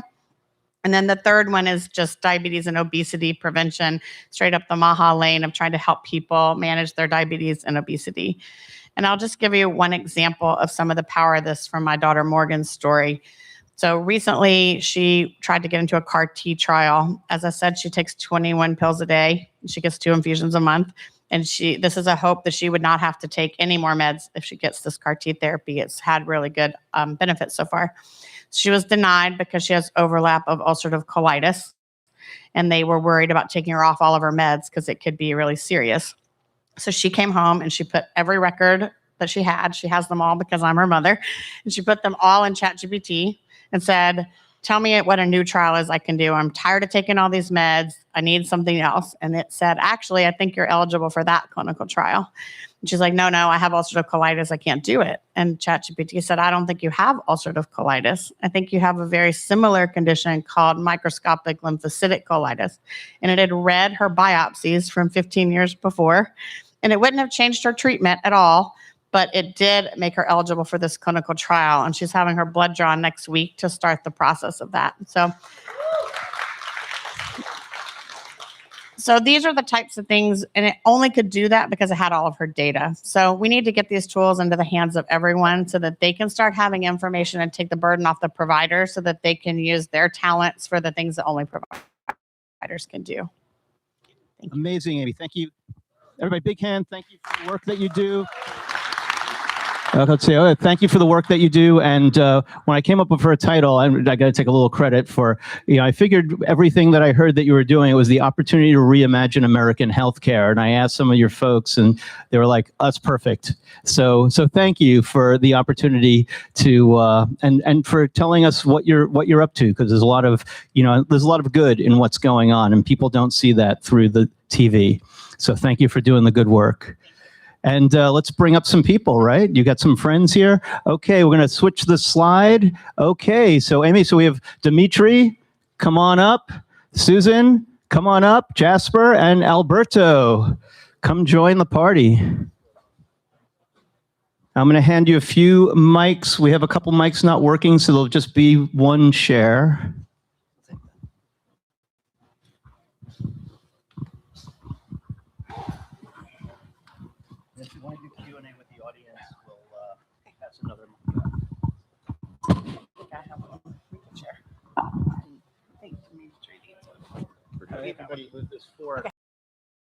Really excited to have this conversation and the impact to startup land. So on the panel today, Alberto, that's running program management, industry innovation at CMS, and Amy, of course, Pamela, and Jasper. So if you guys want to do some quick intros, and then we'll get into it. So my name is Alberto. I serve as the Chief Health Technology Officer, working with Amy. We're part of the team that's running CMS technology. You just and run tech at CMS. Hi, I'm Susan Pantelli. I work at Milliman. I'm an actuary. And so you might wonder, well, what is an actuary doing up here? But the way that my work fits into this is we typically evaluate we evaluate risk. So a lot of times when CMS has programs, we're either helping ACOs, providers, insurers figure out what the risk means to them and whether they should take it, and what the projected outcomes could be financially, usually. And we also evaluate programs once they're up and running to see how effective that they have been. Hi, everybody. My name is Jasper Cannon. I'm a venture partner at MedStarter Ventures, where we fund and accelerate the next great thing in healthcare. Also a VP of Strategic Partnerships. So Amy and Alberto, let's talk a little bit more about these new programs, right? Everything from MAHA, Elevate, Access, RHT, the behavioral health, maybe new ones as well that you're aware of. So it'd be great to learn from you what these programs are, how startups are eligible, how they're measured, deadlines. Yeah. Yeah, so I talked a little bit about the community engagement requirements for Medicaid. That goes into effect January 1, 2027. But states do need to start outreach in October. So we're coming up on a shorter window than that. And that really, the goal of that, I think, doesn't always get communicated well, but there are a lot of people that are on Medicaid. Our growth has expanded in Medicaid for able-bodied adults. And that was really never the reason that we had Medicaid, is to take care of the vulnerable that aren't able-bodied and can't work. And so I think the idea of this is to help people get out into their community and live their better lives rather than sitting at home and watch TV and playing video games, which are what a lot of the studies showed when they looked at it. So we're working on that. The access model is really to help take that health tech ecosystem idea that we talked about and getting innovation into healthcare and starting to have payment models for that to incentivize providers and patients to use those. So it allows a tech-enabled product or an app to be able to serve as a Part B Medicare provider and bill based on outcomes. So if you can drive down things like hypertension or diabetes or help musculoskeletal pain or behavioral health, things like anxiety and depression, then you can get paid on that outcome. And the provider, if they're referring you in, can also get paid a referral fee and a care management fee for managing your care plan. And then Elevate is really designed more from a nutrition and exercise. It's a $100 million fund that will go to 30 companies. And it's kind of between a grant and a payment model. It's more like to try to get data to figure out what works so that we can use that to scale in other programs. And then the Rural Health Transformation Fund is one of the largest investments being made in health of all time. It's a $50 billion fund that we're giving to states. The awards were just made. Every state applied. And so they're roughly getting $200 million to advance technology and care for rural health in America. And so, Alberto, is there a dedicated team like other innovation programs around program management, working with startups, answering their questions, and kind of helping them onboard? Or is that a work in progress? Well, that's a work in progress. So Amy, myself, another coworker, Arda Kara, we're kind of like leading this effort. So we have like different teams working with us. Amy leads the US Doge service. So we have like members from the USDS that are detailed to CMS, and we work together so they enhance our capacity to deliver. And then we are working across the different efforts, like Amy mentioned, different initiatives, right? So we have the health tech ecosystem or the external facing things that connect with the models, Access, MAHA, and other things. So part of our team is focusing on that. And then we have our own teams also looking internally. So we stood up the team that's transforming, reimagining, to use the term, the national provider experience. So providers can come to CMS and basically don't have too many username and passwords, too many portals, but like a single place where they can come, interact with CMS, and also we can improve the quality of data we have.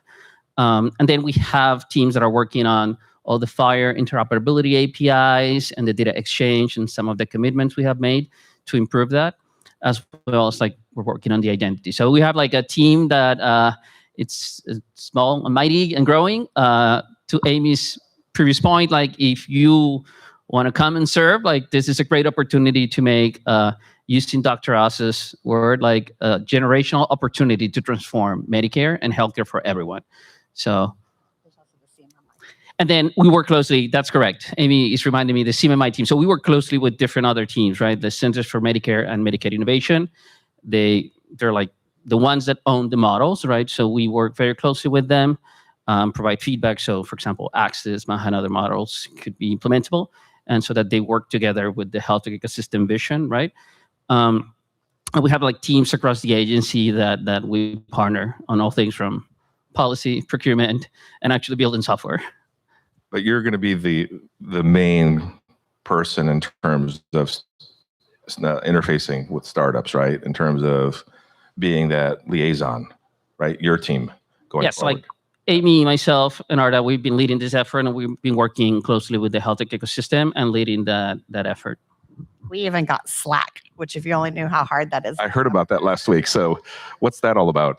We have a public-private Slack. So if you pledge to join in the ecosystem, then you get to come into our Slack, where we have collaborative teams working on all this with public and private sector participants. And we have work groups around all the different topics that we're trying to drive change. I'm going to join them when I get off the stage. Yeah, I'm joining that too. So this is the place where the startups, EHRs, providers, and other are coming together. Because there's technical problems we need to solve.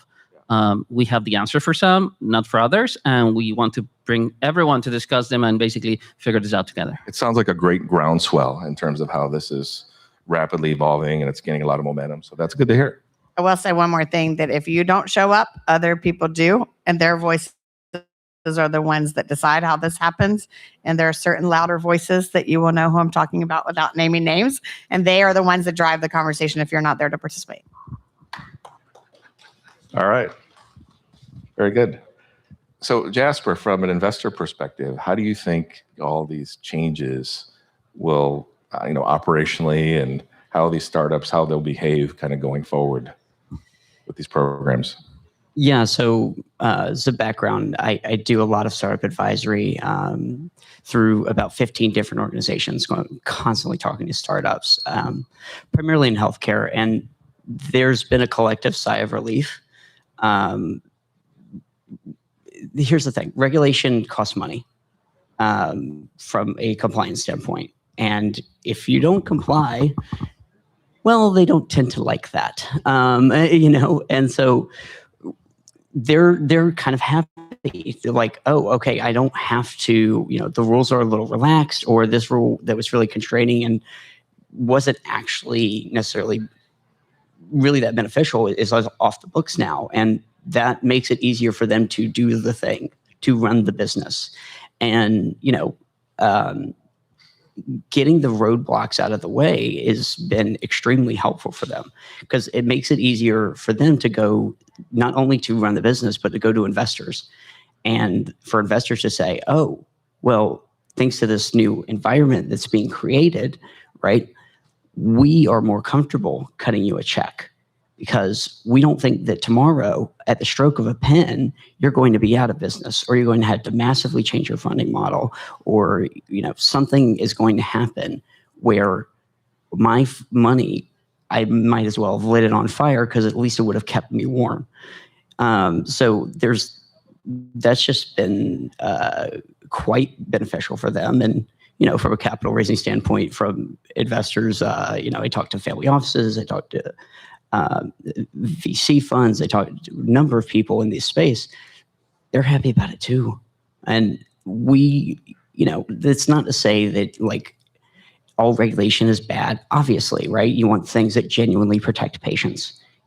You want things that genuinely protect our data and make sure that, pharmaceutical companies are acting in the best interest and not just to chase a dollar or what have you. But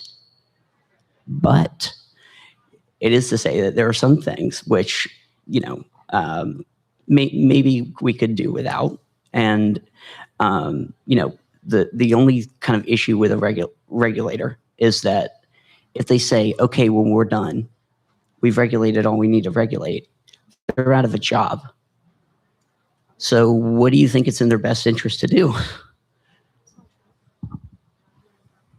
So just to move the conversation forward around payment modeling, Susan specifically, how do you think these models are going to shift risk and the ROI, the story around that between patients and providers? Sure. Payers and providers going forward. Yeah. I've been working in healthcare as an actuary for 35 years. And I guess historically, I've been a little cynical because every year somebody comes to me and says, this is going to save money. And for 35 years, nothing's saved money. Costs keep going up, right? But we always want to pay for quality and outcomes. And historically, we've done a lot of financial analysis and had to use proxies for outcomes such as did emergency room visits go down or did hospital admissions go down, which are obviously favorable outcomes. But we're holding physicians accountable for the total cost of care when there's so many things that go into the total cost of care. A physician, and he doesn't have the tools because he's getting paid for the total cost of care. So he needs to tell this person that comes into his or her office, well, you need to do a better diet or you need to exercise. And they go home and they may do it for a week and he doesn't see them until next year. But he's accountable for all their care and doesn't have the tools that have come out to actually empower the member or patient to actually comply and keep themselves healthy. And also, monitoring tools to see what they're doing during the year so he can outreach to them if possible. So I think these models where they're investing in these types of tools as well as paying for outcomes. As a provider doesn't want to really be worried about every single cost that patient is getting. A provider should focus on keeping people healthy and the outcomes and not on so much the money. Obviously, money is a part of the models, but these are really focused on the outcomes. And I think, we've gotten more data. One of the reasons historically we've focused on the financial outcomes is we just really didn't have patient level data. And now that we're getting that, that's really powerful. And I think that can really move things forward. So you're optimistic, or relatively optimistic. I am. Okay. I am. It sounds like you are, Jasper. Yes. So back to Amy and Alberto. In terms of all of these programs, are there any upcoming deadlines? Maybe you can talk about upcoming program deadlines, eligibility. What are those steps? So the access model applications are open right now and they close on April the 1st and the model will go live in July. It's a 10-year voluntary model. Another thing I was meaning to say earlier is that it does not mean that you can't have fee-for-service claims for that patient. And an app can be either the Medicare provider or they can partner with a provider organization who uses their technology. So that is in process and we encourage everyone to apply. The Elevate model has just been announced, but the notice of funding opportunity hasn't come out yet. It should be coming out in the next few weeks. And that goes live in September. The Rural Health Transformation Fund, the dollars just went out for that at the end of the year, December 29th. I would add the access model is a rolling-based model. So if you want to start July this year, you need to submit your application by the April deadline. After April, you'll be considered for the following year. period of performance that will be 2027. Are there like any core attributes or signals that you're looking at that really, leapfrog a startup from being accepted? Are there things that are really important? Well, I mean, Access has like specific tracks that target group conditions. The intent is that you can do integrated care across those tracks. So in order to participate, you need to apply and manage all conditions under one of the different tracks. And you also have to be established and be able to operationalize that and prove that you have outcomes. So the whole point of this is to drive outcomes, not just to give people an app. It's to actually reduce their blood pressure, reduce their A1C, reduce their depression, reduce their pain. So you have to be able to do that. I think the other part is it's a measuring results and being able to report and be comfortable sharing data about how you're doing. I forgot 2 other deadlines too. The HealthTech ecosystem, the pledge that is voluntary, the people have are pledging to take this live March 31st. So there's a first group of the main criteria that go live March 31st. And then there's a second group July 4th, which is really about moving everything to FHIR or FHIR mediated, adding things like subscriptions. So a provider can add their patients on a panel and get notified when things happen, such as they have an appointment or go to the ER. And having record locator services that help the networks handle the traffic better. So it's not just everybody pinging a network over and over. So we encourage you to come join us for that. We will be adding extra tracks to it and continuing after July. Very good. Jasper, back to you.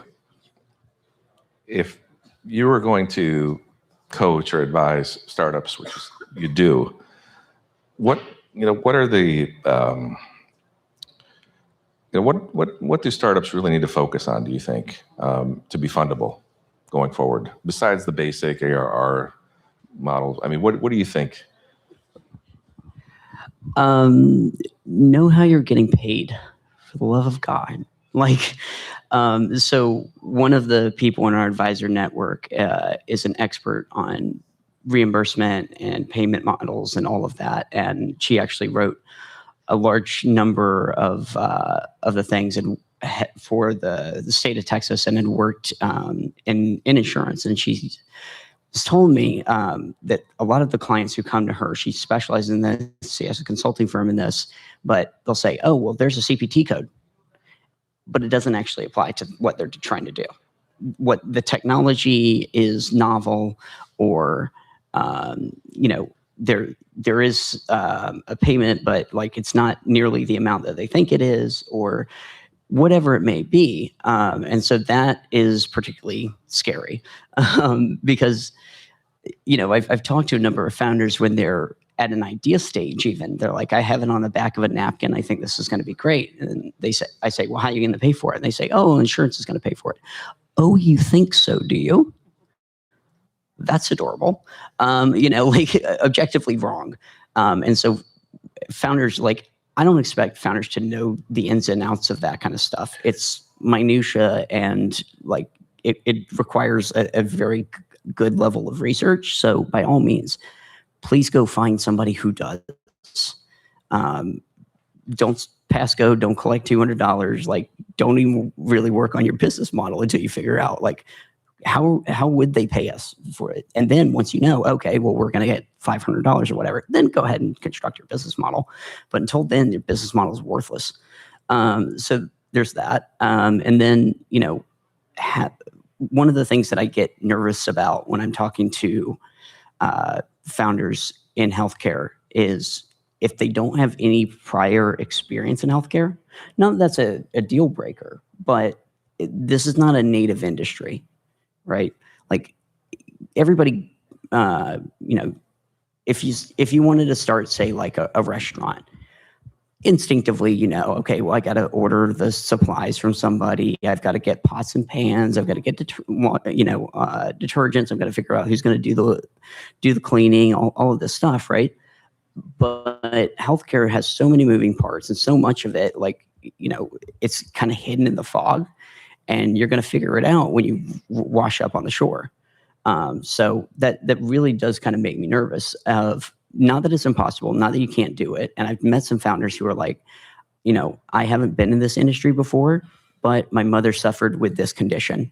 And come hell or high water, in 6 months, we're launching and I'm going to make everything happen. And they really put forth the effort. And so, it's not that it's the end of the world, but, it does kind of like, okay, well, if you don't have that strong passion and background for it, I don't know necessarily that this is the industry to do a startup in, unless you really have a very strong level of discipline and you could power through it otherwise. I would add that the key thing I think is to solve a real problem. Like if you're chasing CPT codes or models or whatever, those can come and go.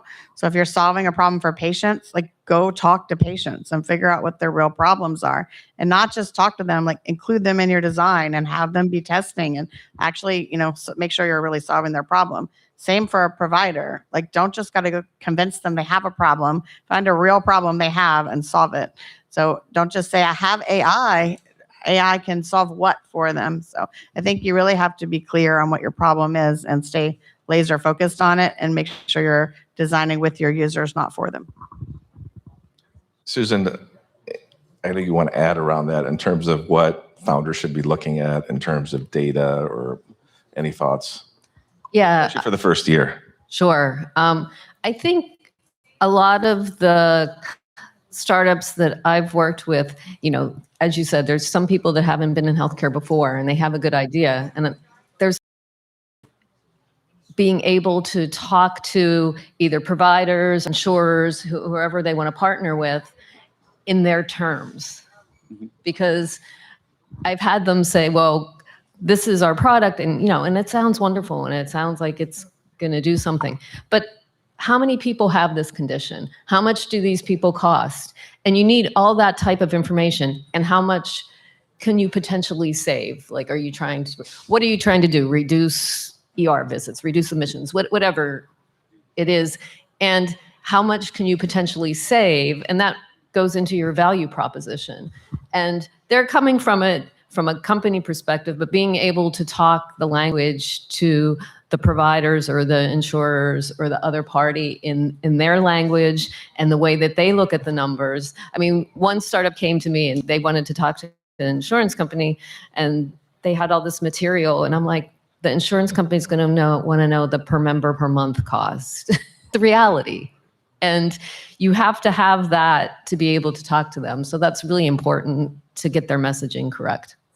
I was at a dinner event last night talking to a policy expert, and what they heard was at CMS, they're looking at future shared savings programs and models, specifically for startups or younger companies. Is that something we should be aware of coming into the next year?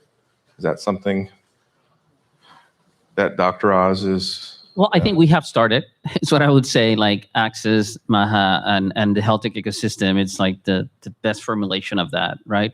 Dr. Oz would say, like, we're open for business, right? And we are. So Amy has like a ton of experience in private industry, and the teams have experience building software and hacking government and cutting bureaucracy. So we're coming together to map and put together like the policy piece, the incentive piece, and then we're thinking about like, what is the flywheel of supply of demand? How can we enable data access so we can like enable innovation?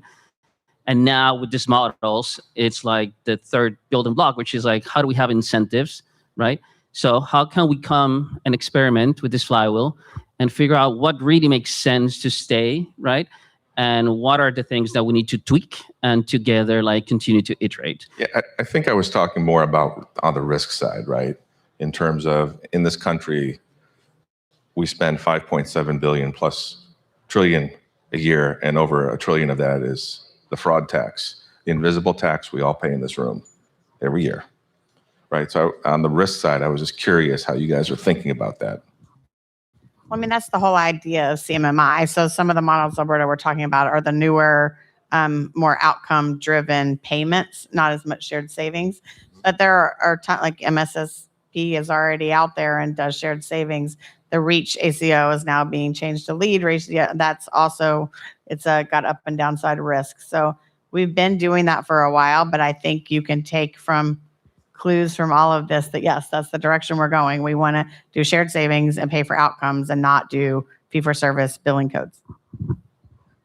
A note on the fraud thing, right? So healthcare is 18 to 20%, depending on who you ask, of the U.S. economy, right? It's a massive, and so that number he just said should make you angry, because it makes me angry. I hear, okay, so we spent this much on fraud. That's people not getting and waste. Yeah, that's people not getting care. That's programs not being funded to the maximum amount that they should be funded. That's children not getting, proper care. That's elderly not getting proper care. That's your mother, that's your grandmother, that's somebody that you know that because of some unscrupulous actors, to put it mildly, they're taking away from our community and our nation, and we're getting sicker because of them. Yeah. This fraud tax, I mean, to put the perspective, in California, we spend $308 billion a year on state health. Over 30 billion of that is literally out that door every year, and the number grows. I will say this has also been a big focus of ours, as you probably know. But so as an example, some of it isn't necessarily people maliciously doing something, but we found when we started looking at people enrolled in state Medicaid plans that we're spending $1 billion a month just because people are enrolled in multiple state Medicaid plans. And probably some of that is because the state isn't aware that they're in another plan. Somebody moves from California to Nevada, and California doesn't know they moved to Nevada, and so they're both billing the federal government for the premium. But there are also brokers that enroll people in plans in the marketplace that the person doesn't even know they're enrolled in the marketplace, but the broker's getting paid, the plans are getting paid, the patient's not getting care, but the money is still going out. Then you look at more malicious things. Hospice in California is out of control. We just did some visits out here while we've been here, especially around LA. And everybody, like the number of hospice is just growing because people found out that they could do that. So skin substitutes is another example. People figured out that you could build these multi-$1,000 skin substitutes for people that didn't need them, and the growth just went like this. So part of Alberto and I's job is to put in systems that catch those patterns much earlier, because right now it takes us too long to catch them, so that we can prevent that from going out the door instead of having to do pay and chase. You'd be surprised that there's not great dashboards and detection systems in the government, but that's a lot of what we're building and putting in place. CMS.gov fraud and see how the agency has been like thinking deeply about this and trying to tackle this problem. And on the work that Amy and I are doing day to day, there's like all the effort for the providers and the patients. For example, adding identity verification to the patient and provider experience. It's also one of those building blocks to basically reduce fraud and make sure that the providers that are registering and transacting with CMS are like legit humans and providers, and the same with the patients, right? And also enable like better caregiver coordination and an experience in the future. So like all those are aspects of how we're thinking about fraud and enabling. I was just going to say, Kim Brandt, our COO, that's the master of fraud detection at CMS, one time registered her dog to be a DME provider, and it made it through. So we definitely have to do a lot better. Susan, do you have any comments around this topic? If I can add anything to that. I mean, I think we all can agree, we need to use our healthcare dollars better, and that should be the low-hanging fruit, and one of the things that we could start with. It is, and it's a great way to save a lot of money without impacting a lot of jobs as well, right? I mean, you can really bend the cost curves quickly. If we Go ahead, spend, Jasper, but keep it short. Okay, sure. If we spent the exact same amount of money that we're spending in fraud, and we actually spent it on healthcare, and we were actually helping people, our life expectancy would be dramatically different. Our quality of life for people would be dramatically different. We need to. Oh, thank you. We need to not only stop the fraud that happens accidentally, but we need to prosecute the heck out of the people that do it knowingly and maliciously. Any final thoughts? On that. Well, not on that, but we can talk about it all night. It's a personal and professional passion of mine as well, but I was just curious. I mean, I would just say for all of this, like Alberto said it, we're open for business. This is an administration that really wants to work with everyone and make change. And this is really a once in a generational opportunity to work with a lot of people that I've been on the road, on a road show for the last several months, every single day, trying to get people to come and join us and help join in the solutions. So I'd ask you all especially to go to answer our RFI for the claims core to rewrite our claims processing system. It's a great contribution you can make to your society. You can come in and join us. You don't have to come be a government person for life. Come for 6 months, come for a year. Tell your friends, recruit tech talent. We need a lot of tech talent in the government. And definitely come join the HealthTech ecosystem. It's an easy pledge form. If you Google CMS HealthTech ecosystem, you'll find the page. There's a pledge link. You fill it out and you get added to our Slack and our work groups. It's a great way to contribute. Awesome. Jasper, are you good? Yeah. Okay. So let's turn it over. Want to do any Q&A? Let's do it. Yeah. Okay. So we're going to open it up to the audience a little bit. I know there's been a little controversial stuff, and I'll just put in my 2 cents. It's not an opinion, but it's just like a general philosophy. Yes, fraud sucks, and it's stealing a lot of money, but we have to be careful. We can't replace potential new fraud, old fraud with new fraud. We got to be vigilant, and I think that's where I'd want to put my energy. Prosecution and deterrence is great, but if we put all our energy there, we're losing track of what's ahead of us.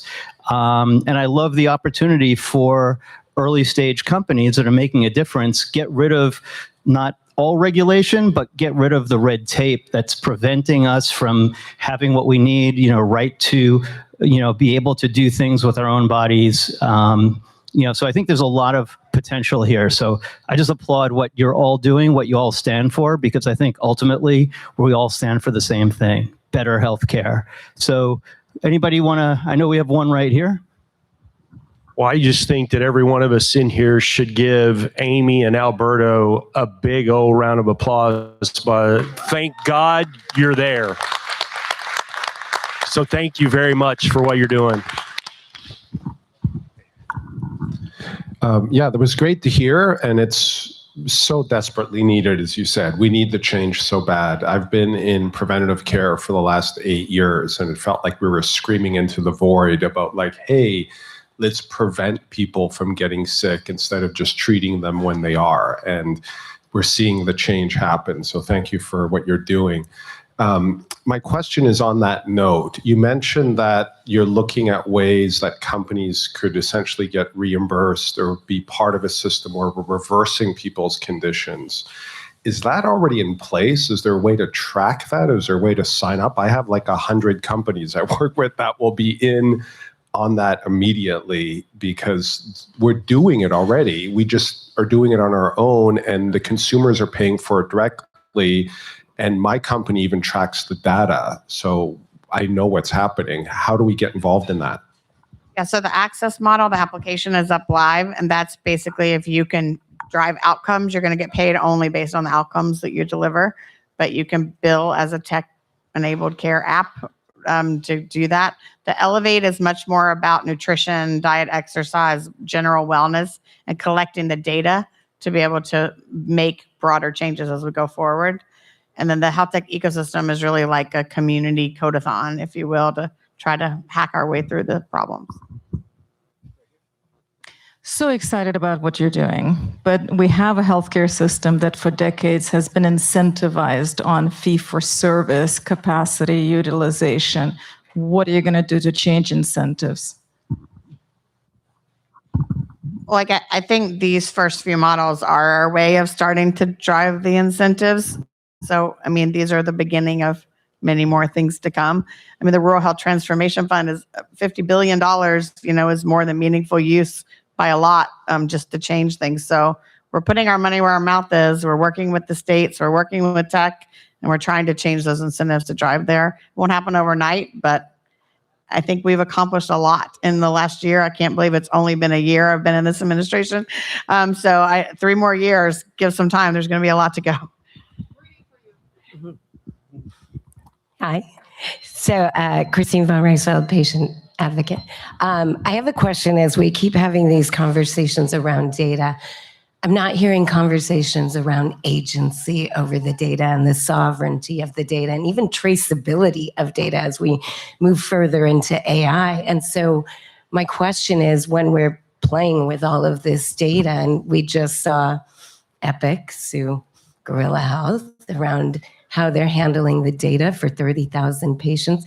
So when do we, as patients, start to get involved in, you mentioned it, Amy, the co-creation and the co-design, which we've been working on, but how do you get into that, and how do we really give that agency back when so many states are divided on how we even look at data?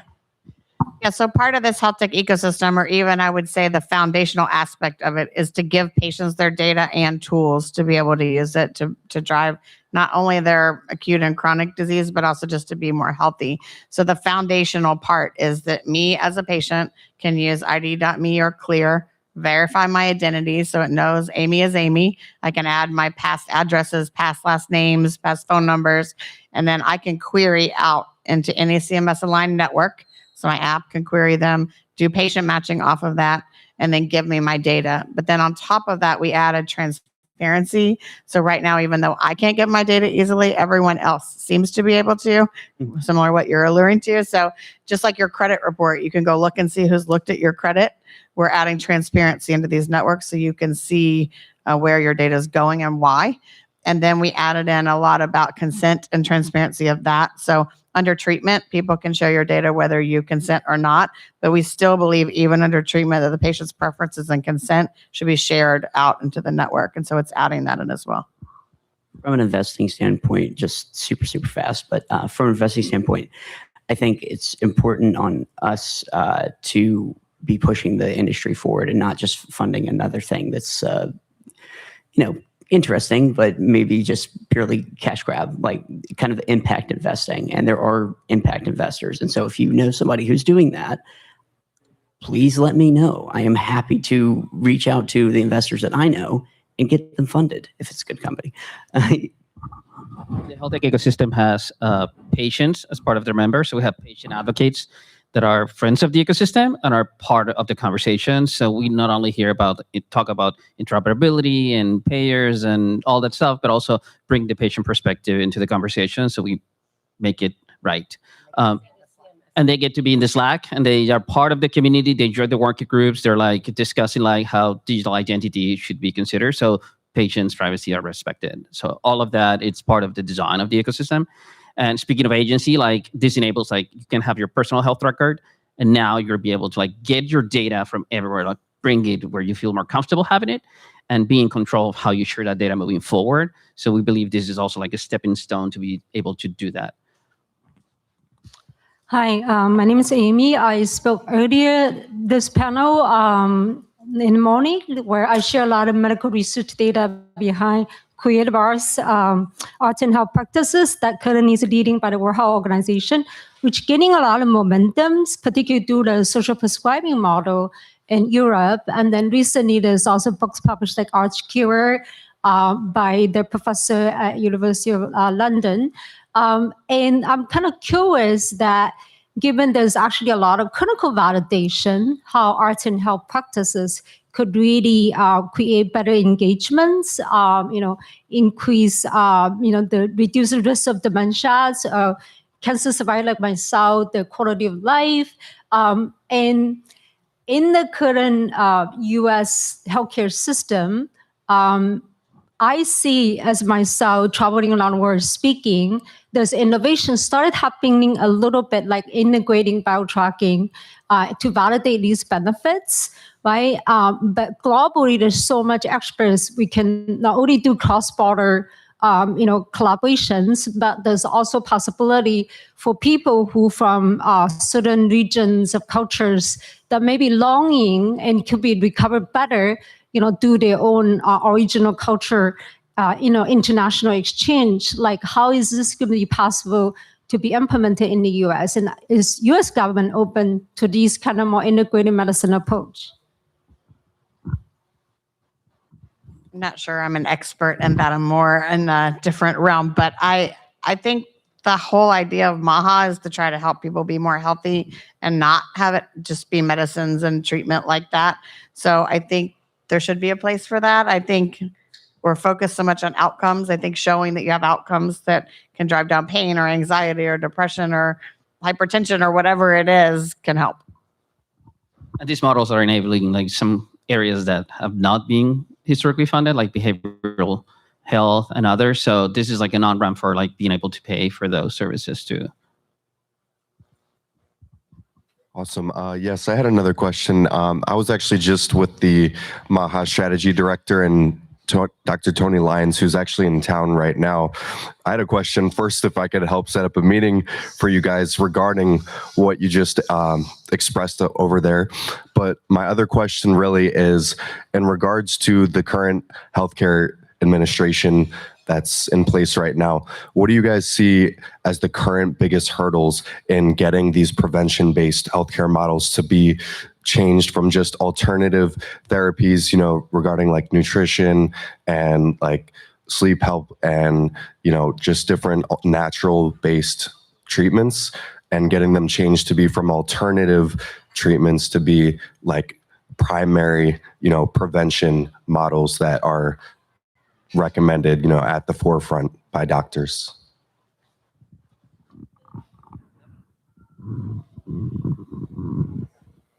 It may be because I'm a technologist that I look at this way, but I think having the data is really what allows everyone to unlock the power to things. And so I think, you know, all the AI models and things need data to be able to work and show the evidence to people. As a really kind of simple example, I just had kidney stone surgery and I had a stent put in and I was in horrid pain. I couldn't figure out what was wrong. I've had this before. I called my doctor. It took 6 hours for them to call me back. But I have my records in my favorite LLM and I asked, like, I don't want to go to the ER. And it said, you should really just take a hot bath because it can help, blah, blah, blah, blah. I won't spare you. But it gave me reason enough that I didn't dismiss it. And I took a bath and I was fine and I didn't have to go to the ER. So like, I think my doctor would have never told me to take a bath. He would have said, go to the ER. So I think, you know, some of this technology can really help people, you know, get enough reason and enough evidence that they'll try different things and that can help. So to me, it all starts with the liquidity of data and technology on top of it to start giving patients the power to change the different things. And these are 10-year models with the intent to like keep iterating, like additional tracks can be added to access. So like you guys need to show up, right? And participate so we can get the data and figure out like how these models need to improve. Yeah, hello. I'm Henry and I work with Pharma on data.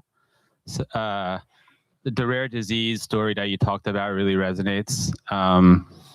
Yeah, so I heard of a father who discovered his own medicine to cure his son also, right, recently. So how do we empower the pharma with more data so that they're more willing to invest into these rare disease areas?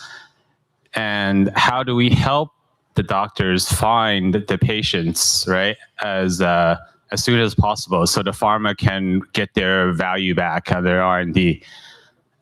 This is something I want to enable, right, with my new company, but with, you know, what you guys are thinking, you know, what could be a good path to do this? Yeah. Well, I will say there's an existing law actually that if for Part D plans, they can come to CMS and they can get the claims data and additional information for the beneficiaries that they serve on Medicare.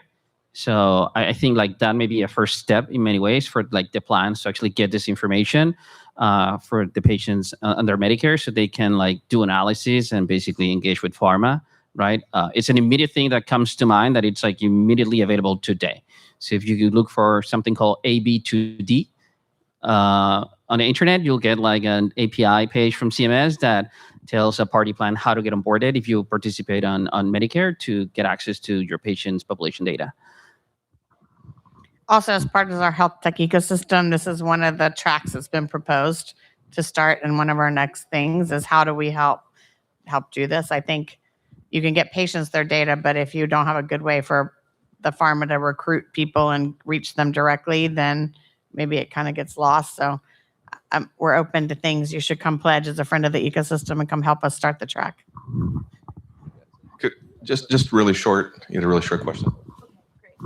Thanks. Sorry to hear about your kidney disease and about your daughter. I hope you're feeling better, and so is your daughter.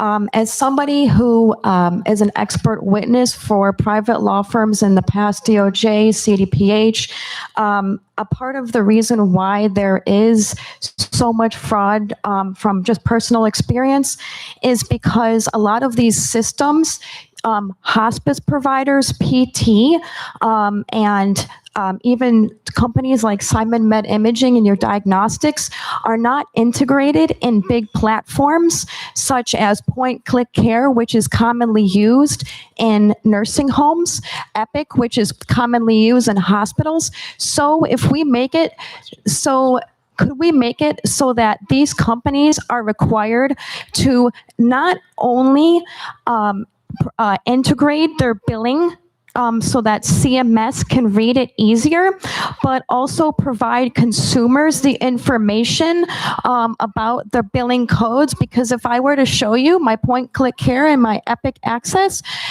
you cannot see any of those things from a consumer standpoint. And it should also show not only be required to look at the imaging. Hold on, I'm asking if we could integrate these things into Epic and make it so that the hospitals are required and some of the primary care, and other types of resources show up in Epic and other things so that it's easier for people to see it. The question is, can we do that? Yeah, I'm actually really glad you asked that because I forgot something earlier when we were saying. So not only are we asking the industry to voluntarily do all this, CMS also is. So we are also going to be a network that people can query. So patients can query with their apps of their choice to get their claims data. Providers can query for the claims for their patients that they're seeing. Other payers, as they have a need to, can also query under certain circumstances. So that means in the EMR, the provider will be able to see all the claims that CMS paid, even for DME and other things, and patients will also be able to see it. That's incredible. Yeah. So maybe we could have this over drinks, a continued conversation. Yeah. Definitely good. Yeah. Good. Oh, they cut my mic now. Definitely over drinks. Okay. I have a last question. Let's go this way down the row. What are 2 or 3 words that you want to express as your intention for where we can go?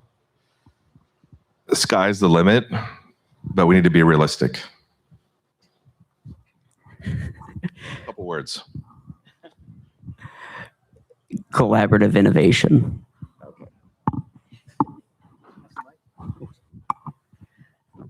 I would say data-driven solutions that we can collaborate on. Health tech ecosystem. And please show up.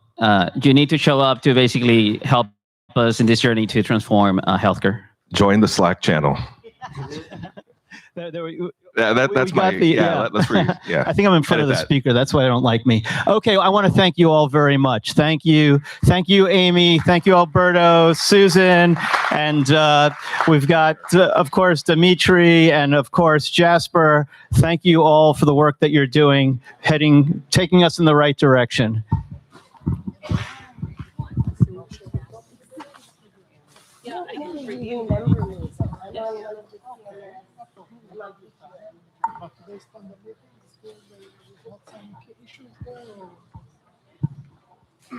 Okay, we're chugging right along here. We're right on time. So I'm going to bring up the next intro card. Good friend of mine, Aditya, coming up to defining the future of performance medicine. Yep. Do I just go up there? Like, what's the deal?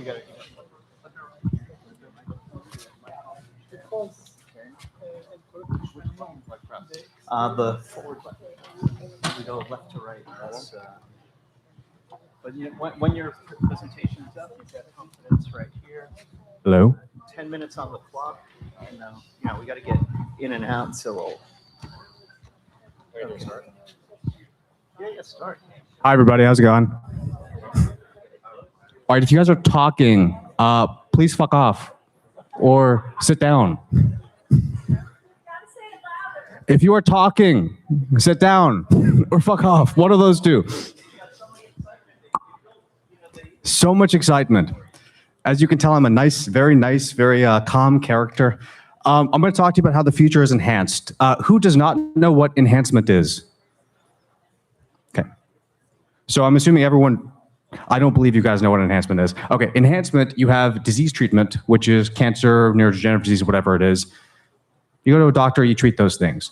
Then you have prevention, where you want to prevent disease. Then you have enhancement, where you use medicine to become superhuman. The reason I have an athlete up there, athletes are the perfect example of people who are enhanced. Performance-enhancing drugs, anabolic steroids, all of these things. And I'm going to talk to you about why the future of healthcare is actually not about prevention. It's about enhancement. A lot of these tools that these athletes have been using for a long time have actual clinical applications that can help a lot of you build more muscle, lose fat, and perform better. So before I get into that, let me go into what my background is. So I got started in the bullshit biohacking land. I call it bullshit because it's nonsense, but I got started in that space when I was 14, turned my bedroom into a little bit of a laboratory because I was excited about the idea of using medicine for longevity. Accidentally started coaching CEOs of multi-billion-dollar companies at 17 years old to help them enhance their performance, and then became a scientist where I learned that biohacking was bullshit, focused on regenerative medicine and drug development, stuff like that. So right now we're entering an era of enhancement. You might not understand this, but 18% of the US has used a GLP-1 to lose weight. Weight loss was not considered an actual, application of medicine for the past 10, 20 years. It's finally changed. You have TRT popping off everywhere. You have millions of people taking these unregulated peptides with no clinical validation around them, trying to enhance their performance, trying to, transcend their limitations, but they really have no idea what they're doing because these are unstudied peptides. And a lot of this is just, kind of getting worse in some ways, but better in some ways, because now, the FDA is finally opening up an approval path to getting muscle building drugs approved for people who aren't sarcopenic. The trials on that are very good. But we're entering this era where everybody's going to be taking some sort of drug cocktail for weight loss, for muscle mass, for some aspect of their performance. But the problem is that conventional healthcare, as it exists today, doesn't care about enhancement. It's just opted out. Medicine today, you ask your doctor, okay, how do I, get jacked? Or how do I lose weight? Or how do I feel better every day? You get no help. Clinicians aren't trained for this. They have no time for this because they're busy, conducting surgeries or whatever. You get no help at all. There's no avenue for anybody to get actual clinical guidance on any of these things. So people figure it out for themselves. And this has been how it is for the past few decades. And this has had consequences. Look at these bodybuilders up here. A bunch of people abusing anabolic steroids. And they end up in the hospital.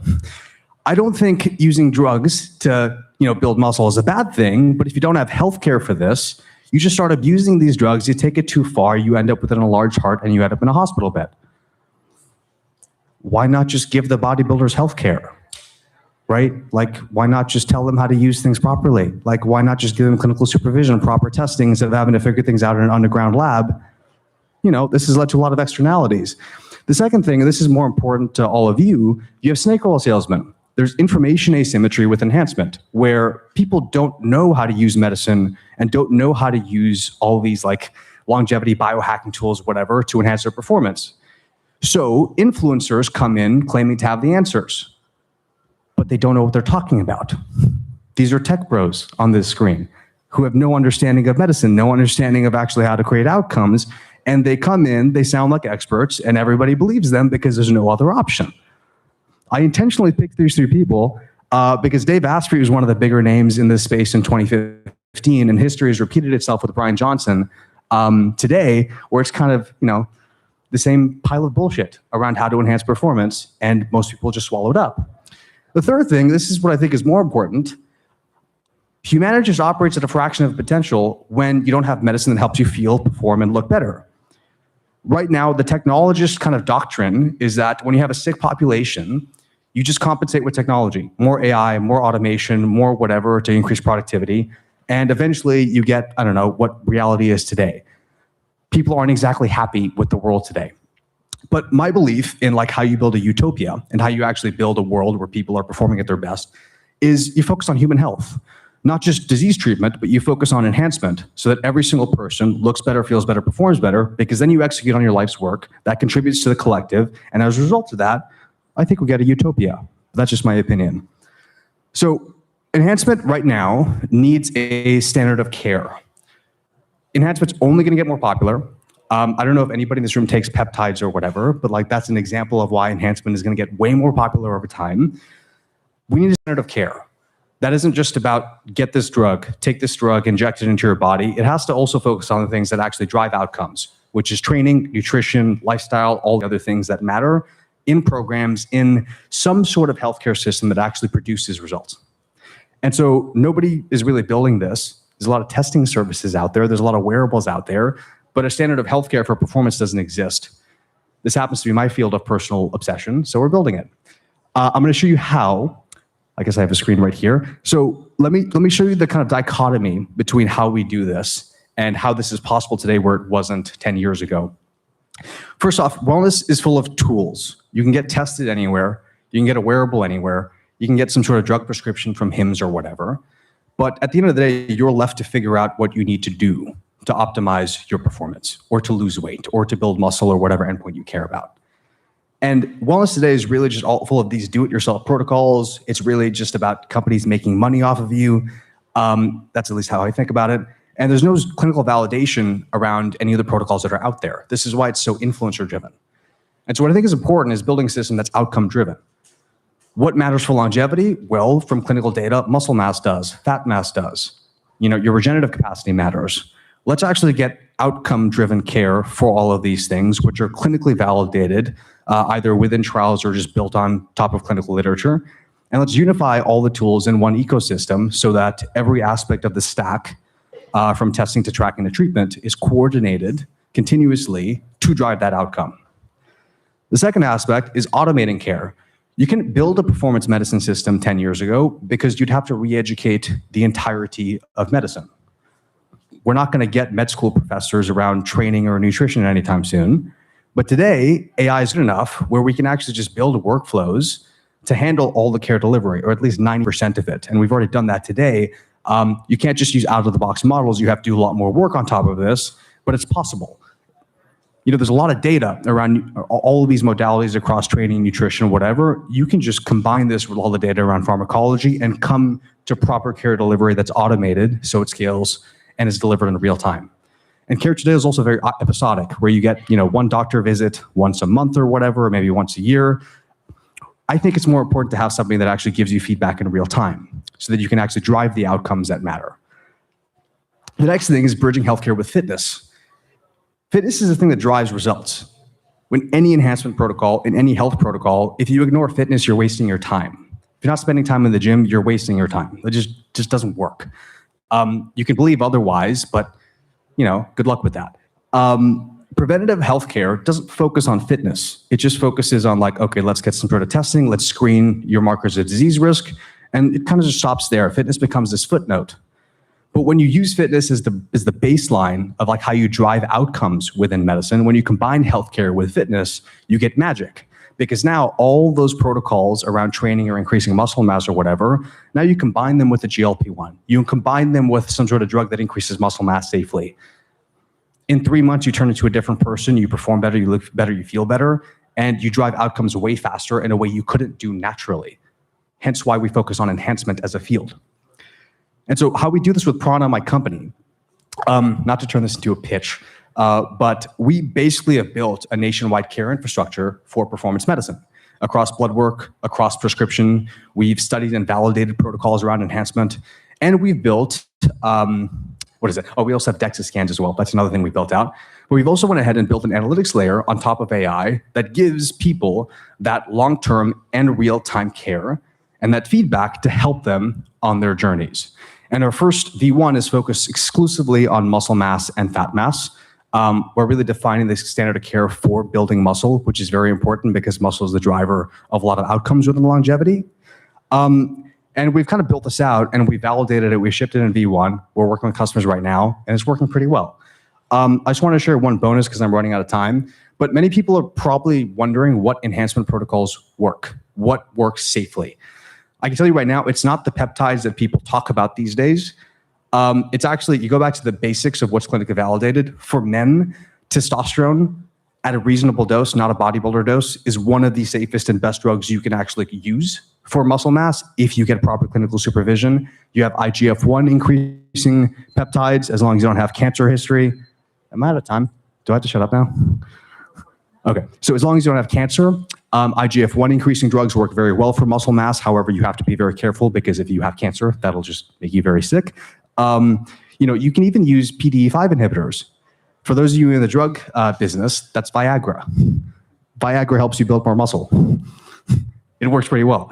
And there are actually better antibodies, myostatin inhibitors and activin A inhibitors that are currently in clinical trials that work for women. The reason women don't have access to a lot of the muscle mass drugs is because it turns you into men. They all, work on these testosterone pathways. But myostatin pathways allow you to get more muscle mass without having all the androgenic effects of traditional anabolic steroids. And so these are in clinical trials right now, myostatin A and activin A antibodies, and they work incredibly well. We're going to see what the human data says. Regeneron is one of the main companies investigating these things, but there are drugs coming out over time that allow us to drive more of these outcomes. I guess I'll stop there. I think GLP-1s are pretty cool as well, but I think that's it. Last thing I wanted to say is that I guess the slide went away. If you guys want to join our beta, feel free to let me know. We're also raising a round, our first round actually, if you guys know anyone who'd be interested in this. But that's it for me. Thanks for watching. Do I do questions or like? You get questions. Okay, who's got questions for Aditya? That was really well presented, very clear, and you jammed it in there. Thank you. Thank you for having me. Okay, small comment than a question. So, okay, so I love the talk. Amazing. I'm a nutritional biochemist. One thing that most of the advancement in medicine has been done from preventative as opposed to like pharmacological advancement on new drugs. Like we have advanced in medicine or curative diseases from preventing versus new drugs. I'm not sure I agree with you. I check me on that. Let's talk about it. But the reason I'm saying that is because what you're saying is on point and amazing, but I think it should be working in congruence with preventative and enhancement as opposed to the GLP-1, which is more like intervention. Like it's like. I completely disagree. Okay, no, it's okay. Just offer my perspective here. We live in an environment that the human body didn't really evolve to survive in. Not a bad thing. Technology is great, but it creates externalities where there's lack of an incentive to move. You have hyperpalatable foods everywhere.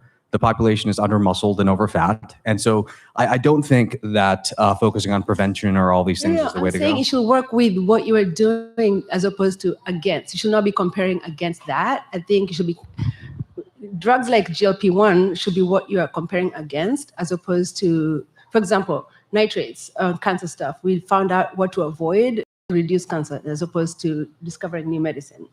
Yeah, I see what you're saying, and I'm disagreeing with you. Okay. Yeah, I think absolutely use GLP-1s, use all these drugs to enhance performance, and enhancement covers prevention. When you enhance your physiology to perform better, you prevent disease. Okay, we got it. So I appreciate the distinction there for sure. Okay, I think we're going to have to, because I am checking the time here. We don't want to go over. So Aditya, thank you very much. Thank you, everybody. Okay, we're coming up with Dr. Jeff Gross coming onto the stage, bringing a laptop.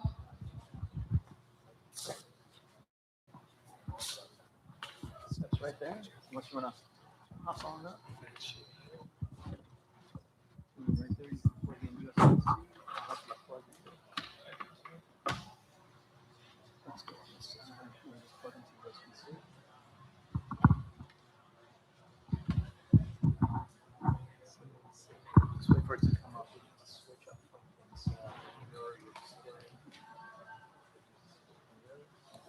There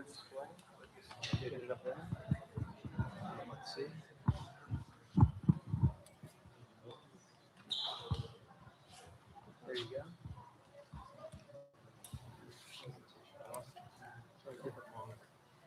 There we go. Thank you very much. My name is Dr. Jeff Gross. My clinic is Recelebrate. I am a recovering neurological surgeon with a spine fellowship. Biohacker. So sorry, I guess we're crash, but I help people optimize. They come to the clinic for stem cells to prevent joint replacement, spine problems. We try to help prevent the use of drugs and surgery. Sorry to Big Pharma. We try. I'm sorry, Small Pharma. But that's not why I'm here today, because we could talk for hours about peptides and stem cells and all great things we're doing here and that we look to be doing in the next year. But as a clinician, and I'm not raising any money or anything like that, I'm here to provide you some freebies, some low-hanging fruit, things we absolutely need as clinicians in the workspace today to continue to improve what we do for our patients. So this is a wish list. So if any of this overlaps with people you know, things you're doing, tech you want to start, something that you're passionate about or want to become passionate about, I'm happy to advise and help. And we can talk after or after the event as well, not just today, but another day. But why am I here? Besides being a recovering neurosurgeon and a stem cell specialist at this point, is because I have overlapping experience in many diverse fields. I've worked in biophotonics, what we used to call artificial neural networks that everyone's calling AI now, but I'll call it AI just to fit in. Electroneural interfaces, biocomputing, and so much more. Okay, so here's the first thing we need. We absolutely have to have this. We need an AI health advised dashboard. We have to have it. It has to be permissible under HIPAA. So a patient or consumer would have access to their wearable, to their labs, to anything they want to bring into it, and they get to decide who gets to see it. It could be a friend, it could be a family member, it could be 3 clinicians. They could take away that permission, but it should be something that the clinician then can have a dashboard of all patients. I can track their heart rates. I can give them a call and say, hey, I saw on your Apple Watch, your heart rate's been really high. What's going on? They can say, oh, I've been training for a marathon. Or when we see them in the clinic or by telehealth, we can go over some of this data with them. And it could be from the wearables, it can be from regular medical records and health data, and this should all be through an API that they control, and they're paying a nominal fee. This shouldn't be a big thing. Now, these do exist in very industrial platforms. They want hospitals to use them. They're very multi-$1,000 things, but doctors aren't going to pay that for that access just to be convenient. But think of the time saving we would have and the data that we could use, not only for individual patients, but for groups of patients. What helps drive health? Oh, people with this heart rate in this zone, people with this HRV, people with this set of data from their wearables. We want to use this for deeper and deeper data mining. We want to democratize the information. And we can even integrate this through various EHRs with APIs. So, this is a fun AI example. This should be a no-brainer. We should have this. Okay, thanks for creating that for me. Here's the next thing we need. And some of these technologies exist in small pieces, but need to be brought together. I need a continuous molecular sensing skin patch. Not terribly different than a continuous glucose monitor you might wear today. Not only if you're tracking your blood sugar because you have diabetes, but the biohackers like me like to use those things so we can learn about how a banana affects our blood sugar, right? So we can learn a lot about our own individual biochemistries when we self-biohack. So we can get physiologic insights real time. The nanotech exists. This might be something you slap on your arm for a week, for 30 days, just like a continuous glucose monitor. No brainer. I'm sure you guys can come up with this for me. Find the funding, get the group together.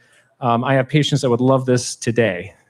And it's not just medical use. This could be for consumers because healthcare, and especially preventative healthcare, is being democratized, and I want to support that. Okay. Wearables. Now, I know there's a lot going on in wearables. There's a fashion show, but we really need to move this forward with, clothing, with shirts that have skin and sweat sensors, electrolytes. If you're training for a marathon, you want to know where things are or where you need to take that next drink of Gatorade. We can also get the regular heart rate, temperature, oxygen saturation from this. We want to do it with EMF protection. There might be a small, reagent capsule you have to replace. So there's a recurring sale there. This should be easily licensable to Nike, Alo, Lulu, all the big companies, and be used for sports optimization. Think about pro football teams, other sports, NASA, military, and even for medical use in hospitals. No brainer. We should have this. It should be something that all the cool kids will want, but all the doctors will want their patients to use too. Okay, next I need an AI-informed peptide and molecular composer. This will sit in your kitchen. It'll measure your health metrics from our health dashboard, and it'll allow a patient, whether it's clinically advised or perhaps democratized and not, get the right mix of daily supplements, vitamins, peptides in a safe way. So peptides are naturally occurring. You heard about them in the prior lecture. GLP is a common peptide. These do help restore missing elements to our body to help cellular health. And the healthier your cells are, the longer and healthier you will live. So we need this device. It would sit in your kitchen, just next to the coffee maker. You get your daily cocktail. Looks like this. We can do this, right? Couple year time frame on that. Next, sleep is a missing opportunity, okay? Our cells repair at night. Like a plant, we have a dark phase.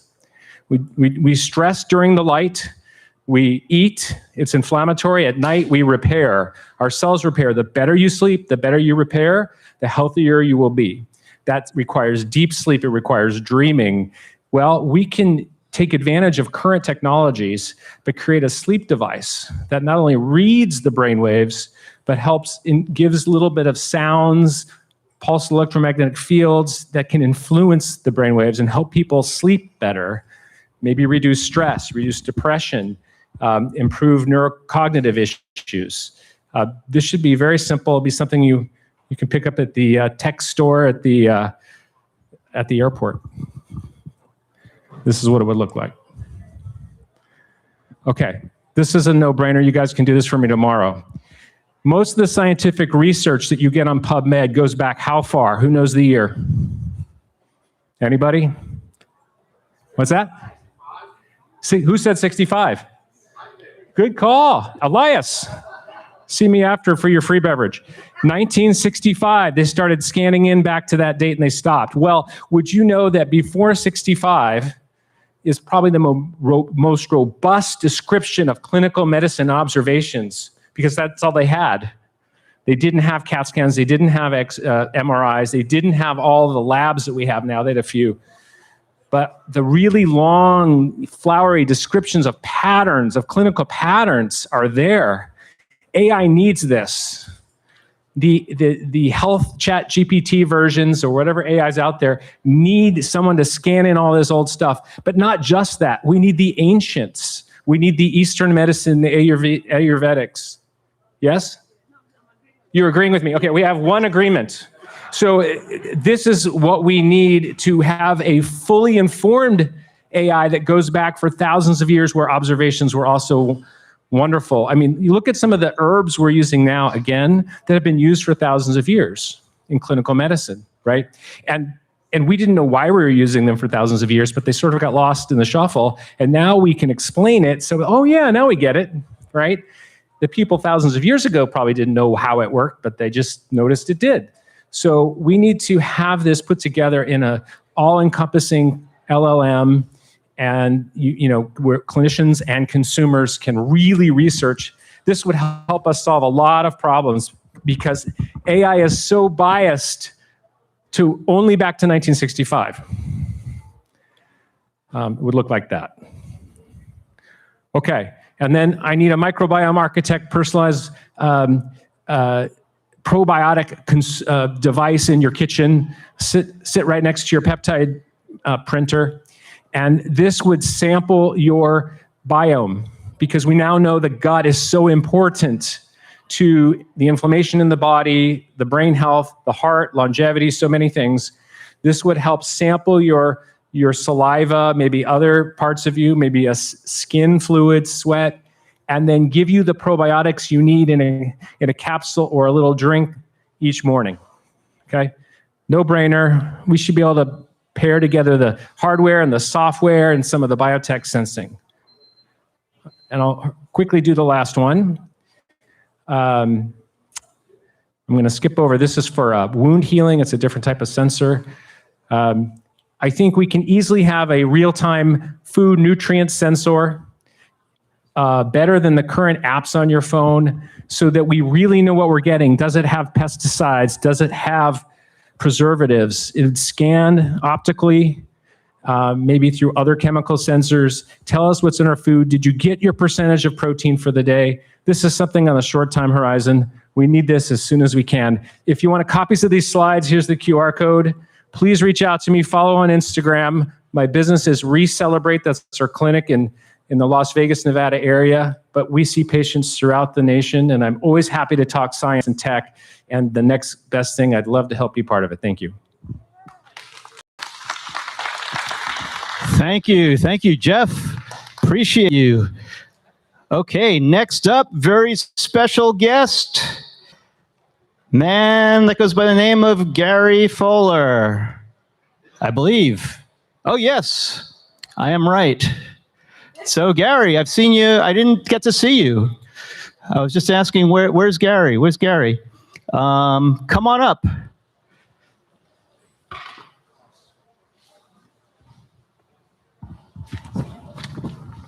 Swap out the speaker mic. Can you get me the? Can you get me the clicker and grab that pen off the floor? Where's Gary? Is Gary here? Can you find out if Gary has slides? I don't know.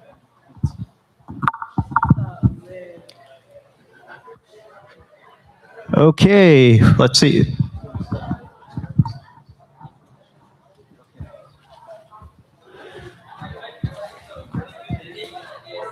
There he is. Yeah. There you are. How are you? Ready to go. It's good to see you, my friend. Good to see you here. We get my slides, or Yeah, they're up. okay. So I got a clicker for you and everything. Okay. how is everybody? How you doing today?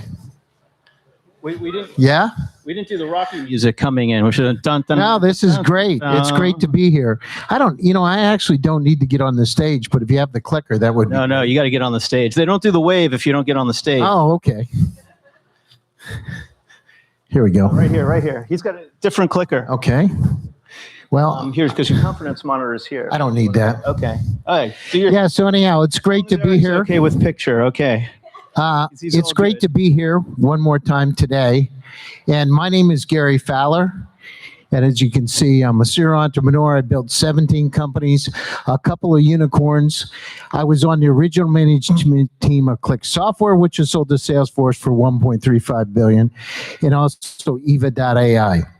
I started one of the first generative AI companies that I already sold. So as you go down through it, I write a lot. In fact, my book on stem cells is supposed to be out today. So it's a great time to be here today. It's going to be on Amazon.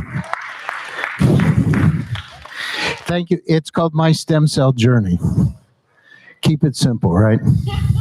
I do a lot of podcasts. I've done about 1,500 podcasts. So you look out there, you see a lot. I've been doing them a long time. By the way, so my journey is I had stage 3 kidney disease. So people talk about stem cells, but I'm living proof. I'm going to tell you, I put already $100,000 in my body. I had stage 3 kidney disease. They said it couldn't be cured. They told me that I could go down through and have dialysis, or I would have to have a kidney transplant. I was scared to death. And so, I'm an AI guy. I've been in AI for 30 years, expert systems, et cetera. And I had 14 large language models. And what I did with those large language models, I took everything the doctor gave me. I said, what can I do? And my models are a little bit different. They're multi-agent, so it uses all the LLMs in my domain. And it came back to me and said that if you use mesenchymal stem cells, undifferentiated stem cells, there's a chance you could be able to change that, a high probability. So I said, what the hell? 3 weeks later, I went to Bangkok, Thailand, to in my opinion, the #1 guy in the world, where some of the wealthiest people on the planet go. People said to me, it's a lot of money to spend. I said, hey, listen, if you're dead, does it matter? I don't want this stuff with dialysis. I don't want to try to go out for a kidney transplant. I want to try to fix what I have. So I did it. You know, it was interesting because cognitively, I'm a psychologist too. So my cognitive abilities went up 15 to 20%. I was surprised. I started to get what's called eidetic imagery, a photographic memory, like Nikola Tesla. Seriously, it's crazy. I remember poems when I was a sophomore in college, that kind of stuff. But I'm no different. Listen, I grew up on a farm in Pennsylvania. I'm no different than any one of you. I just know there are things out there that can make our lives a lot better. So, I'll tell you what I did. So you see that there? That's about $35,000 worth of stem cells. The difference between what I had and what you can do in places like the U.S. is I got them from an umbilical cord, and 3 hours after the woman delivered, I had them in my body. I had them in me. My God, it felt like electricity going through my body. I couldn't believe it. In 1 year, I'm going to be 70 years old, 70. You understand, I'm 22 years younger biologically than what I was. Do I look 70 years old? It's unbelievable. I rode my bike 79 miles the other day. In the light, you guys stand. Okay. Okay, now does he look? Can you see me now? But I'm just telling you, so I'm on my second stem cell treatment. I'm going to do 7. I am my own experiment. In 3 weeks, I'm going back for my 3rd. The reason I said this is because each one of us should have that opportunity. If you have ALS or you got Alzheimer's and dementia, having these treatments to be able to help you live a better life. It's crazy. The insurance companies are out there. I was with one of the top executives of one of the insurance companies, and he told me directly that we want to keep people so they're getting better but not cured. I said, dude, then why don't you have the life insurance companies run the health insurance? Seriously, it's nuts. And all of us in here should have that opportunity, not just me. Right? I didn't know. If you look online, you'll see it was about 7 months before I had my stem cells, I built a cancer vaccine for my dog. I'm not a smart person. You guys are way smarter than I'll ever be. But I use my large language models. I found a lab called Ardent Animal Health. You'll see if you put Sonny, Gary Fowler, cancer, you'll see my basset hound. She went in complete remission of stage 4 kidney cancer. I thought, what the hell? This is crazy. You can change your life with this stuff. So I went down twice. I'm going for my 3rd one. I'm going for my 4th one this year. I had plasma from a placenta too. The placenta plasma felt, again, like electricity. I had cerebroplysin and NADs. You hear about NADs? I've had a bunch of them. They all work together to help rebuild your body. I've had peptides, cerebroplysin that I had you can't get in the United States. You can in other countries, 50 other countries, but not in the U.S. And by the way, if you have stroke or dementia, it's great to have that because it does help you a lot, a lot. I have a video of a guy with supranuclear cerebral palsy that was there when I got my treatment, and he got up out of a wheelchair. If I didn't see it with my own eyes, I never would have believed it. I saw the guy get up, and I got the video on my phone. It was nuts. His wife was crying and laughing at the same time. I'd never seen anything like this in my life.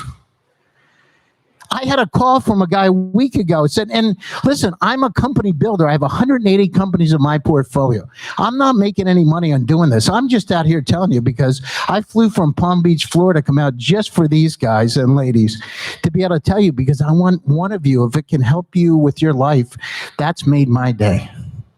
That's all I care about. because it did for me. I didn't want to leave my wife. I didn't want to die. I don't want to have a shitty life from dialysis. So, the other thing of what happened, so I had sciatica in my back. I had it for 30 years. I had a judo industry. It went away in a week. I couldn't even carry a backpack. I got my backpack somewhere here. There, maybe. There. But I have my backpack, and I can carry it again. I can ride my bike. My O2 levels in my blood went up. So we talk about this stuff. I was down at Mar-a-Lago, good, bad, or indifferent. There were Democrats and Republicans, and I sat with one of the senators there. And I heard this directly. He said, during the Bush administration, the Vatican lobbied Congress so they couldn't do stem cells like this in the U.S. I heard it with my own ears. It's true. It's crazy. Right? And who's behind it? Like pharmaceutical companies, right? Companies that they want you to just get a little bit better. They don't want you cured. But it's got to change. And it's because of each one of you here getting a damn word out that it's going to change. I had a guy call me this week. It's got ALS, and this guy was feeble. He was a former university professor. And he's young. He's in his 50s, and he's got ALS. This gives him hope. It's a chance to do something about the damn stuff, right? So, my energy went up. I rode my bike. So I can ride my bike every single day now, anywhere from 20 to 40 miles, but I rode a bike 79 miles, 79. And I was going fast too, because I was going down a dirt road down in Florida, and that dirt road has alligators at nighttime. So I was going a little bit faster than normal. Wrinkles went away, so that I didn't bank on that. I had no idea. My wife said, you look different. I said, what do you mean I look different? I thought she was going to say bad. You look good. I said, thank you. I sleep better. I have deep sleep. I can sleep a lot better. I'm a lot fresher. When you were a kid and you go down and you see little insects and bugs and you just get mesmerized by them. It was crazy. Or you would see a leaf on a tree and you would look at the leaf. I got that again. Or a little caterpillar on the street. I got it again. Sometimes we forget, like the simple pleasures. So for you out there, my cells got repaired. My plasma reactivated growth. My NAD boosted. I take NAD every week now, by the way. Even today, I take it twice a week. So the NAD for the mitochondria, but these all work together. It wasn't one, it was together. The Germans have a phrase. Eric actually said it. The sum of the parts equal the whole, Gestalt. My skin tightened. Collagen pathways restored. As a psychologist, just got a lot sharper, clearer. My brain got clearer. Sometimes when you're getting ready to go to bed, you get sleepy and you get a little foggy. I started getting rid of that. Does that mean I'm over, or does that mean something's cooking here, the microwave? So anyhow, that's what I did on my side. I don't know about you. Have any of you had any stem cells treatments, any of you? Yes. And what did you have done? We got a mic coming to you. We got to get this on tape. And what happened? We're going to hold this against you. So I tore my knee in high school and then rehabilitated it over the years when I was in college. And about 7 years ago, I took a tumble down some stairs and really ruined the knee again. And I got stem cell treatment with exosomes, and I was so much better within a week. And the exosomes don't last as long as the stem cells do. And I could have used more stem cells than exosomes, but I'm a big proponent of them myself. And we use them in our business too. So the difference between what I got done, these undifferentiated mesenchymal stem cells, is they continue to grow, right? It's not like it's a one-shot treatment. I've done this. I put 50 million, another 50 million in. They continue to go down through. They take care of the damaged areas. So in my kidney, completely gone. My kidney disease, by the way. I went down through and I used my AI. I had a leap of faith on the AI side. I said, I've been in AI a long time. As I said, in 2016, if you look in TechCrunch, I started one of the first generative AI companies. 3 years before OpenAI, the billionaire David Yang was my partner. It was called Findo and then Eva. So I used the tools. Those tools give you superpowers. If you get sick, if you got something, put all the data in there. Give it some direction to be able to help you. Put it in there so it's got the data to help you. You have powers in front of you that we're not using today. It's crazy. So many things. My wife got stage 2A triple negative breast cancer last year. I did the same thing with her.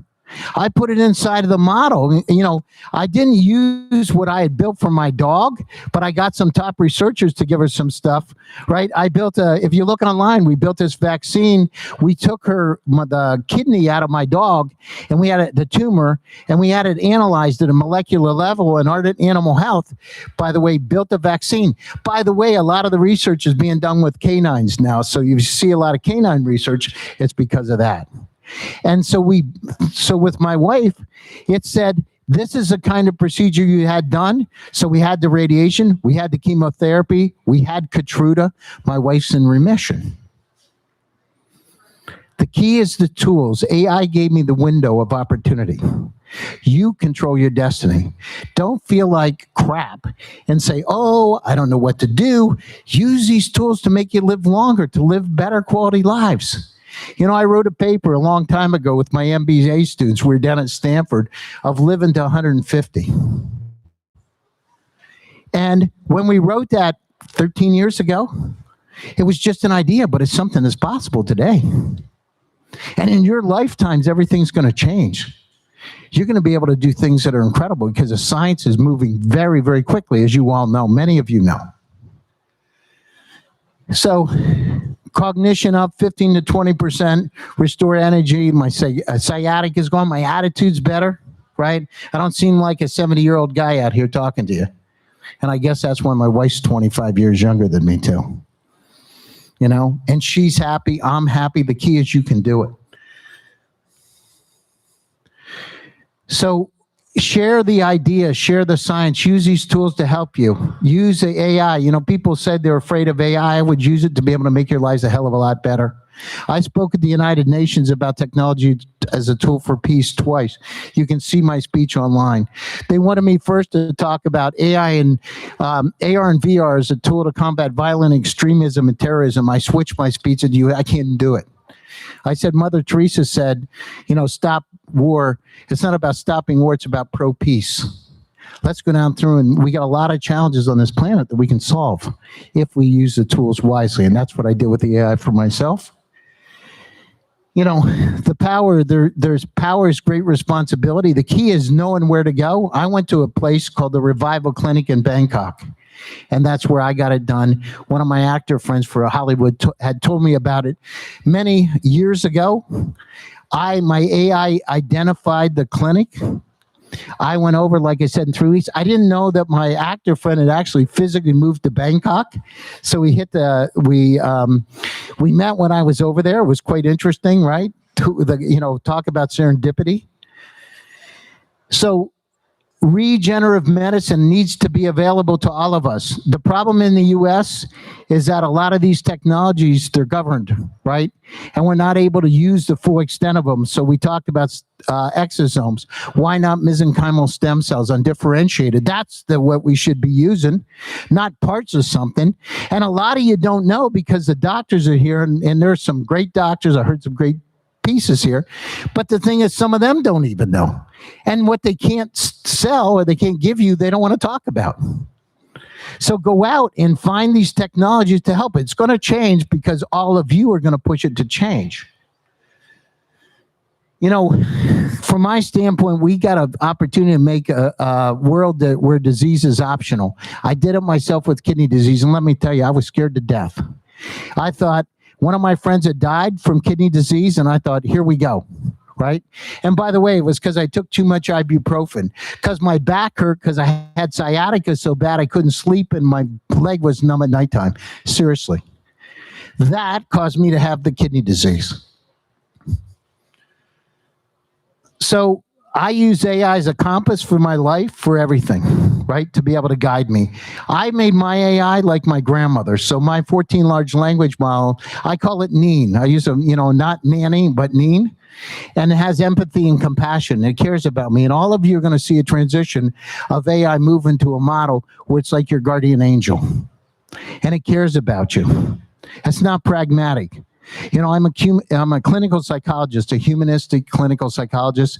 The approach, the next level up, is trust, empathy, and compassion. Anyhow, I can answer. I'm not a doctor, but I can answer questions about what I've gone through. Do you have any questions? Well, first I want to say it's amazing, Gary. It's great to see you again. I was so inspired when it was the tech, Frontier Tech event that you were at. At Draper University. That's right. So thank you for coming back for Health Tech Week. Yeah. And really appreciate it. And it's a great piggyback from the last group that was talking about, forward looking. And what Aditya was saying, like enhancement, enhancement is prevention in a way. So I really... Well, you want to take care of it before it's a problem. And so if you go down through, before you get dementia or Alzheimer's or ALS, prevent it, go down through. These are preventive. It's not just about waiting until you get it.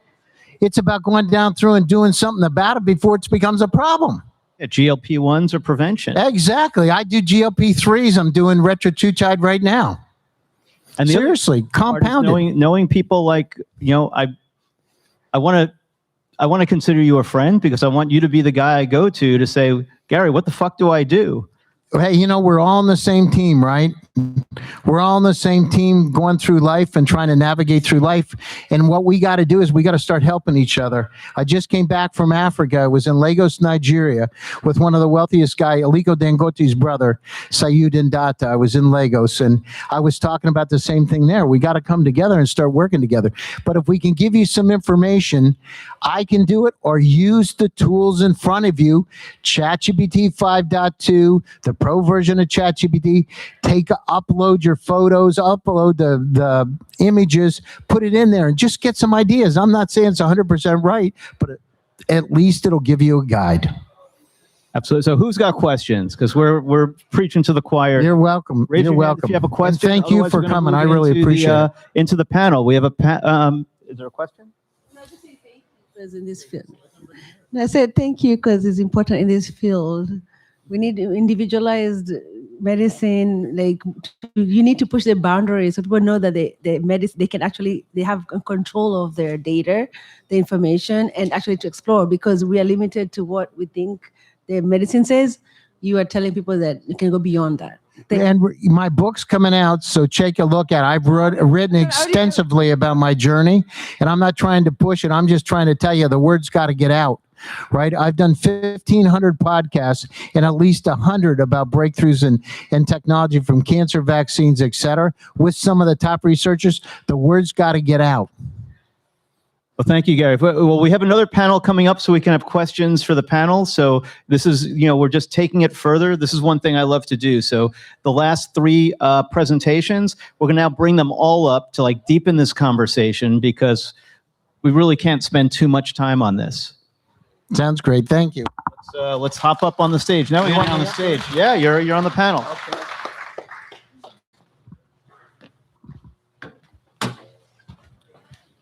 Hey, how you doing? Nice to meet you. Get rid of the shiny stuff that's somebody's New Year's party leftover. There we go.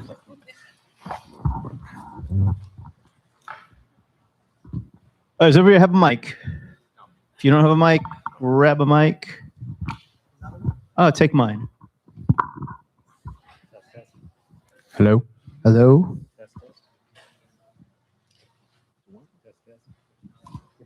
Test. All right. It's an on button. You got to use the on button to make it work. Yeah. It's user error. Hi, everybody. So the intention here, I'm going to let people in on how I like to gather these folks, because I get the honor of speaking to everybody before they show up here. We have a conversation. We go into what they're going to talk about, and the intention setting is, what I like to do with the panels, I say there's no moderators, there's facilitators, but I want this to be if these are the people you invited to have a dinner conversation about this topic, where would that dinner conversation go? And can we eavesdrop and then ask questions? I can tell you where it's going to go. Look at Mr. Confidence over here. It's going to end in a debate. I got a lot of things to say. Oh, well, share the, this is a cordial dinner, and you have a couple glasses of wine, so it's got the edge off. I'll keep it cordial. So I would like to tell you guys. Safe place here. Safe place. Please don't go to a enhancement clinic in Thailand to get stem cell therapies. Not saying that stem cell therapies don't work. They just don't work the way you think they do. Stem cell therapies, mesenchymal stem cells specifically, are not magic. The actual applications of stem cell therapies are really in cell replacement, where we can differentiate stem cells to grow a new brain, to grow new muscle tissue, to grow you a new spine or a new organ. But simply injecting mesenchymal stem cells into your bloodstream via an IV, what it does is it hones to sites of inflammation and immune activity in your body. It doesn't magically repair your tendons or some skin or whatever. And the reason these therapies are not used in the US, I understand there's some ideological issues with stem cells in the US because of a lot of religious people who think that you shouldn't be using these things. But the reason it isn't used in the US is because it just hasn't been studied very well. And this isn't a magic panacea. This isn't something that's going to cure all your diseases. This is simply something that can cure inflammation in a lot of cases. Beyond that, there are a few risks you might need to know about. But most of what, Gary, you talked about is really about inflammation and immune function and immune activity. So I'd caution you from, I don't know, just like trusting evangelical. It's not for everybody, but I can tell you proof that I had done for me. My sciatica, my kidney disease is gone. And it wasn't for giving up things. It was what happened. He's had 11,000 patients. How many patients have you worked on? I'm not saying your individual No, but I'm asking directly. How many patients have you I'm not a physician. I'm a scientist, and neither are you. And 11,000 patients have gone through that one clinic. There's a reason why some of the wealthiest people in the world, high net worth individuals, go to the clinic. I'm not saying it's a panacea for everything, but I've seen things personally. Doesn't matter. Your N=1 does not extend to the population. You should not be making recommendations saying this is a panacea. There needs to be actual clinical validation around all these things. I said it's an opportunity. There's a difference. Let's find some common ground, because I am a clinician. We do regenerative medicine here in the US. The regenerative medicine is signaling. The stem cells are not doing the work. He's correct.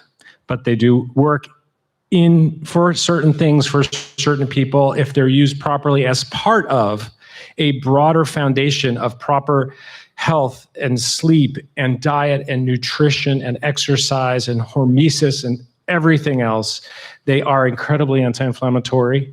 And when you take inflamed cells, and we throw the word inflammation around like we all know what it means, but really it's the cells aren't doing what they're supposed to be doing. And when you suppress that inflammation, the cells can go back to business, being optimally doing like a child can heal so rapidly. Why can that child heal? Because the child has not accumulated a life of inflammatory stress and damage at the cellular level.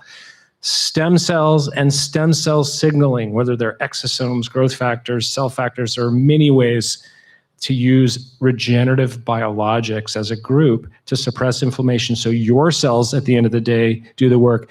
Gary's kidney cells were allowed to do their thing because stem cells help suppress the padlock of inflammation on them. Look, we're all friends now. Yeah, so let's talk about like cerebroplysin. Can you go down through and it's a peptide. The peptide. Yep. And I know we were talking about the peptide guided stem cell engineering, but let's talk about that. Why isn't it available here? It is. We have access to cerebrolysin. What exactly do you offer? A little bit. It's a peptide that targets certain activities in neurological cells, the brain, the spinal cord, the nervous system, that don't get expressed when those cells are inflamed and damaged over the years. And it helps repair. It's a naturally occurring protein. We make it, but as we get older and have issues, sometimes we need a little help. It's the same like hormonal therapy. Many hormones are proteins and peptides, not all. Testosterone, estrogen, those are sterile based on a steroid molecule, but these other ones are protein based. and we do have declining numbers. And sometimes, again, part of a foundation of overall health and longevity and health span can help to reverse disease, can help to prevent disease, and can be used for enhancement. And I like the way you broke that down. That's exactly why we offer these things. Not cerebralizing because it's not studied enough, but a lot of these therapies are right in line with what I do. But I am curious what you actually do in your clinic and what you work with and what tools you work with and what tools you see working and what you are excited about, what's studied. And I'm also particularly curious about what is not studied, but you've actually seen results with that you can reasonably say as a clinician is safe. Well, I'm not allowed to make claims that certain things are used to cure or treat a disease or condition if they're not yet approved for those marketing claims, right? That's what the FDA does. However, we have something called the right to try. And as long as there's some decent science to tap into, and it doesn't have to be a randomized controlled study, because right now, if you had a bad disease and you wanted to try stem cells like Gary did, you don't want to wait around and possibly be the placebo of that study. I would love those studies, but they don't exist everywhere. But we don't just shoot from the hip. There has to be some good background. And a lot of the regenerative research comes out of Europe and Asia. They're way ahead of us. A lot of the peptide research comes out of Russia. They've kept that behind closed doors for a long time. We're late to the party. So we offer different things in the peptide realm, the regenerative realm, once everything else has been locked in, what you sleep, diet, exercise, all the epigenetic factors. And we do blood, marking and inflammatory markers and all kinds of testing, body composition, things like that. We want to do it at a clinical level, not a shoot from the hip, biohacking bro level. Exactly. Yeah, I'm with you there. What about can we talk about we talk about these GLP-3s and why are they so much better than GLP-1s or supposedly better than GLP-1s? Well, you have semaglutide, which agonizes GLP-1. You have tirzepatide, which also attaches to GIP, another signaling molecule. Then you have retatrutide, which attaches to glucagon as well. And the benefit here is that semaglutide as a appetite suppressant works pretty well. Tirzepatide actually agonizes GLP-1, the receptor everyone thinks about less than semaglutide, but the appetite suppression effect is greater, which is why it's the best obesity drug in the market right now. But if you've ever worked with anybody on these drugs, there are many people who get very nauseous or have a lot of side effects. Not saying these are bad, we use them all the time, but nausea is one thing, fatigue is another thing, muscle loss is obviously something prana helps a lot of people prevent. One thing that is pretty impressive about retatrutide is that it's a lot cleaner of a drug in terms of how it feels for a patient. You get less appetite suppression slightly than tirzepatide, but you burn more calories, around 100 calories per day extra, and you feel better while you're on the drug. It's less studied than these tools because tirzepatide and semaglutide have been around for decades at this point with diabetes, but retatrutide is phenomenal. And there are quad agonists coming out, which also attack IGF-1. This is not something everybody would take because IGF-1 just unregulated leads to cancer growth, but that is a direct agonist of something that preserves muscle tissue. There are pentuple agonists as well, sextuple agonists as well. Those are way earlier, but retatrutide is really going to be a blockbuster drug in my view. Agreed. Retatrutide has 3 mechanisms, as you mentioned, and the others have fewer mechanisms, so it works more efficaciously. I've personally been on GLPs now for 4 years. I'm on a low dose of Reta once a week, not because I have any weight to lose, but I love the suppression of inflammation and the long-term health benefits that come with that. And you just I take a little bit, so I don't have any nausea. I do have a little appetite suppression, but I much rather eat to live than live to eat. So that's been really, really good. And you're right, though. You've got to focus on muscle gain. Muscle, as you mentioned in your talk, absolutely right. Muscle mass and bone density are correlated with longevity. You have to take care of your muscles. We're talking, high intensity workouts. You might be talking peptides for muscle gain. You talked about, myostatin, which is a lot's going on in that space with muscle gains. You talked about the insulin-like growth factors, the testosterone, the ipamorelin, the growth hormones, secretagogues. Now I'm throwing medical terms at you, but what we're saying is there are options to overcome that muscle loss. And even without the GLPs. We are all losing muscle. And you need to maintain the muscle. You need good, healthy protein and good volume protein because that declines as we age, and we have to maintain our muscle. You want to be the oldest person in the gym, not the youngest person in the nursing home. You guys are losing muscle unless you use prana, in which case join our beta, we'll get you jacked. What about? That was a party foul. Okay, no promoting your business here unless you're a paying sponsor. It's my little baby, man. It's my life's work. What do you mean? Oh, well, I want to nurture. I want you to nurture your baby too. So thank you. You have a question over here, but not on this time. You have another mic? Yes, running the mic. This guy, no self-promotion. So I'm kind of like opposite of example. I've been underweight and then even worse after recovery from stage 4 cancer. I do go morning run to help me manage my neural pain because I have nasopharyngeal cancer, metastasized cranial nerve. But I've been having hard time trying to gain weight back. So like, what are your advice? Like muscle, you can exercise, but at the same time, I want more baby fat on my face. Do you have appetite? Yeah, I do eat. I mean, are you hungry? Well, I unfortunately have eating disability after nasopharyngeal cancer, so I eat very slowly. I have to drink a lot of water, which make me full quickly, and can't really eat that much, but eat throughout the day. Yeah, Sounds like you're the healthiest eater around here. There's a peptide I need to look at for you. It's I think it's MK266. Don't take that. Austrian? No, not Austrian. Ibutamorin? That's even worse. No. I just need to make sure it's safe for someone in remission for cancer before I'd offer it to you. But it does increase appetite and stimulate muscle gain. But you also need fats. We are recovering from the low-fat epidemic. It's the other bad thing that's happened over the last 20 years. I'm not a physician, but I wouldn't take that. I wouldn't take that in this situation. But I can offer my perspective, and this is actually a really important question. So, Steve, you said no self-promotion, but this is directly tied to the work we've done. It's not about promotion. Gotcha. Want to hear your opinion. Yeah. So, Prana, we've defined standard of care protocols for muscle mass, and drugs are great. I love drugs. I'm on 500 milligrams of testosterone at the moment on a cycle. I'm on retatrutide. I'm on 3 other things at the moment as part of an enhancement protocol with proper clinical supervision, part of what we do. What I will say is that training and nutrition, that's how you build muscle. It's not through drugs or any of that stuff. You have to start with training and nutrition. So resistance training as a protocol is like kind of been this fitness bodybuilder nonsense thing. You can take that out of the bodybuilder field and then kind of like think of it almost like a science experiment, or think of some sort of like stimulus model or whatever, where there are ways you can train, reach a minimum effective dose, and then pack on muscle that way.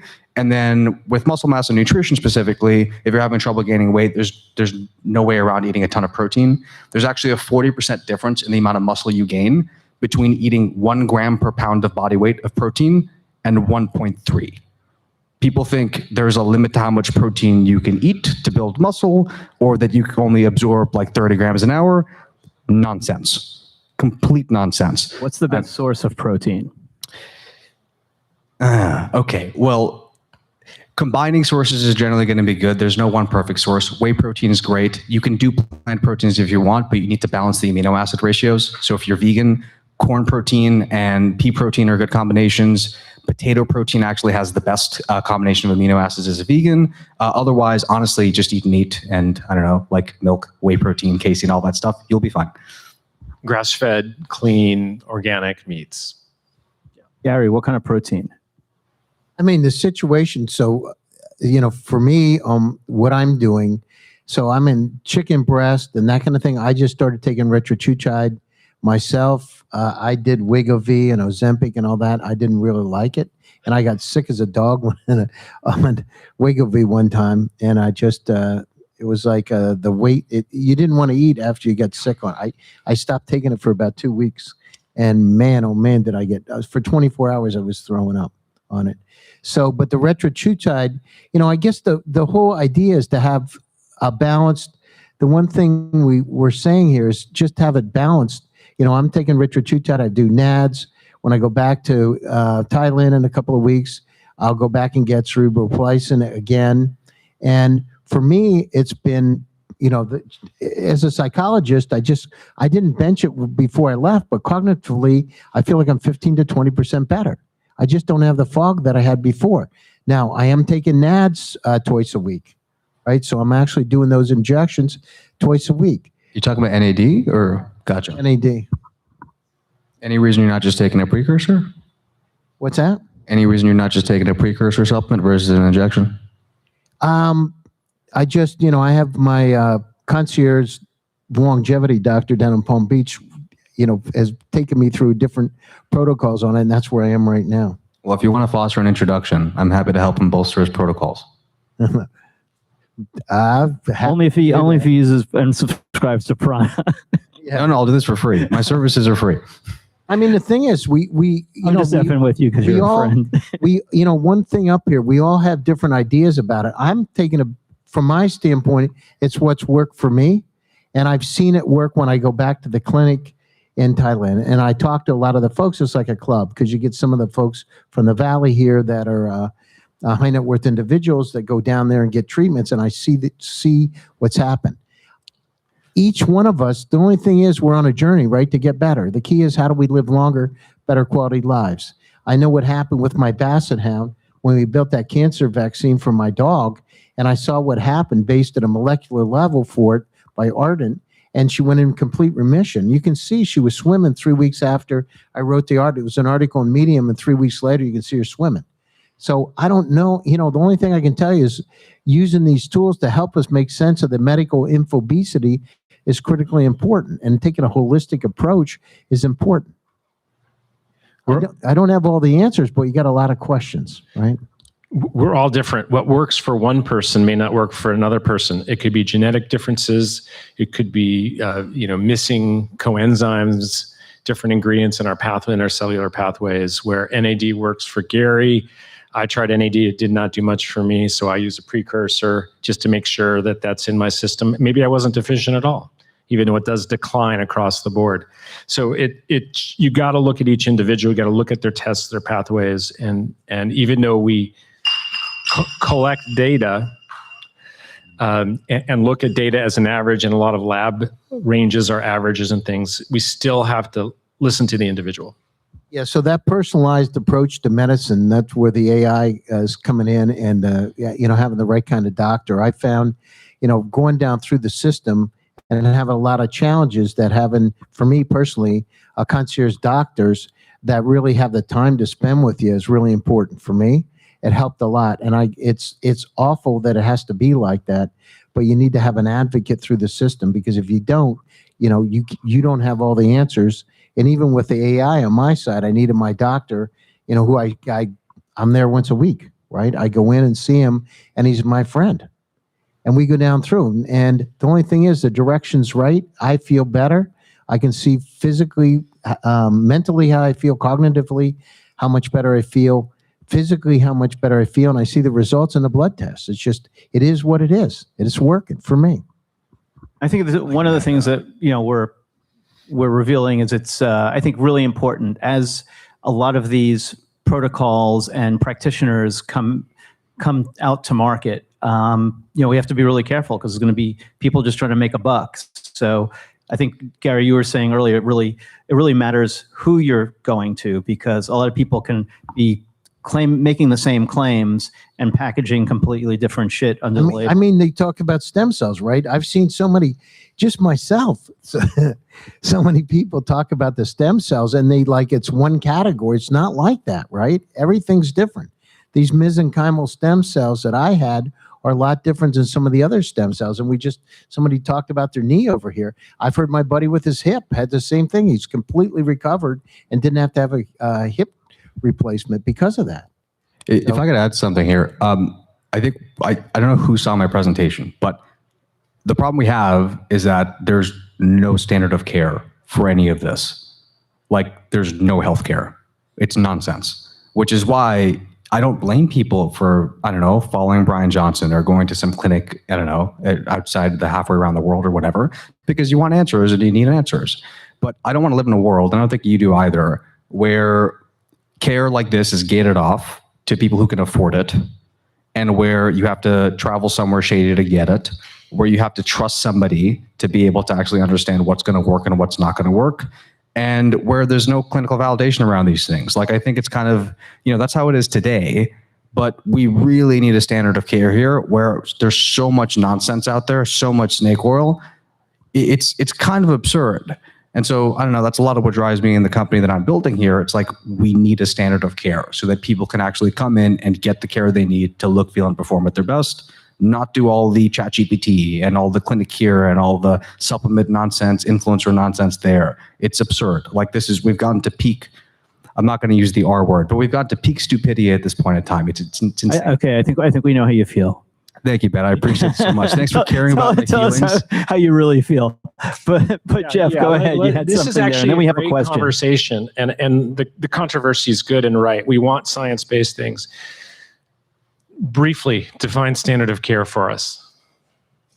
I mean, are you about to make an argument that the standard of care is not personalized and is not best for people? Depends on what your definition of standard of care. I think here's the thing, Aditya. This is where I'm coming from. So I hear you talk, and you might be saying everything right, but what makes you different than the best practitioner out there that's got all the best ethics and is not taking a dime, and somebody who's trying to milk everybody for whatever and just selling placebos? It's super simple. I don't. But it's not about. This is not about you. This is like, how do we measure? You're saying like there's got to be a standard of care. So what are you doing to effectuate that? This is really important. It doesn't matter what I think. What matters is what the data shows. What matters is clinical data on all this stuff. Like, I don't matter. Physician doesn't matter. I don't care your credentials. I don't care if you have a PhD. Let's run a proper trial. Let's look at the data. Let's see what actually happens with outcomes. So that's where the source of truth needs to come from. Not, this guy's like got amazing reputation. Doesn't make any sense. We want to give this lady some time to ask a question. But so just try to put a little cap on that. Is the standard of care is not defined for anything in medicine unless you're being sued in a malpractice suit. Standard of care is a legal doctrine for malpractice. There are standards by which people, or guidelines by which people treat people, that are thrust out by health insurance companies, HMOs, CMS. Are they still here? And those aren't standards. Those are good enough to cut that mustard. We're looking for optimization. I mean, you defined it.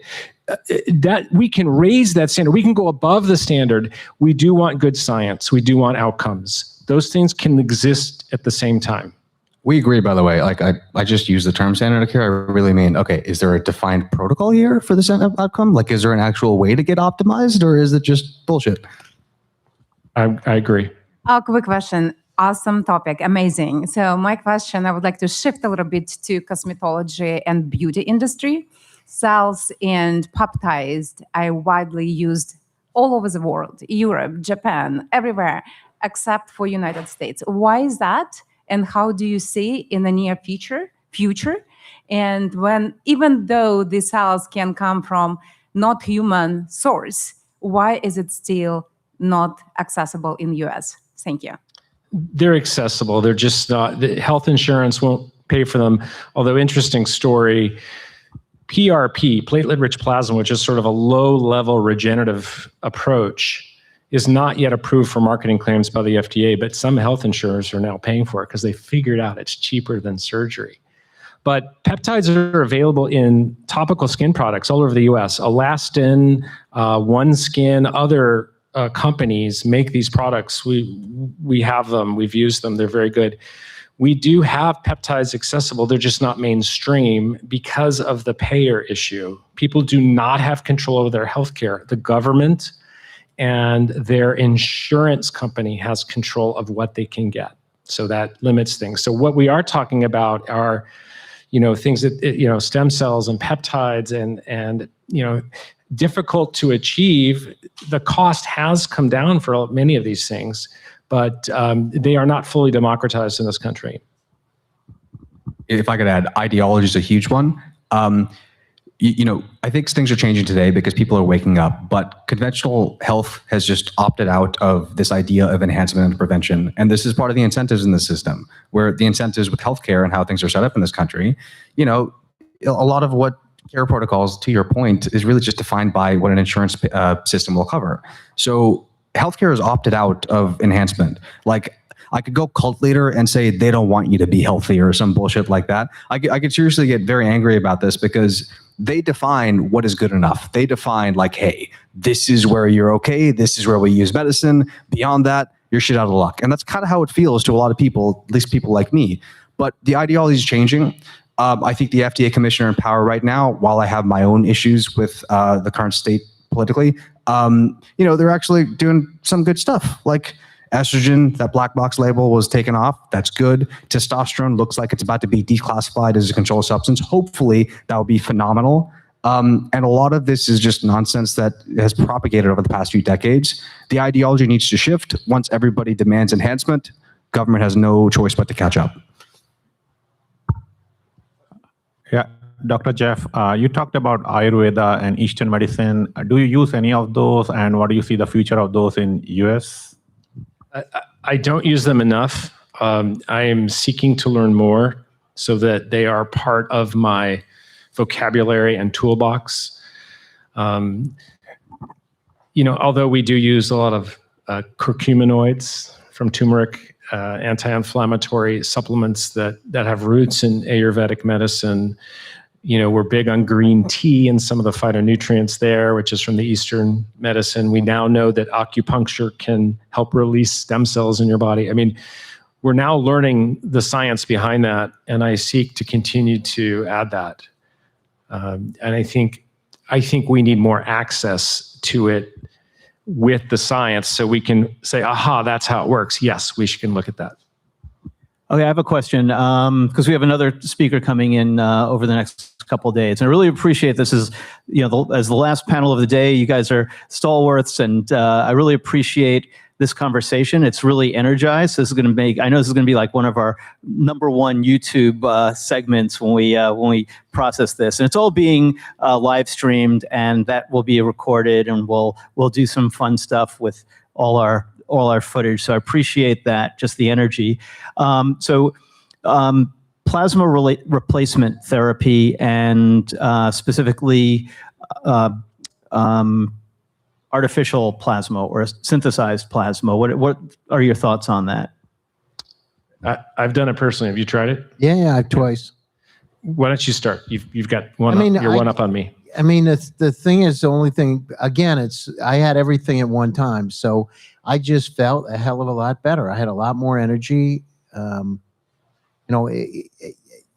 Germans have a phrase, gestalt to some of the parts of the whole, right? For me, it worked. I felt better. Several of my friends have had the same treatment that I had. Some of them didn't have the plasma. Some did have the plasma. One that went over and didn't have the plasma the first time, went back the second time and had the plasma. He ended up, he told me he loved it. The only thing I can do, Doc, is to go down through how I felt myself, and what the results were for me. We can talk about it. We can argue about, what's effective, what's not. But the facts are the facts. It is what it is, right? I can cognitively say I got better as a psychologist, but I didn't measure it. I don't know. I feel better. You tried it?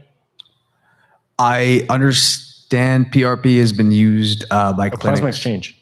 Sorry. Plasma exchange. No, actually, okay, plasma exchange is a different thing. Yeah, no, I've never tried it. I don't know that it works very well. Again, I tend to be pretty data-driven on these things. I'm happy to take a look. I know a lot of people have had some success, but there's many contra arguments to this, so I don't know what to think about it. So there's some good clinical papers on this with some reasonable science behind it. And what they do is you've got two IVs. On one hand, they're pulling your blood out. It's going through a filtration process and back into you. And they pull out your plasma. It gets spun and they pull out the plasma. The plasma is where some of the heavy metals and toxins and microplastics have accumulated, right? And the goal is to clean that gunk out to the extent you can. And then you replace it. So, Stephen, I don't know if you meant replacement with young plasma or replacement with something else. When I had it, synthetic plasma. Yeah, so I had albumin, which is protein water, basically. And they replaced it. And I had it for days a boost in energy. And that's all I got. It was a very expensive boost in energy. I probably just could have had a lot of caffeine and got that. But I didn't measure a lot of toxins ahead of time and after. I don't have that before and after. There are studies on that. I wasn't going to pay for that as well. But did you have young plasma I replacement? had plasma from a placenta, and it was a matched donor for me.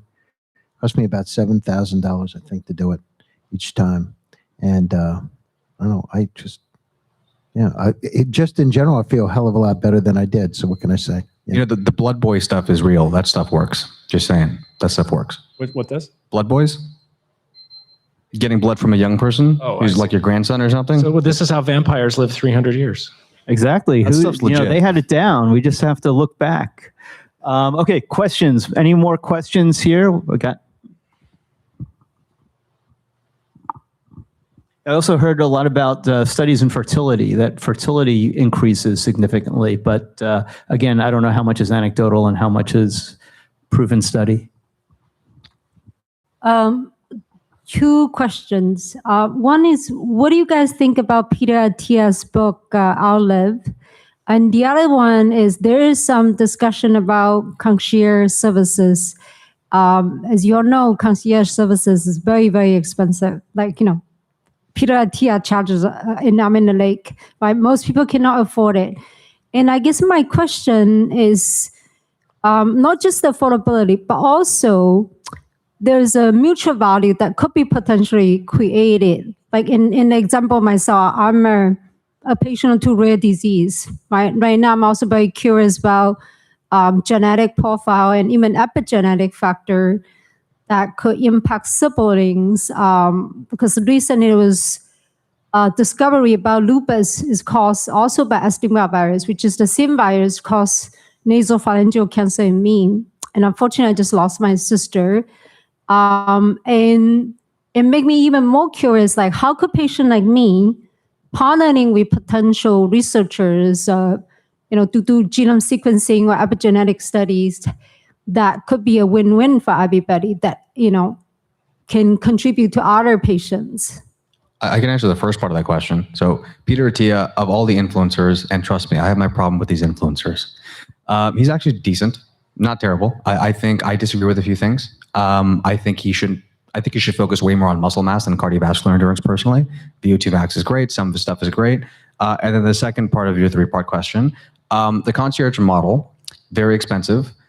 Not going to promote myself necessarily, but we're solving that. And we aim to make it available to everybody. So you don't have to pay $100,000 a year for some doctor. And you can just have the care protocols for you in your pocket. But that's my answer.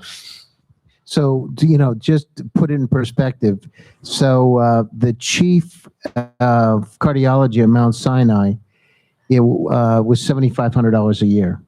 My concierge doctor charges me $2,500 in Wellington, which is Palm Beach County, Florida. So what do they give you? The challenge that you have navigating the system is, what kind of contacts does he have in the phone call that he can make or she can make to be able to help you get to that doctor? I'll give you a direct example, right? So I went down to Florida. I had pancreatitis, and I needed to get in to see somebody fast. So I called up my doctor, and I got a cardiologist, right? And I got him just because he's a chief cardiologist for Mount Sinai down in Miami.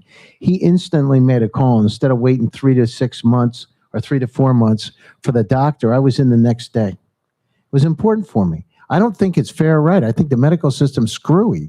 You know what I mean? My wife, I just got the insurance bill for my wife, just my wife, right? It's $1,600 a month. I can afford it, but it's not fair. It's crazy. We got to do something about it. The system's going to break bad. And so using these kind of tools to be able to help us, AI, these tools, multi-agent large language models, to be able to help us to get closer and to help guys and ladies to be able to diagnose the diseases better and to have more personalized approaches is going to help, because nothing good's going to happen in a few years, right? Really, nothing good. You can already feel it now. Expand a little bit on that. I mean, the situation is, look at the arguments that we're having in Congress about healthcare, right, with Obamacare. What if we don't have Obamacare, right?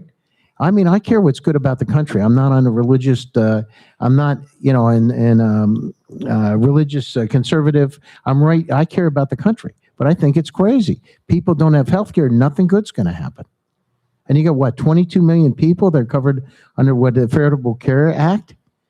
And they said, well, there's bad people and good people. But I know some people that are good people that just need it because they don't make enough money.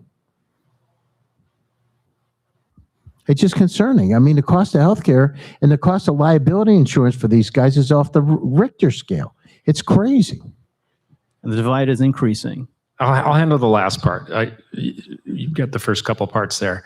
But the precision medicine, the genomic medicine, learning from the details of viral incorporation into the genome, what that's doing to you, that would go on that democratized dashboard I was talking about. You would have access to your data. It could be shared so we can all learn together. We could pool that. You could anonymize it so you're not sharing who it is, but there are ways for us, and we need this, that's not EHR driven or health insurance driven, but it's like your credit report, right? Here's my stuff. I can affect this. I can decide what goes in there and what doesn't, and how I share it. Right. I can donate my body to science when I'm dead, but I can't donate my data to science while I'm alive. Which probably has more value. Okay. Well, this is Thank you. Anybody else? Last burning question. I think that was a great note. Anybody on the stage? Just okay. What we did with the last panel that had a lot of little CMS in it. What are 3 words, give or take 2, what you see as the potential for the future? 3 words? Give or take 2. Happy, safe, and healthy. Don't take no for an answer. Become superhuman with prana. You got the extra 2. Okay, thank you. Thank everybody. Big hand to these guys. Really passionate about making a difference and helping us with our life, our health spans, our health in general. I appreciate it. I'm learning a lot. I feel like I'm at a stage where I can really use this information. So thanks for the guidance. Thank you, everybody. Thank you for coming. We've got a big couple more days ahead of us. Big week. This caps off day 1. I appreciate you sticking around and stick with us. We have just a little, tomorrow we get more into the biology of things and investment. So tomorrow we're leaning heavily on biology and investments, and more of the, today was a little bit more general. Tomorrow we go deeper into some areas, specificity, and then Friday we're into personal data and wearables, and we cap the day off with a HealthTech wearables fashion show into a big party. We're going to be here transitioning this place into a nightclub for Time Travelers Ball. So look forward to seeing you back here. Come, the bar might be open out front, so grab a drink, and thanks for coming. See you tomorrow.